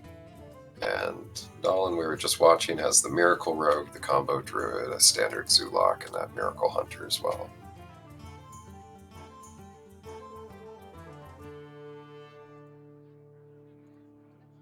Yeah, so let's see. I'm guessing might be a little break as well, just for Dallin's sake here. But looks like we got bans through. Quatoch getting his Shaman banned, and Dallin getting his Rogue banned. Yeah, you know, I might even give this to Quatosh here as a slight edge. I'm not sure how Zulok does into these Giants decks. Maybe it does okay. I can definitely see why you'd want to ban the Shaman, which is the one that's going to resurrect their taunts, these giant creatures. So that makes a lot of sense. I think Zoo is quite bad into giant decks in general. Yeah, it's Not a lot you can it's do scary, into right? Molten Giants. Yeah, yeah, and they don't deal like 20 points of burst from hand to avoid that problem either. It's a deck that kind of chip controls the board and hits you in the face with whatever's left. Yeah, I do think at least could be a little bit interesting with the Hellfires for a little bit of extra burst. And actually that Shadow Flame, if you can Shadow Flame your own Molten Giant, there's the potential for some really crazy board clears here.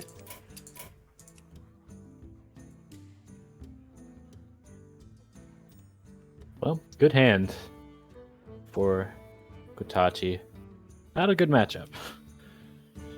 Hunter is not what you want to be facing against as the handlock.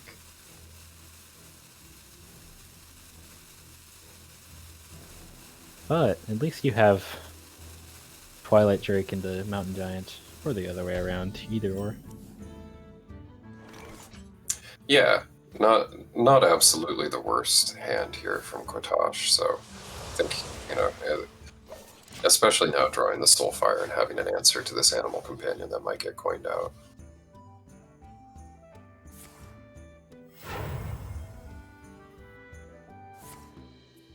To my side. Alright, not exactly what we wanted. Well, you know. It's certainly possible to play the BGH here. Not unreasonable, but then you're not sure when you get to play the Mountain Giant. Right. I actually kind of like just tapping the Mountain Giant Soulfire. But Yep. obviously I see the other hand, so I can say he has time to do that, so. Yeah, and I'm not sure I'm a huge fan of the Soulfire here. Yeah, I think... I felt like maybe if you're going to take this line of tapping, then you play the Mountain Giant Soulfire on the next turn. You're not that scared of Leok. It's just, 2 damage. Yeah, it's not like you have a board to get unleashed.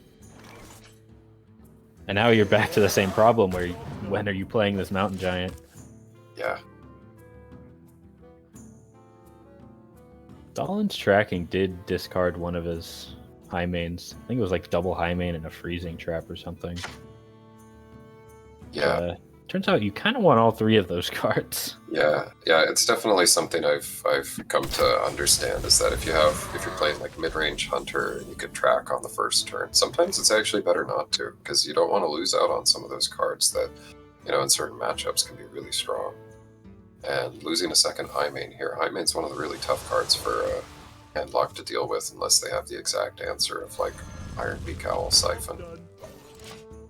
Yeah, there's the argument of like, you were just gonna not draw the card anyways, which is kind of correct, but it still just feels really bad to just toss away a card that you really want to win a specific matchup. This is a very good answer to Gadgetzan, by the way. The silence and then the Farseer to heal it back up. Yeah. Yeah, I like that as well. Just setting up for Defender of Argus the next turn. You could really Argus, I guess, if you want this turn, but I like the... Well, maybe, actually, I don't know. Keeping the Farseer in hand would be kind of nice. Just I in think I case like- you're low. Well, you're right about that. I like Owlin to Farseer, and then you can siphon the high main coming up. Which obviously he doesn't know 100% that a high main's coming up, but it's turn 6 against mid-range hunter, so... Yeah, I think a lot of times when you're ahead in a game like this, you always expect your opponent to have the best card possible, and you play around that. Yeah, and then Siphon is quite good here. I actually think you trade in the Owl just to keep your board size a little bit smaller. Yeah, so I think you got to clear both of these 2/2s after the Siphon. What he's thinking about here is actually Faceless on the high main, and he can actually clear it with Immortal Coil. Yeah. Maybe that's better. I think it is. Yeah, the danger here is freezing. We still got the Farseer. Right. I guess it gets Arcane Shot in the world where he plays freezing. Yeah, it does, but I think this is still, you still feel good about this as Kotash. You probably just replay high main, right? I suppose you could. You could probably try and get another minion to trigger that trap as well. Maybe Defender of Argus. Yeah, just playing Defender is not unreasonable. Maybe that's a better line. Yeah, it doesn't feel that great to have, essentially 4 mana left over. You could tap here. Just doesn't feel that good to be tapping at this point. You got a whole bunch of minions in hand. Like if you're I not think playing... you're okay tapping with Alex in hand. Alright, yeah. Go for it. Okay. Oh, No, it really? just goes for the Siphon. Okay. I don't know if I like that. Pay attention, class. Yeah, it's always it's interesting too because both of these players are playing pretty unconventional decks. So, how often have either one of them seen this particular matchup before?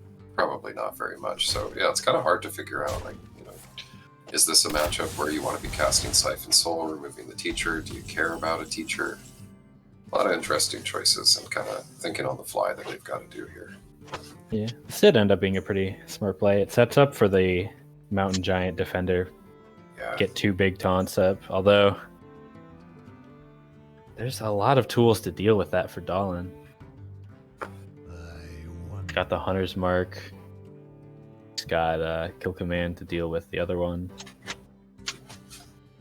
Yeah, I am guessing that's what we're going to see here. It seems like the reason why Quatach did what he did the previous turn. But you're right, I think like Dallin's still at 30 health. Just that hero power is so terrifying at this point. Yeah, I like this play. You're setting yourself up to trigger the freezing trap with Defender of Argus if you want. And obviously Hunter's Mark, is kind of annoying. But at the same time, that 6/5 that was going to be frozen now is tanking 6 damage on the board. And Leok, one situation in which he's good.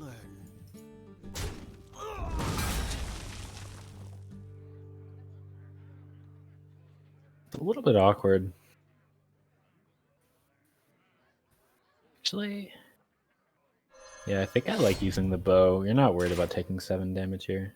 Or, I guess you just, since you're losing the teacher, you just trade the guy in anyways. So you only take 2 damage. Never mind. Oh, he's gonna go. Also kill commands. Yeah, this seems reasonable. Yeah, with no AoE in hand for Kotachi, who is actually running a fairly AoE low lineup. That is to say, he doesn't have any AoE in this deck. There's always a downside of bringing lots and lots and lots of giants, I suppose. It is a little unusual in this one, though, because Handlock is, normally known as a deck that yeah, can deal with a board that goes wide pretty easily. Definitely losing out on one of the big strengths of Handlock with such a heavy list. Yeah. Obviously, the Giants are standard, but it's also got Ragnaros, Sylvanas, Alexstrasza.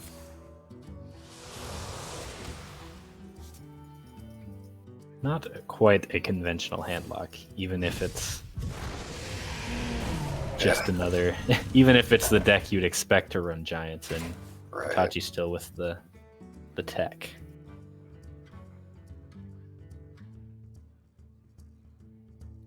Alright, so 17 damage here. That's going to be a real healthy chunk. And Kartash going to have a little bit of trouble dealing with it. As Dolan here, I'm thinking maybe you play Leroy, trade off the Whelps.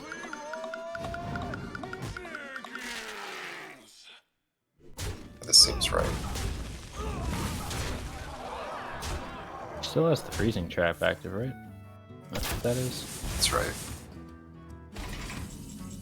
Alright, so you can't taunt and play Alex, but maybe just taunting is enough, honestly.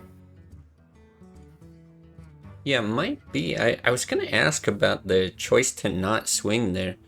I know you don't get the charge from the trap that's up by doing that, but it feels like you're really, really expecting some taunts to go down. Just like guaranteeing that extra 3 damage. Might have been a really big deal. Right, yeah. Kind of forcing out that, forcing out some healing from the deck, forcing out Alexstrasza. You feel a lot less comfortable at 5 health than you feel at 8.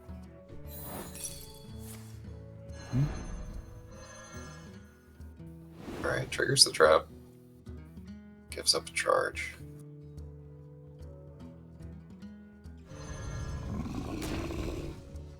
Shields up. Gonna taunt those two. Opting not to use the taunt on the owl there. I think that's probably correct. Well, you can set up an explosive, clear the whole board. I am ready to learn. Except the taunt giver itself.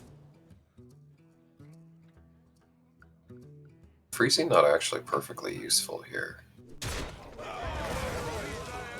Oh wow. I would have not done that, I think. Well, Yeah. now we can trigger explosive and play Alex right back up. Seems like a good play. Now I think if we attack with the owl first, because the freezing trap was played, the owl will be bounced back to hand and trigger explosive, but not die. Wait, didn't the explosive get played first? No, freezing. Oh, yeah, maybe you're right. Maybe it was explosive first. Yeah, I think Uh, I think the explosive will kill it, and then freezing doesn't bounce it back, right? yeah, I thought yeah. it was the first one played. Absolutely. Yeah, that's right. I thought it was the freezing from last turn, but I'm stupid. That's okay. We just had your voice. We could hear you were traveling through the Matrix, so it was a little.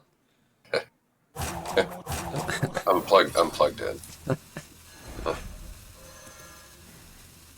Alright, so yeah, I think you want to trigger the explosive here. Yeah, give the extra bow charge, but certainly want to heal up with Alex. A lot of damage coming in from the other way, actually. Yeah.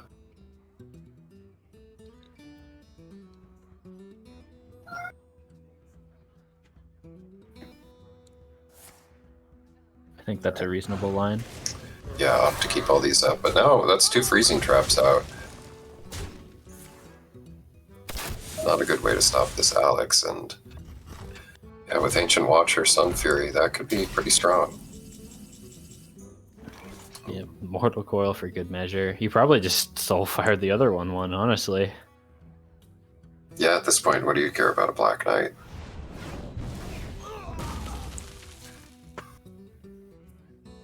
I mean, Oh, man. you could rag Soulfire.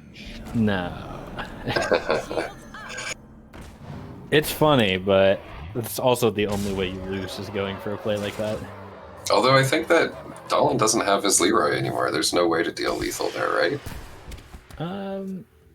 Surely there was. Well, I don't know. Maybe a kill command, I guess.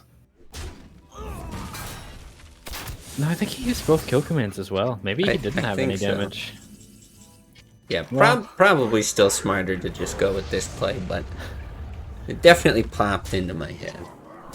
Ooh, I like the Chad play Ragnaros and then kill him before Ragnaros can trigger. Ooh. That's a good play, I think. Yeah, what a back and forth match. We've seen so many close fights today, so many interesting decks. It's great.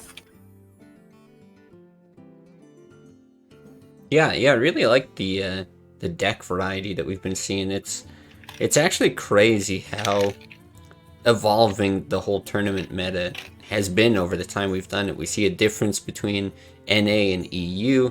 We see some of the same players just kind of like building on their strengths, and so other players want to target the kinds of archetypes that they would bring, and then then you just see the wacky creativity of people like Quitach wanting to get as many giants in as possible. It's such a nice healthy mix. It really does make these a lot of fun. Yeah. I just imagine him searching through the collection and just immediately typing giant, or searching for like 8/8 and just putting, maybe clicking on that 8+ button and then just putting everything in there that he possibly can. I like that approach. It's kind of how it feels, yeah. Yeah. Well, if that was true, he would be running Sea Giants. Oh yeah, that's right. There is another giant. He's missing one. Yeah, That's for next tournament, though. He can't use all his surprises right away. Yeah, missed opportunities, but room for improvement. Yeah, should I message him? Maybe we could just update his decks here. Yeah. Yeah, we'll make an exception. We Yeah. can make a change Yeah. real quick. It's for the greater good. Yeah. Hey, look, I know we're almost 5 hours in. Guys, we made a mistake. We got to restart. Quitach didn't have Sea Giants in his deck. Yeah, everyone line back up. Back in position.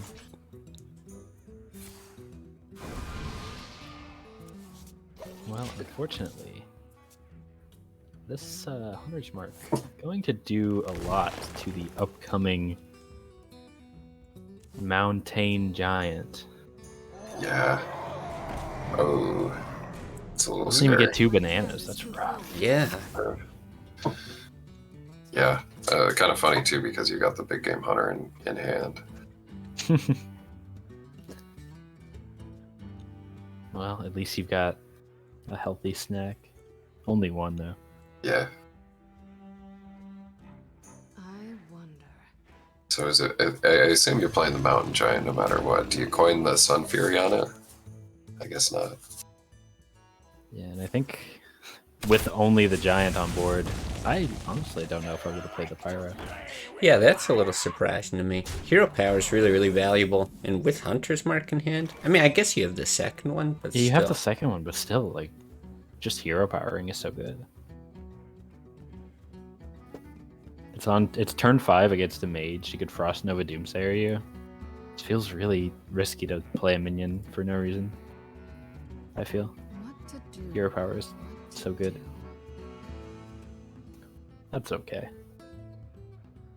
Yeah, maybe just thinking, that's a awkward amount of mana here. You have to Fireball, coin, Frostbolt to clear this board. Blizzard actually deals with it over 2 turns with the Frostbolt upcoming. Yeah, and I think this is a prudent choice.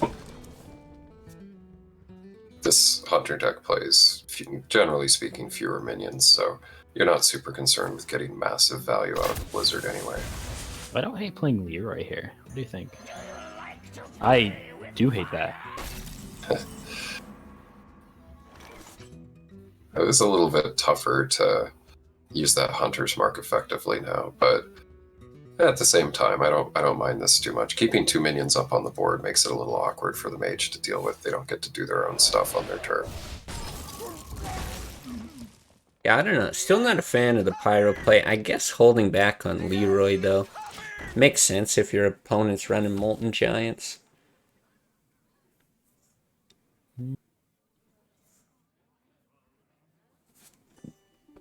think you just accept that your pyro is toast. Yeah, question is, do you go face here against two Molten Giants? I Brings think you're the cost fine down with to it. You've 4. got the Hunter's Mark in hand. You've got the second Deadly Shot in hand. Yeah.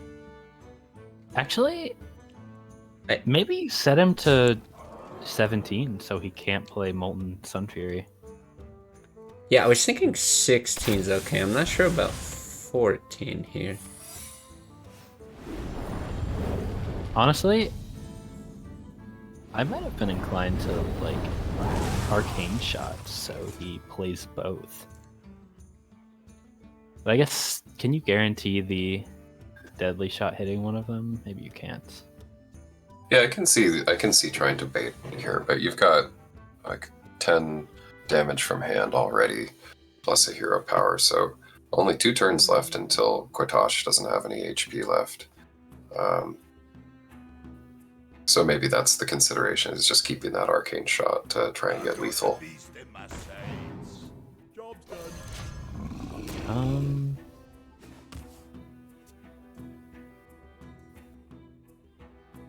Yeah, and actually Gadget's end here is going to be pretty awkward, huh?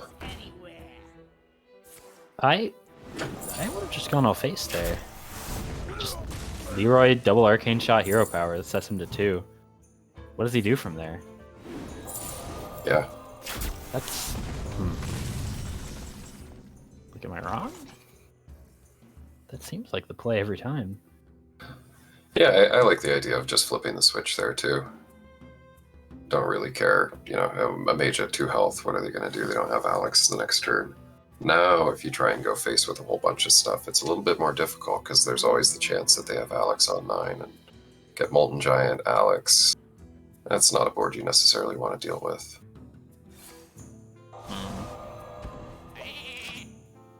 No, feels like that wasn't the line there, but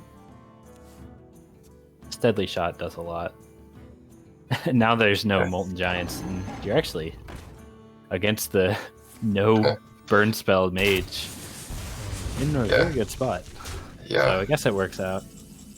I don't like it. I think you could have just killed him.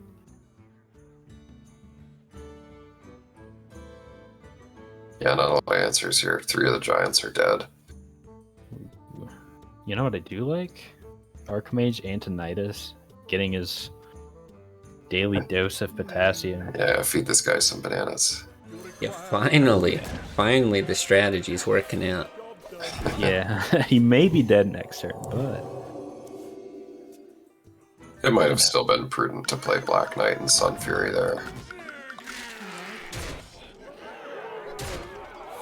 that was probably the correct play, but I think this was the funnier play, so I support it. Yeah, I agree. The funnier play, gotta give it the Quatoch. Alright, so 1-1. Let's see. What do we have left here? So, still gonna have to see a win out of that mage, but the rogue as well from Quatoch. And then we got Druid and Warlock for Dallin.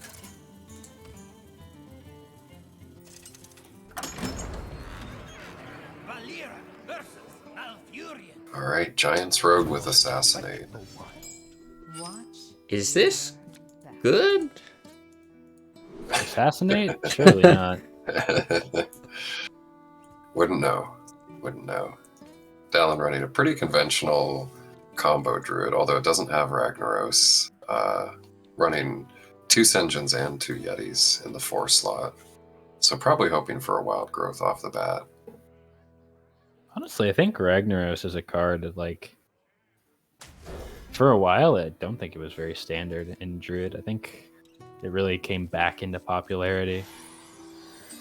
I know a lot of the like tier list websites when Classic was released were like, yeah, Ragnaros is not good enough. And I think the community kind of rediscovered that it kind of is good enough, as it turns out.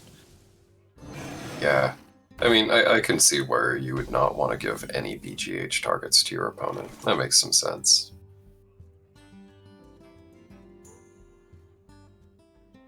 Does Quatosh feel pressured enough here to coin out the SI? Surely not. It gets pretty badly punished, but yeah, you're looking at this hand and thinking, how do you deal with this 4/5 Yeti? You assassinated, I guess. Yeah. I have a feeling that Yeti's going to have friends by the time you assassinate it. But still a follow-up here, Earthen Ring, after we see the Wrath come out. Might even see Earthen Ring out of Dahlin here before he trades. Yeah, I was wondering hate- that. Yeah, just play Earthen Ring now. No second SI. No, and this is super awkward. Do you ever Wrath for 1 hero power in this BGH? I don't know. Without the Senjin draw, I think I like it. Yeah, I was Think going you to just say like the same. Senjin better? I think, yeah, I think you go for the safe Senjin because just I think looking. you clear this. I think you kill it. What were you gonna say though? Well, I just think looking through this rogue, even just plopping down a Senjin, it just doesn't have good tools to deal with it. Like dealing 5 damage unless you're playing Assassinate, it's hard to come by. Yeah, I even like going face here with both of the creatures.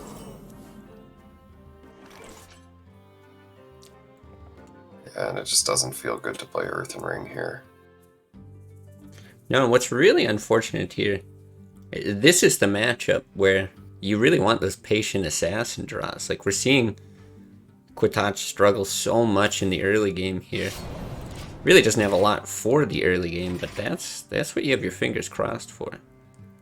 Yeah, that was the strategy. I think when it was Petich who brought the patient assassin to Miracle, he was like, well, I hate Druid. I'm going to beat it. Yeah, just gives you He one did. more He tool. won the tournament, so Mm-hmm. worked out. This is lethal with Savage Roar next turn without any kind of removal. And to be fair, all of Quatochi's playable cards, except BGH, will do something good. And more importantly, something to prevent him from dying to a Savage Roar. At least he killed that damn Yeti. So true. Yeah, and take note of that animation. You guys may never see it ever again. Unless you play Quatoch on the NA ladder. Well, we Yeah, might then see you it may. next game. We might see it next game, because I don't Yeah. think... Although it's actually a little awkward for the Druid. You kind of want to stop hitting him here. Just so the Molten Giant doesn't come down. You can hero power once. Actually, setting him to 15 is not unreasonable. Just make it so he can play Molten Giant and nothing else, and then you actually have a pretty good way to kill it.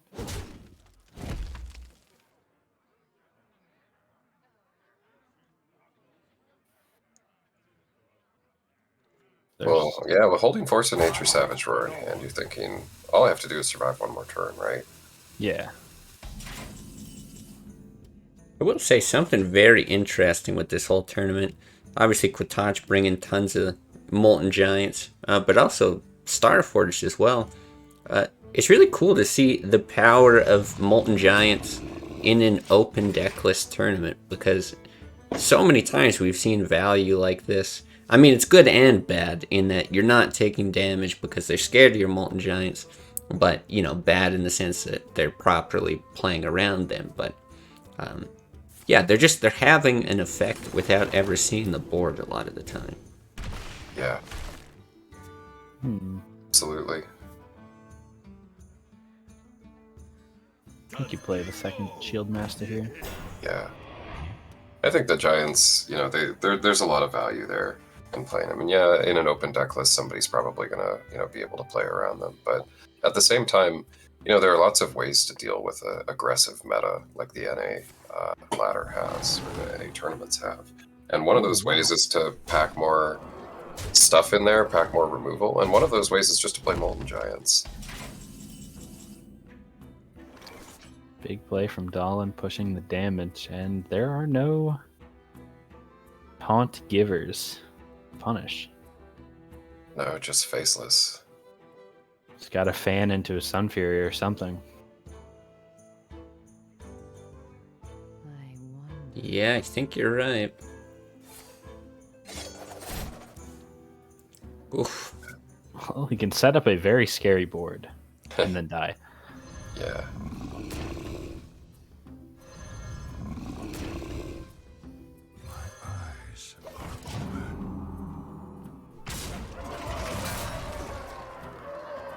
Alright. Well, Kotosh got very close to stabilizing here. But well played by Dolan. Good choice not to let those Molten Giants drop a turn earlier. Well played.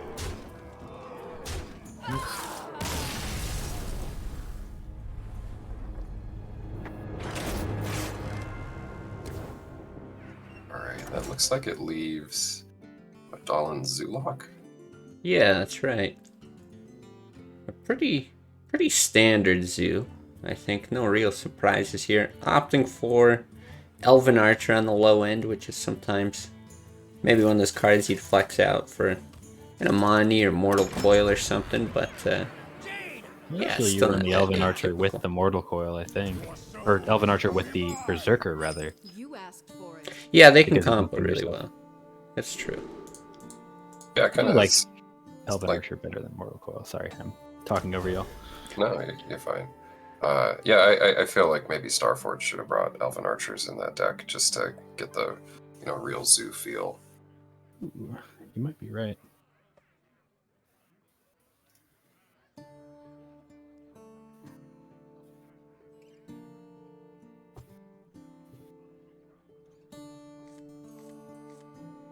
Alright, starting off strong with a couple Leper Gnomes, but that Doomsayer is going to be pretty good here.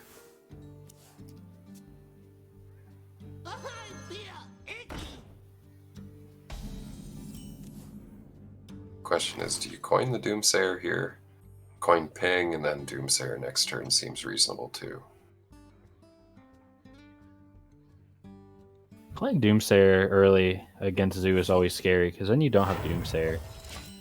It's true. I also will say is, playing creature-based decks, one of the most annoying things is having a promising hand of a bunch of 1-drops and having exactly this situation happen where you drop these two and Doomsayer, and now that Argent Squire that you thought was going to be nice and sticky isn't going to be able to really do anything. Well, with the second Doomsayer now, the turn is... I don't think there's a question. No. This Still the board- possibility this- to draw Soulfire here, though. Yeah, and that's what I was going to mention when you were asking about it. I think that's the big consideration of, yeah, when do you want to get that Doomsayer down? Because if you coin it out on the prior turn, you're pretty much guaranteed to get the kill on the Leper Gnome and lock out a play for a turn. Whereas, yeah, waiting, you have that little risk of Soulfire, and I swear my opponent has it every time, so. Yeah. We must cleanse the Sunwell. Well, the Young Priestess recovers this board state well. Yeah, I agree. And going into turn 5, it feels risky to play Poly here. Polymorph really doesn't do a whole lot. No. Maybe BGH here. It contests everything on the board. I've got the beast in my sights. I don't like playing Doomguard, but maybe you feel like you have to, just to answer the BGH and keep everything else. Shield for Yeah. Argus. I think this is good. No Frost Nova last turn. No. Might have, given that we've got a wolf in hand, I might have put that 3-2 in the middle there. Likely those are the creatures you want to buff.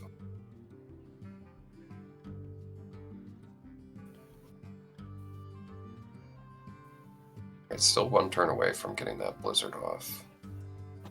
Gotta be a little bit worried here. Doomguard next turn, assuming the BGH goes into one of the 4 attack minions. Doomguard is 14 damage, which is a little bit tragic. There's a bit of a wacky play here, where you could actually Sun Fury your Doomsayer just to tank a whole bunch of damage here.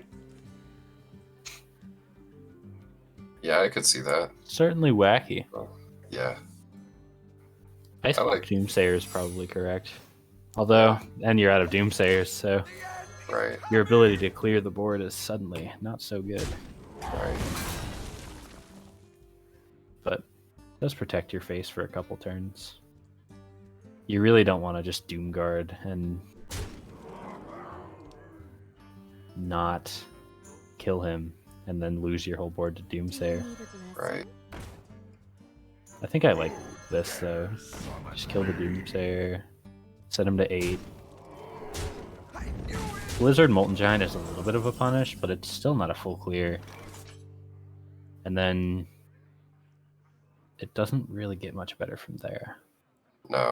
Got the Poly next turn, which can be useful against the Doomguard. Yeah, unfortunately, just no Flame Strike follow-up in the deck. Here's where you can say the punishment for playing so many giants. Well, if he had Sea Giant, it would be nice and cheap.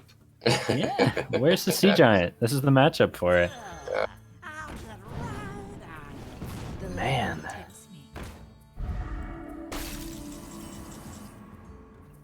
That's a good draw. Yeah, a little bit more to clear here. I suppose, Poly Frostbolt. Don't have quite enough to ping. I was thinking like Poly BGH Sun Fury. Or not Poly, Frostbolt BGH Sun Fury. BGH kills your own guy. Oh yeah, you can't play BGH. Heck. Yeah, it actually is something that I find a little curious to include BGH in every single one of these decks with so many giants, because there are some decks you'll face, some aggressive decks that won't play anything that can be targeted by BGH, and now it's a truly dead card. Right? How many times we've been watching a lot of Kotachi's games? How many times has he BGH'd an enemy minion? So I think it's only done it once. I think it was mostly just preparation for the Giant's Mirror. That's my best guess. I mean, the cowards, the rest of the field weren't playing giants. Yeah. Even when it was the obvious meta choice. What the heck? Alright, so it gets to pop the block here with Soulfire. Yep. Karen's Sun Fury, though, might seal it. It's going to be really tough to get through. Yeah, true. And Dahlon's getting a little bit low. After the Giant swings, he'll be down at 10. So yeah, the consideration here, do you want to pop the block or just safely remove that Giant? I think you have to pop the block. I guess you don't actually have to with what's in Kotachi's hand, but you're really worried about an Alex coming. Yeah, going into turn 8, this is really your last chance if they don't have another block. I think you feel pressured enough to pop the block. Although it's unreasonable not to. It just felt really bad. I'm gonna bump into this 8-5. That's probably correct also. You're thinking maybe Blizzard, something like that.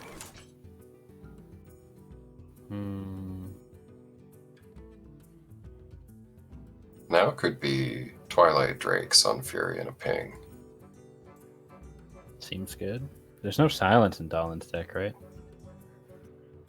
No.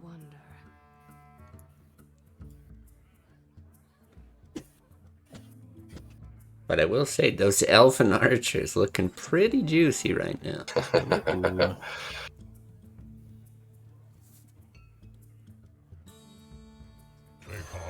Gonna go for Karen instead.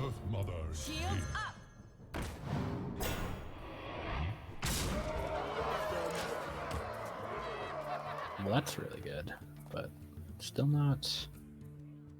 You can clear both the taunts. Right.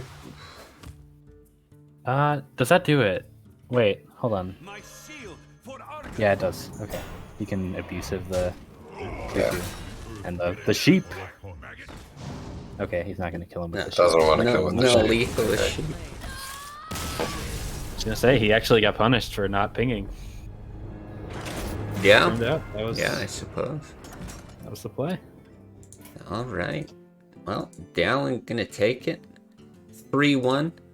Come out with a cool $15 for third place. And that's gonna bring us to our finals. We got Thunder and Starforged. Yeah, this one's for all the money.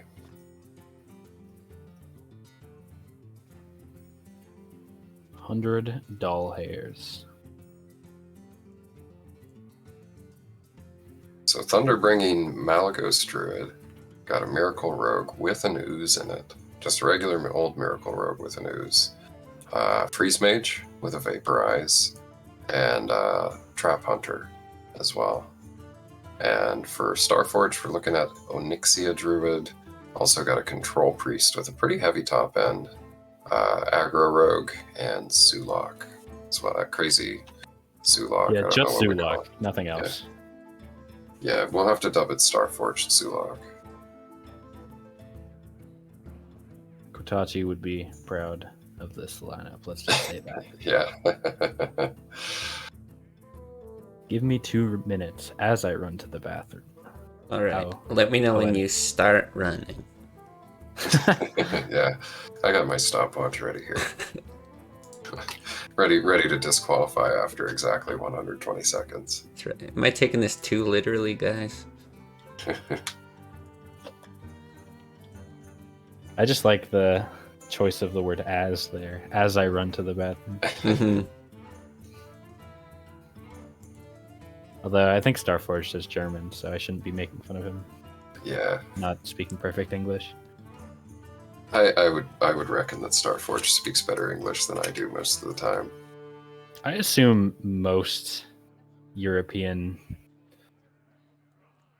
people who can speak English probably speak better English than us natives over here.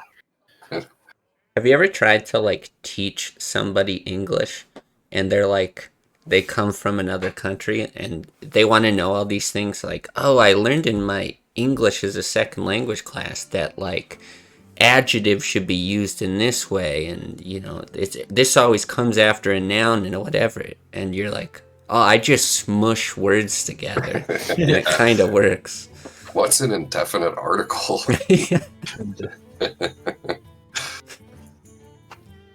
We conjugate English verbs? Jeez. Studying the language, meanwhile, us Yeah. just making sure it's as incomprehensible as possible for non-English speakers. Yeah, I don't know. I hear lots of people say that like English is a very difficult language to speak, but I don't know. I find it the easiest. Yeah, I second that. I So also true. have zero trouble speaking English on a regular basis.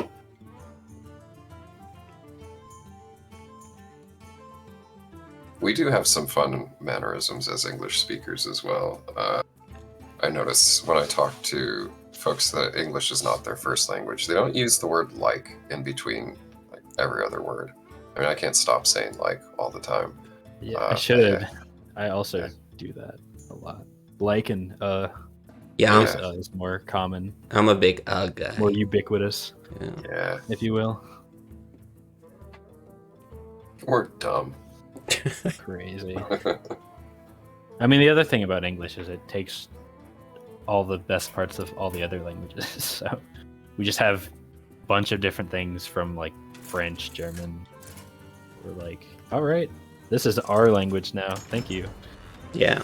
Good luck to the rest of the world that doesn't speak it natively. Stay in the shadows. Yeah, I Starforge, Oh, go ahead. Starforge the other night told me that piranha is an anglicized word, that it's actually piranha. And I was like, no way, man. And I looked it up and he's right. Huh. There are a lot of words that we use in English that have been anglicized that maybe you don't realize. Job's done. Yeah, there's a ton. Like, have you ever had somebody ask you about the origin of something? They're like, "Oh, where does that term come from?" You're like, I don't You just know. guess Latin or Greek. It's probably going to be one of those. Yeah. I'm like, my grandpa said it. I don't know. Jeez. This Well, Mukla is quite good here, actually. Yeah, this is a really tough matchup for the Miracle Rogue a lot of times. Aggro Rogue just has the ways to deal damage so fast and so consistently. Well, that's a great draw. Yeah. You can deal with the Mukla. And I think you're fine using Eviscerate to kill Mukla here. I think so too. You've got these bananas as combo activators for your SI. I was You thinking play a that 1 health minion, then you can banana SI it. you can feed Mukla a banana and then backstab and eviscerate him just to plump him up and then murder him. I don't know if this is the move, but I also don't know if it isn't the move. Yeah, Sap is a reasonable choice here as well. Although we get a little bit behind in tempo. But I think the idea is that if Mukla comes down again, we've still got the tools to deal with it. We've still got Eviscerate. Mukla comes down again. We are eating good tonight. That's for sure. Yeah, regular fruit basket there. And Backstab SI going to be pretty strong here, but not actually going to clear the entire board. Do you give the SI a banana? Yeah, hard to say. If you're, Actual question. yeah, if you're counting on more bananas, then I think it's great. But it's so nice with the gadgets in. I kind of like giving him a banana. It has to eviscerate either way, unfortunately. But Yeah. you're expecting the Mukla to come down. Or if you're expecting the Mukla to come down again, then I think it's definitely correct. Make your SI a 4/4.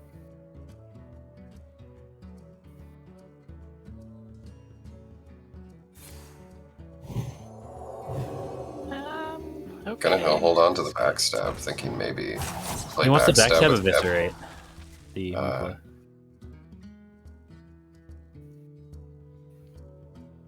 The light. I guess. Yeah, I guess Yeah, I think you use the combo cards here, yeah.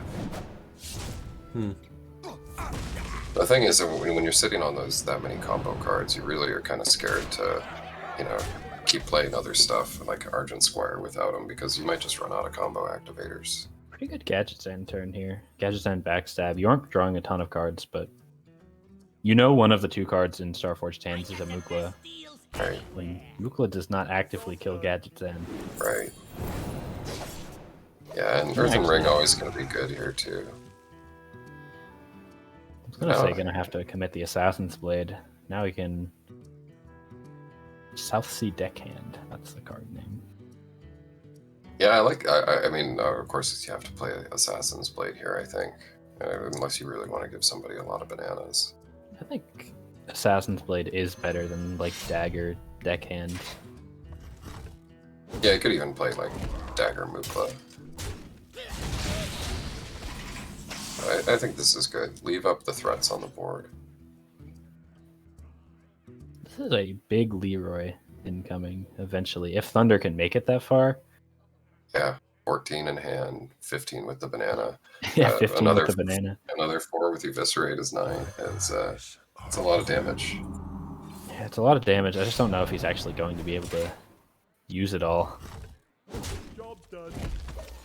See, and he's going for the board clear here. Doesn't want to commit. It's possible too to play Deadly Poison there and just start swinging face. And speaking of Deadly Poison, Starforge got to be a happy camper here.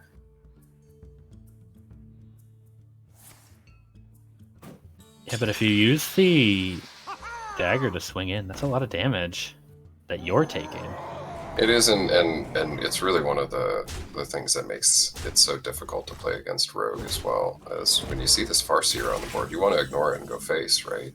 But the problem is that Farseer might get Shadow Stepped a bunch of times, and all of a sudden that face damage doesn't really matter.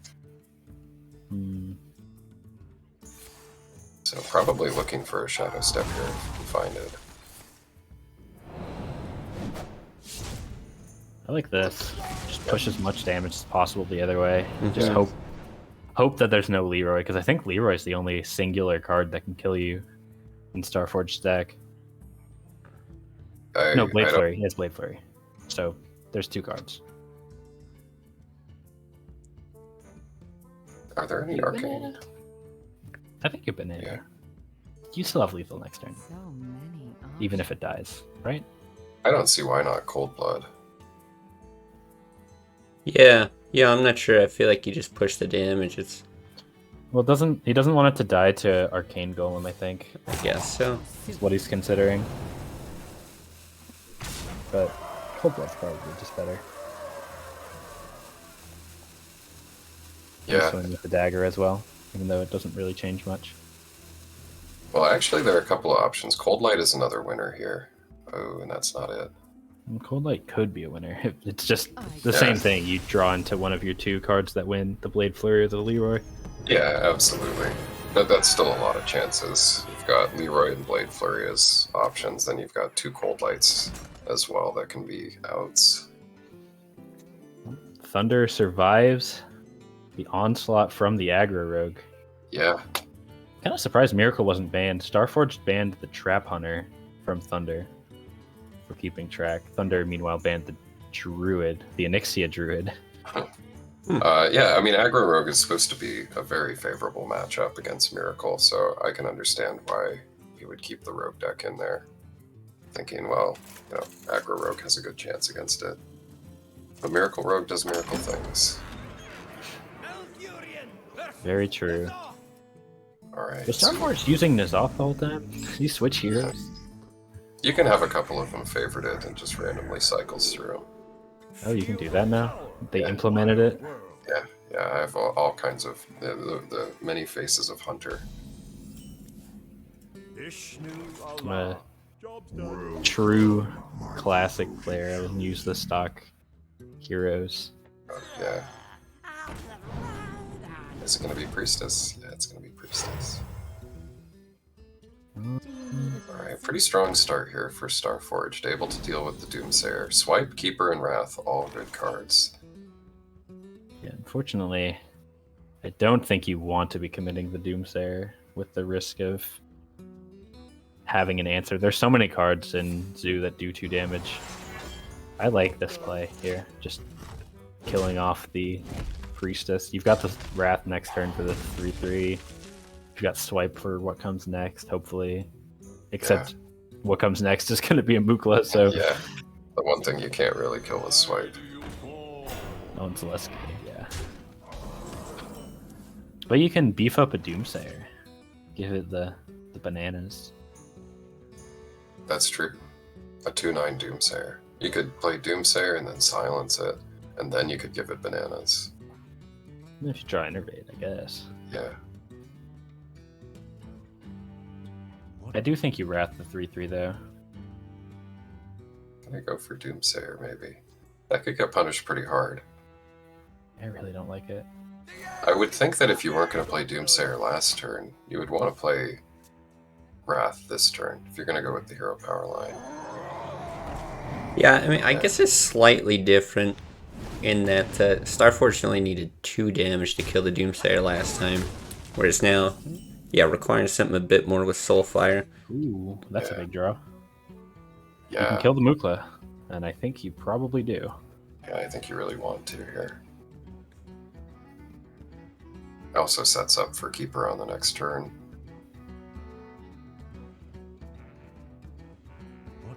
I'm not sure what else you consider here. Maybe you want to Wrath something, but it's just such a good setup for the next turn. I don't see why. Yeah, you keep your banana next turn. Alright, Thunder gonna go with the swipe on Mukla. Starforged hand, not great. I don't think you're going to be playing the Cellfire. No, I don't think so.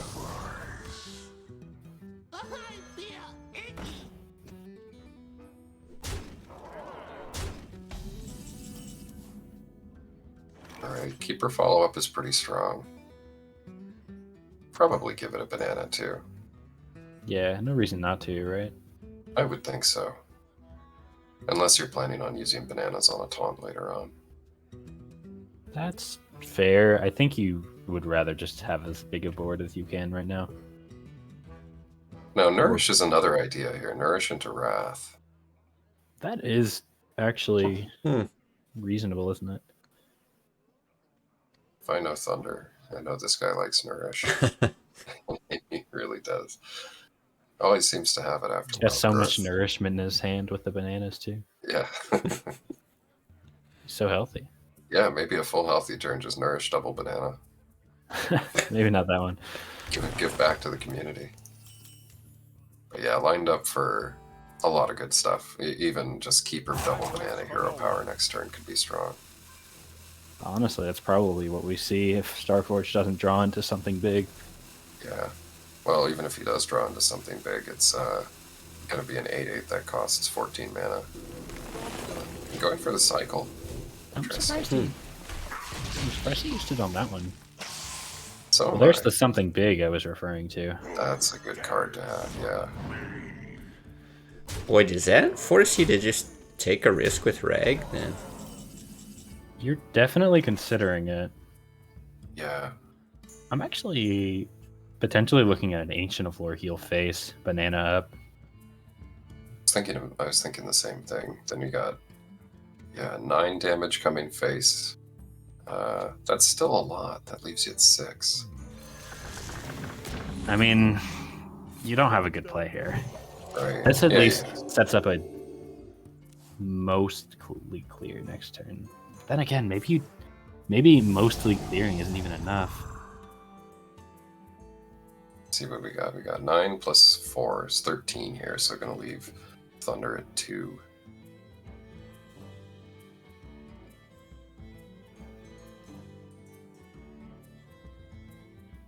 I like that Starforge is taking his time here, right? Just no reason to rush this decision. And it could be an impactful decision where you put the wolf or, whether you trade off here. I don't think that the right decision is to trade off. If your opponent can't deal with your board the previous turn, it's probably good to just start pushing. You've already seen a swipe. It feels pretty safe to go wide here.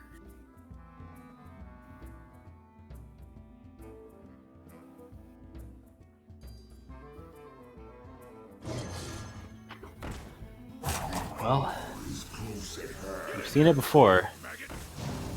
Need the Azure Drake swipe, it looks like. Yeah. Right. I don't think Wrath helps here. Doesn't do enough. Yeah. It's so rough that this Voidwalker has taunt. If it didn't, you could actually set up a decent clear. What to do? And just leave the taunt up, I think. Oof, that's not gonna do it. Too bad. So I suppose there was a reason not to play that banana there, is that you can double banana the Doomsayer and kill it, or the Doomguard. Sure, but you're not in much better of a situation after that. No, but it is something. I don't know if the banana on a 5/5 really makes any difference, right? Well, even with Mukla, Zulok still quite good in a druid, as it turns out. Yeah, Starforge taking one home. Yeah, I'm a little sad that's going to be the last that we see from that Warlock. It's just such an interesting deck. Yeah, it really is. I might try my hand at that one. That looks like it's a lot of fun to play. Still got the aggro rogue and the big priest coming in. Yeah, so how does this priest line up with the lineup here? It is a pretty druid teched priest with the Ysera, with the Black Knight. Even with like Tank Master, I think it's not specifically a druid tech, but it is pretty good into druid, especially if it wins the 50-50 and makes a squirrel instead of a 5/5. Exactly. Might see Coin Moonfire hero power. I'm not going to commit the coin, it looks like. Okay. I think that's fine. Because if you don't have a follow-up, I think, yeah, having the hero power. Now you're actually thinking about hero powering the 3/2, as silly as that sounds. Setting up a big swipe. Yeah, it is a consideration. And from Starforge's perspective as well, it's like, you know, what do you do next turn? You want to dagger and play South Sea deckhand, but it's hard to do that if you know that a swipe is coming down. Looks like we're just going to see the Azure Drake. Okay, trying to find a way to contest the board here. Azure Drake does a decent job. There's another Moonfire. Unfortunately, you can't use it on the thing you want to. Right. Ooh, how tempted are we to trade this Arcane Golem in? I honestly just like the deckhand. Yeah, I Trade think into the Dagger Drake. deckhand is quite good. Actually, maybe you don't even swing with the dagger. You just trade your current board and then next turn you have Deadly Poison Arcane Golem. But I think you want to save the Deadly Poison for the Assassin's Blade here. maybe. Gonna launch it off. Really interesting to see this. And I know it's a nice clean trade, keeps your board alive, but boy, it really feels bad to be playing a card that gives your opponent ramp when that's kind of their strategy. Yeah, Thunder gets pushed a turn closer into his own Nourish. Right. Quite good. Having to commit Savage Roar here to take care of this 3-2, I think that's a pretty good trade here.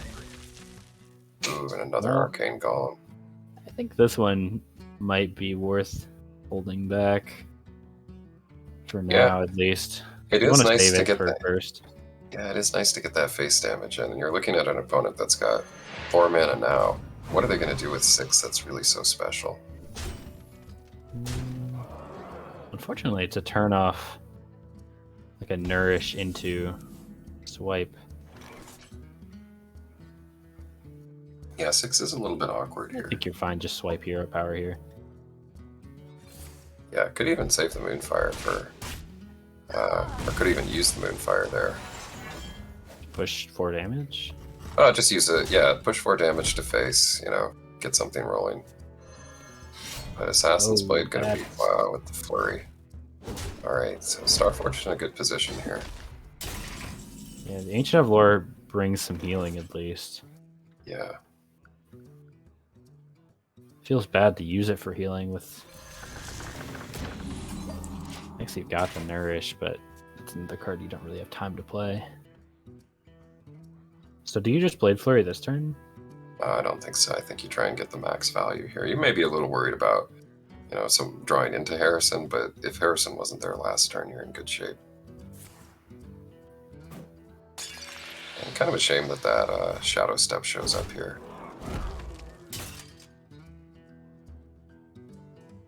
Good consideration here. Do you want to keep the deckhand to work with? Oof, that is rough. I do think everything he said was correct there. You don't expect Harrison right off the top. Oh, I mean, now with Everyone's gotta 17 plan cards. until Harrison comes off the top. Yeah. tough break. Well, it isn't over. I mean, Leroy is still a card with Shadow Step. Even that deckhand has a potential to push a bit of damage with Cold Blood. Yeah, I think deckhand Cold Blood Weapon. Yeah, I think Just so send too. 7 face, hope for Leroy, hope for Yep. no taunts. Unfortunately, it's a little optimistic. There is the Shield Master, and with a Savage Roar draw, you're actually just dead. See if he commits it. I think it's the turn to commit it. I suppose it doesn't make much of a difference if you draw Leroy. I guess Well, it locks you out of the Blade Flurry, but Yeah, there's Cold Blood, or there's Cold Light Oracle. well, that's true.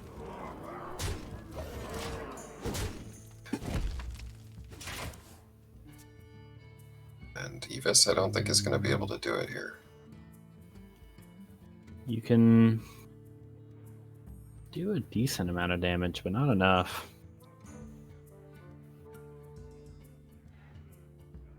Oh, and Thunder Scene got lethal a couple different ways in hand here.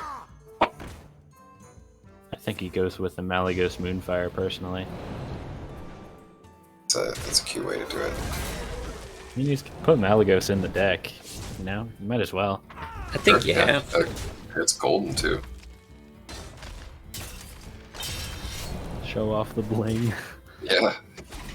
Yeah. That thing costs 3,200 dust. Alright.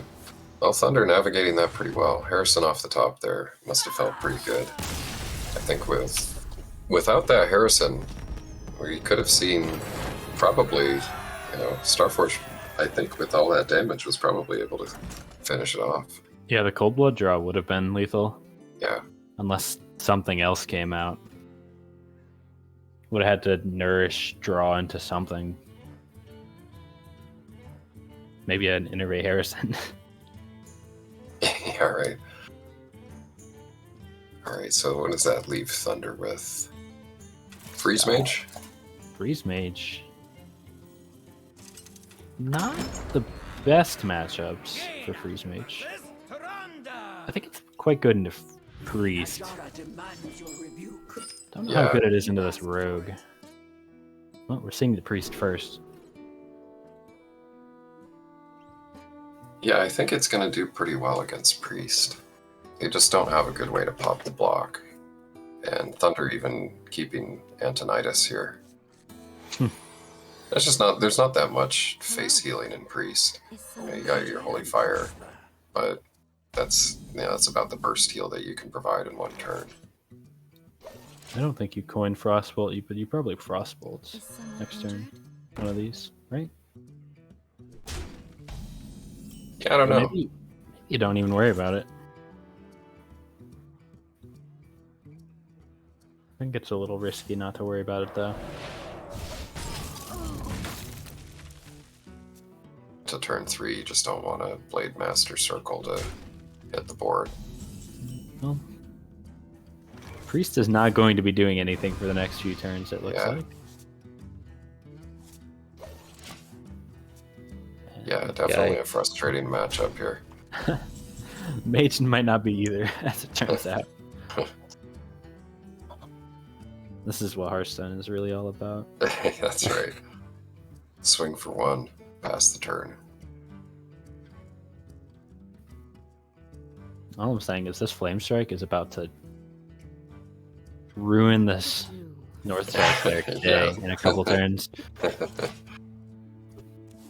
Yeah, I like developing the ice block here. Just spend your mana doing stuff while the priest can't. Yeah, I think you just gotta play Akanai here. Yeah, and I think you're fine fireballing it, I think. With the Antonidas in hand. Yeah, you got a coin, you got mirror image. Yeah, I got plenty of fireballs.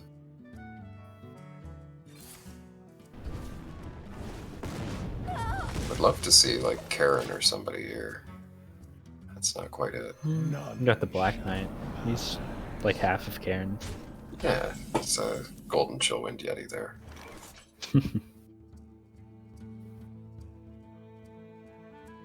Just drop the Doomsayer here to empty your hand.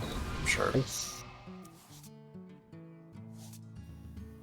either that or Vaporize. So you aren't coining here, right? No, I think you keep the coin. I think you just play Doomsayer here. You know, not terribly worried about what's going to happen. That's what I think as well. At 25 health. If you play Vape, then the 1/3 just gets, triggers the Vaporize, and you still got to deal with this 4/5.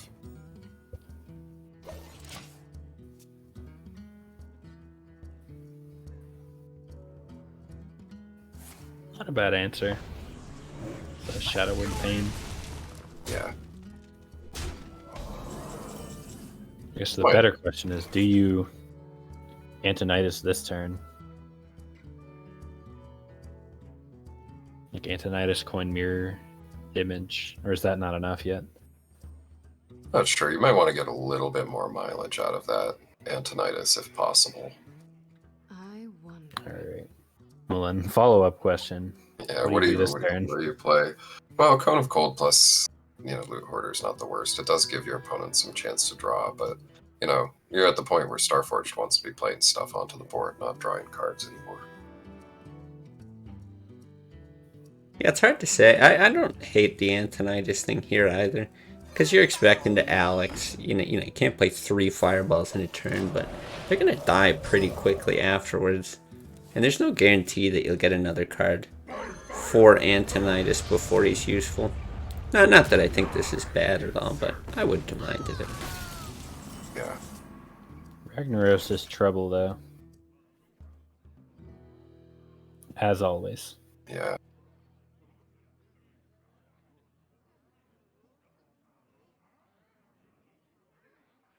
Might be worth setting up a I 2-turn wonder. kill with this fireball. Just Yeah. take Flame Strike now. Yeah, exactly. Flame Strike and try and Fireball. And it's like, Starforged only has the ability to hero power the rag that brings it up to an 8/6, and Fireball still kills it. Do you Unless he ever... draws Farseer. Actually, does he have Farseer in this deck? I wonder. He does not. Would you ever Flame Strike and follow it up with Mirror Image? You Not lose with the fireball. Alex in hand. Yeah.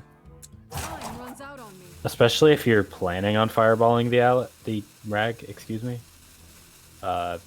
Burning the mirror image just you start to run out of things to generate fireballs, and you do need quite a few of them because Priest does have a little bit of healing. Yeah, that's fair. Looks like it would have got absolutely demolished by Holy Nova anyway. Yeah, I actually kind of like playing Holy Nova here instead of Holy Fire.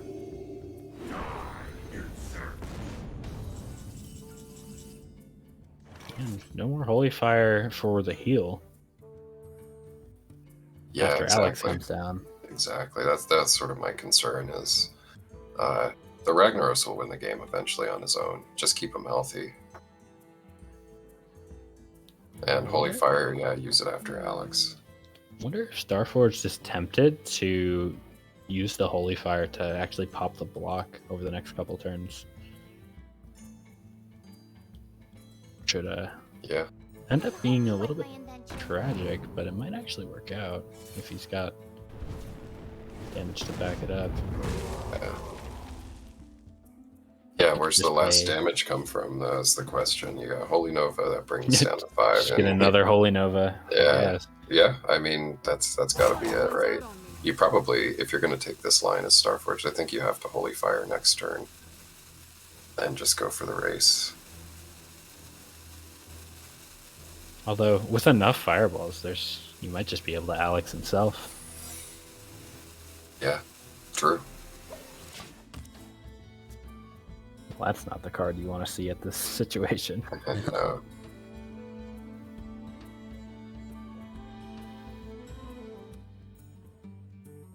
Yeah, if you're planning to use Holy Nova to deal lethal when they're at 2, then you've got to use Holy Fire now. Yeah, I guess just scared about not getting the heal off of Holy Fire, but yeah, I'm not sure that matters at this point.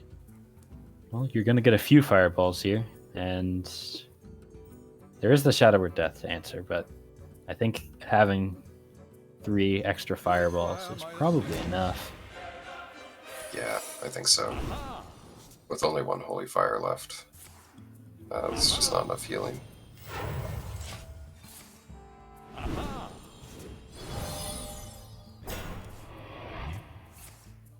Okay, there's the death.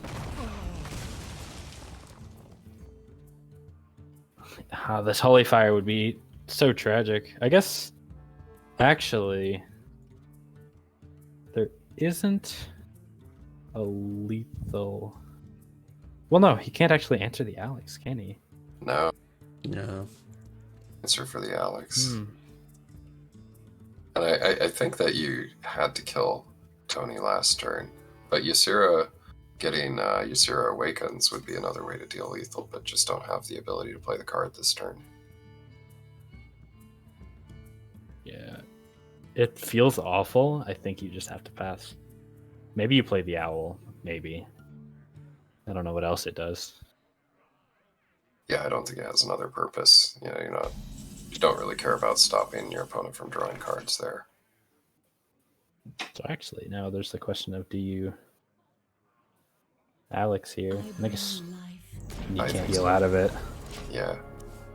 Heal what, 22, and then actually double fireball ping 21. Huh. Gets That's the something. Frost Nova. I hope you like my invention. Yeah, but it's another turn of not killing him. Starforge not killing Thunder, to be clear. Yeah, I suppose Yeah. that actually, I didn't think about it, but Thought Steal may be an out if Starforge picks another one up, just being able to pop the block. I don't think that he's going to be able to survive, but maybe earlier on Thought Steal would have been good for that. Doesn't look like it. And now with the Iceland's Frostbolt picked up, No, really can't heal out of this. no. So Thunder, looking like he is going to take it, barring something I'm not seeing. Yeah, I don't think that they're. Yeah. I don't think there anything left. All right. No, but it did come down a little closer than maybe I would have expected at the end there. Like having that Holy Fire with the ability to proc did draw into the Holy Nova. Like if somehow that priest could have survived, it was a winnable game. Yeah, if he Holy Nova'd first, or Holy Fired first with the second Holy Nova draw. Did Yeah, he draw second Holy Nova? I'm already did at the good. very end there. At the very end, yeah. Yeah, he maybe did. that could have been enough. Although I think if you're at 2, you're probably more likely to Alex yourself. Yeah. So I don't think Thunder would have been in a situation like that anymore. Hard to say though. Yeah, you know, sometimes you just also expect, well, there's going to be a second ice block. There's Alex. There's so many ways around that. And we may, you know, very well have seen Alex Straza come down on his own face, too. Yeah, I think at 2 health, you know, you're playing against a deck. I guess it doesn't have Holy Smite, but it's got another Holy Nova. Right. It's got an Alkanai that can just hero power you down. I think you're more inclined to be a little bit safer Yeah, compared I'd to agree. 5, where there's one card that can do 5 left in the deck, and it's Ysera getting Ysera Awakens. Right. And who has time to play Ysera? Well, not Starforged, it seems. Yeah, tough game. It's always you know, difficult to go into that last game feeling like, well, Priest into Freeze Mage is always going to be tough, and then not getting good draws, not getting things on curve, no injured Blade Master or anything. It's got to be frustrating. Oh yeah, for sure. Right, well, Thunder, he's off the client. It says offline in Discord. Let's see. If we can get a hold of him. Oh, he's His back. internet now. just crashed. Oh. Yeah, I see the mobile symbol. Yeah, on today's episode of Boomers Trying to Figure Out Discord. we had this happen last time. It's still happening. None of us know how to use this damn app. That's right. Guys, we're So halfway done the stream now. Yeah, so many buttons to click. All these names and icons.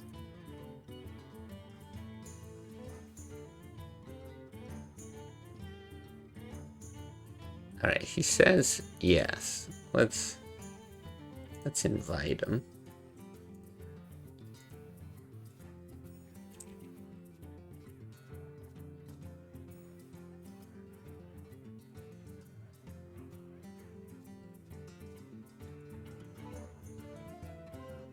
Do you think it's not too surprising to see Thunder winning it?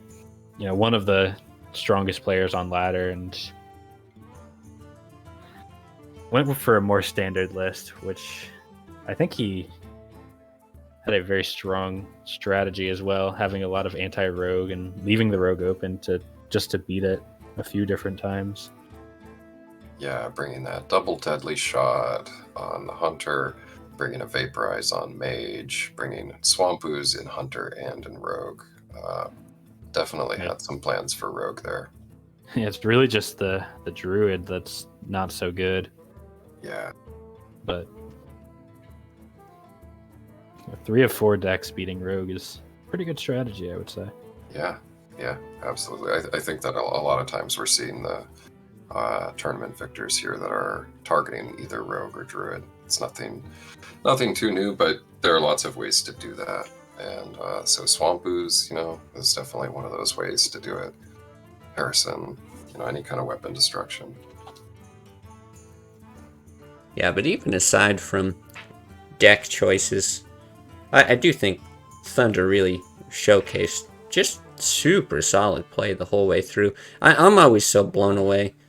I'll play this game, and a lot of times it feels like solved, or there's so much that we know about it. But when you see players that play this well, it just goes to show you, well, how bad you are. But Thunder, Yeah. we've got you here. Hey, welcome. Congratulations on your victory. Thank you. How do you feel? Oh, yeah, it feels good. I think it's the first time I've won anything, whether it's Hearthstone or something else. Congratulations. I think you deserve to win after so many high ladder finishes, so many tournaments. You played last NA tournament, I believe the one before that, if that's correct. Yeah. Shout out to Severe for not playing this round, so chance to win. So we were just talking about your deck list that you brought here. It seems like your strategy was to target rogue. Does that sound about right?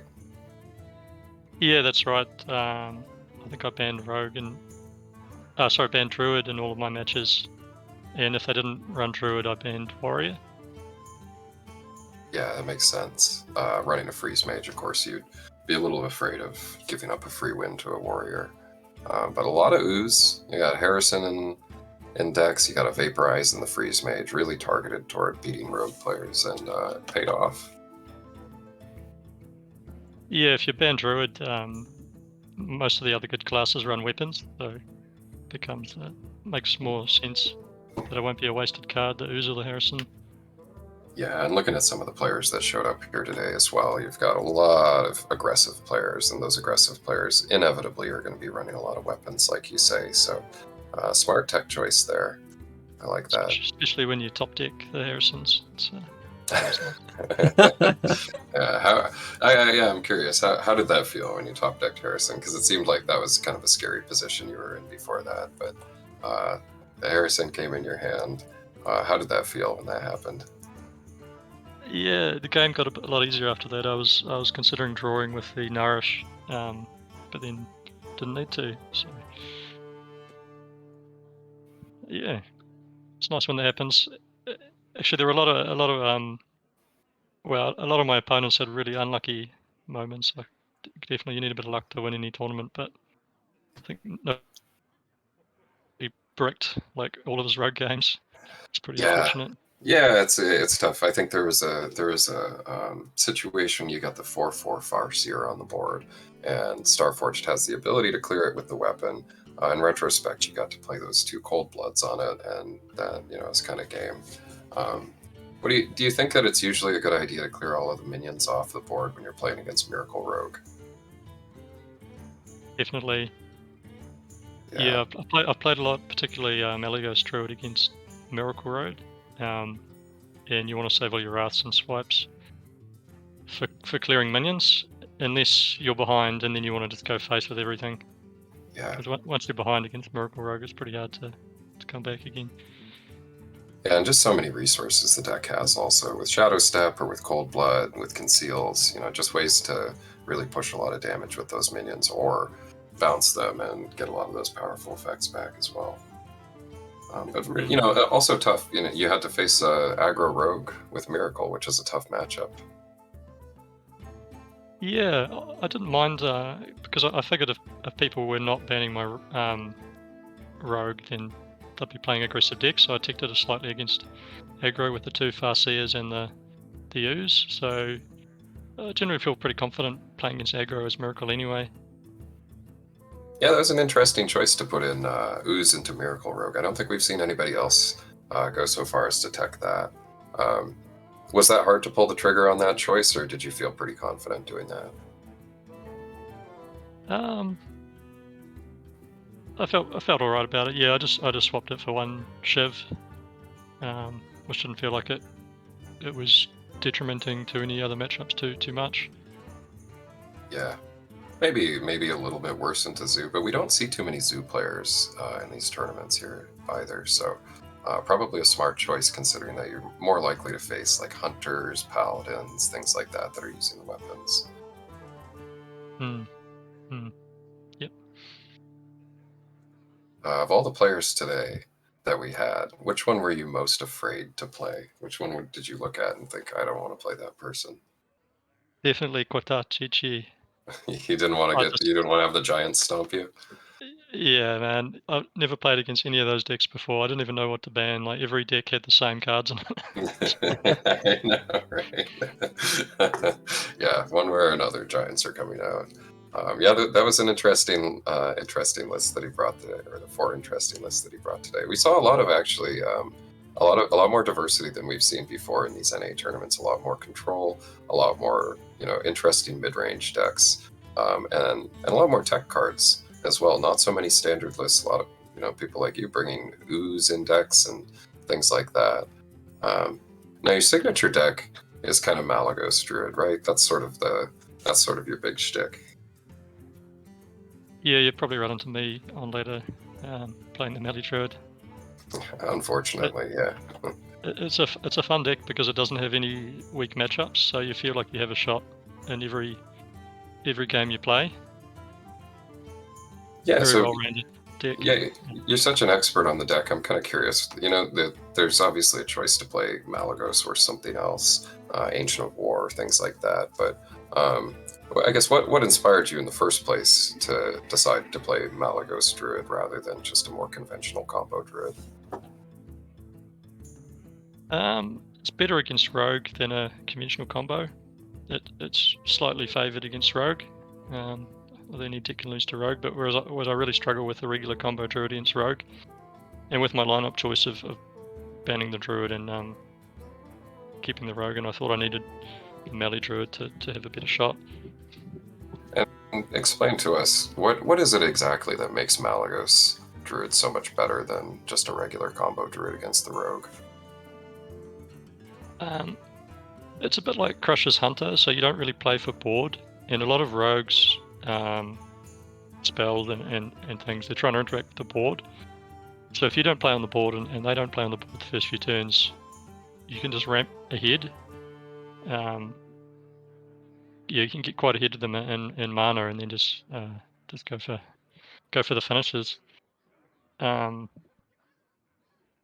It's with the nourishes as well. It can be a little bit faster than a regular combo, and then saving Rag for their Edwins or Gadget Chans, also helpful. Yeah, I notice you don't play any Yetis in the deck, and you also don't play Sylvanas or Karen. So I can understand what you're saying. Those Sylvanas and Karen usually get excellent value against in the Druid mirror. But if you have the ability to ban it, then yeah, sure, you don't need to bring those cards, right? Yeah, I mean Malagos Druid, it's more of an anti-aggro deck, but it has some play against control with the, if you can convert those Moonfires or get any kind of board, then you've got the combo as a finisher. But it does struggle against this kind of mirror and the warrior more than a regular combo Druid because it doesn't have those sticky boards, the Keen and so forth. This Hunter deck we've actually seen be very successful in tournaments. Satur has brought this Hunter deck. You bring the Hunter deck and win with it. And it's got an interesting game plan. Maybe you can kind of walk us through what exactly is the plan with this Trap Hunter deck? Hope that you get the right combination of cards you need. Tracking is definitely the most powerful card in that deck.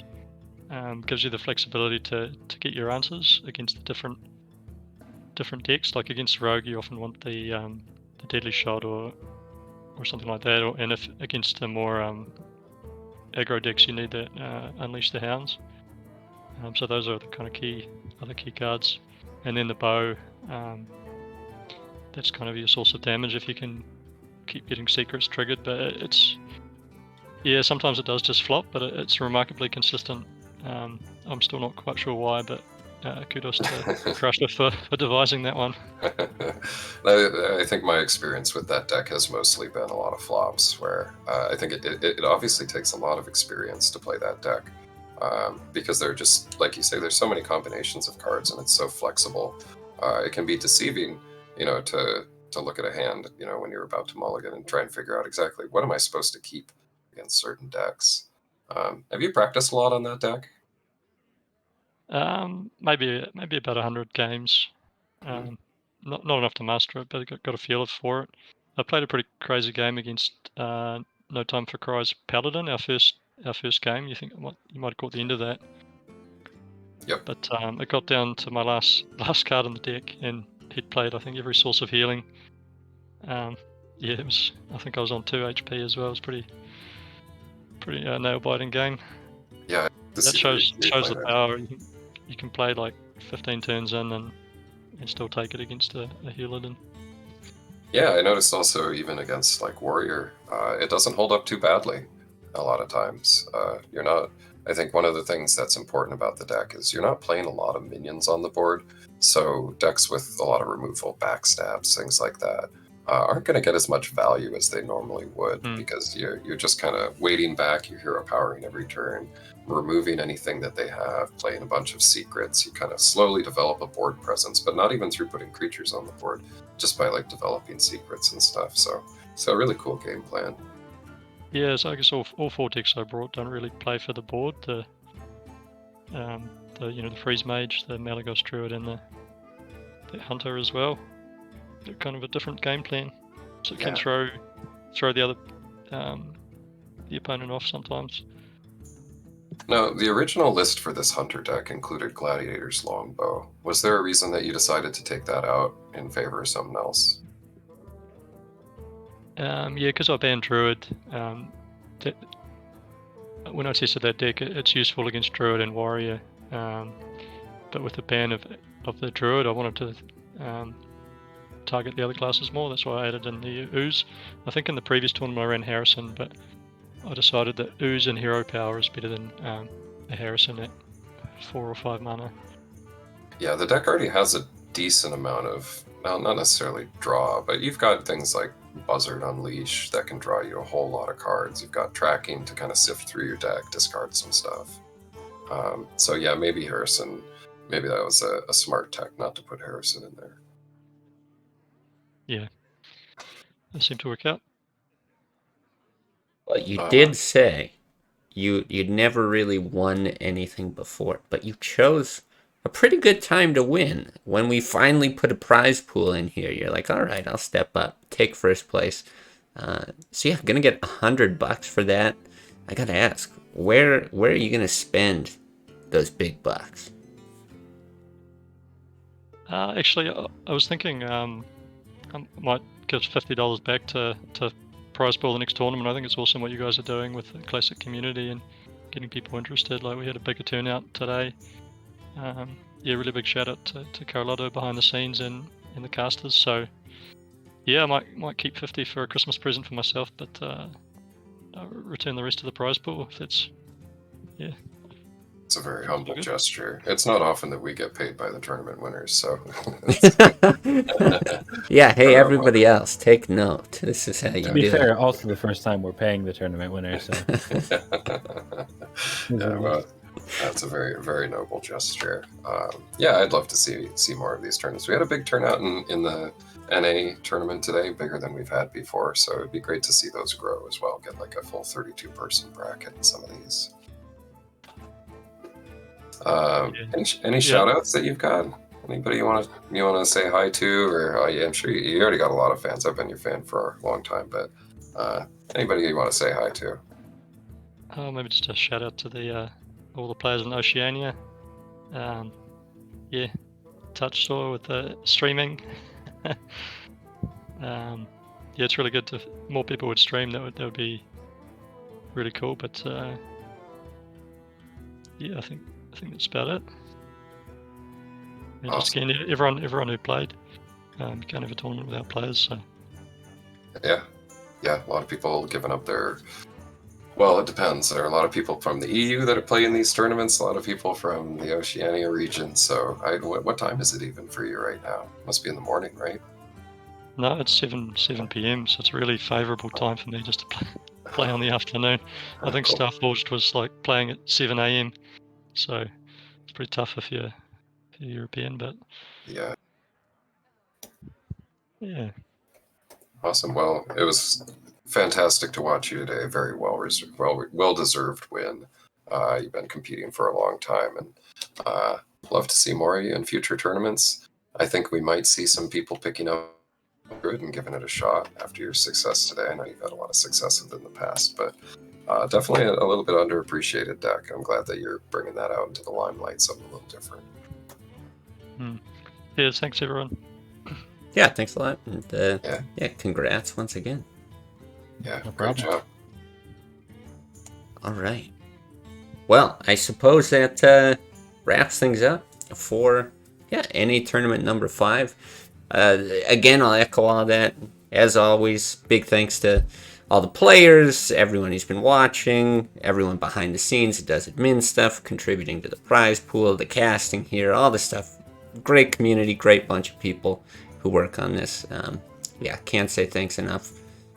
But I did want to highlight, going forward, I don't think we know exactly what we're doing, but at least an idea that maybe the start of the new year, we might be changing up the format a little bit for some of these tournaments. So for sure, if you got feedback, I've seen some in chat already, like come to the Discord, share your thoughts, what kinds of things you'd want to see for this. And I'm not going to make any promises, but I think after having a bit of a prize pool here after doing the same format for a while might be a good time to pivot. But again, willing to listen to kind of what anybody else has to say. So any last words from opposition third peer? Yeah, anybody, if you're interested, if you're watching and you haven't quite yet joined the community, feel free to check out the Classic Hearthstone Discord. We've got events like this that we run. Got a lot of interesting people there, a lot of really smart people that can help you out and maybe teach you a thing or two about Hearthstone if you're interested. Good streaming crowd in there as well. You can usually find somebody in there playing Hearthstone maybe at a high legend every night. So some fun to get to know people and see their decks as well. Yeah, I mean, I think y'all have pretty much covered everything I had to say. Just be on the lookout for some potential announcements for changes for the next few tournaments. We're definitely going to keep holding them, of course. They're a lot of fun. That's right. I'd like to think that everyone here has been having a lot of fun, but No, just you. Can't speak We've for been everyone. doing this all for you, Derp. I hope you I appreciate appreciate it. Yeah. Yeah, hopefully we'll see more Death Knights and Demon Hunters in the next tournament. I know nobody. no quite one brave brought enough Death to Knight. do What the this. heck? Yeah, New class? yeah. First it doesn't show up at Worlds, then it doesn't show up at the real Worlds, as in the Classic tournament. Messed up. Yeah. Well, a big shout out to all the fans, everybody who is watching the stream today. Thanks again for tuning in, checking it out, watching some awesome Hearthstone. We will be back in January for more tournaments as well, so keep your eyes posted. Yeah. Okay. Otherwise, Well, I think we're good. Yeah, that's where we'll end it. Until next time, thanks everybody, and we'll see you later.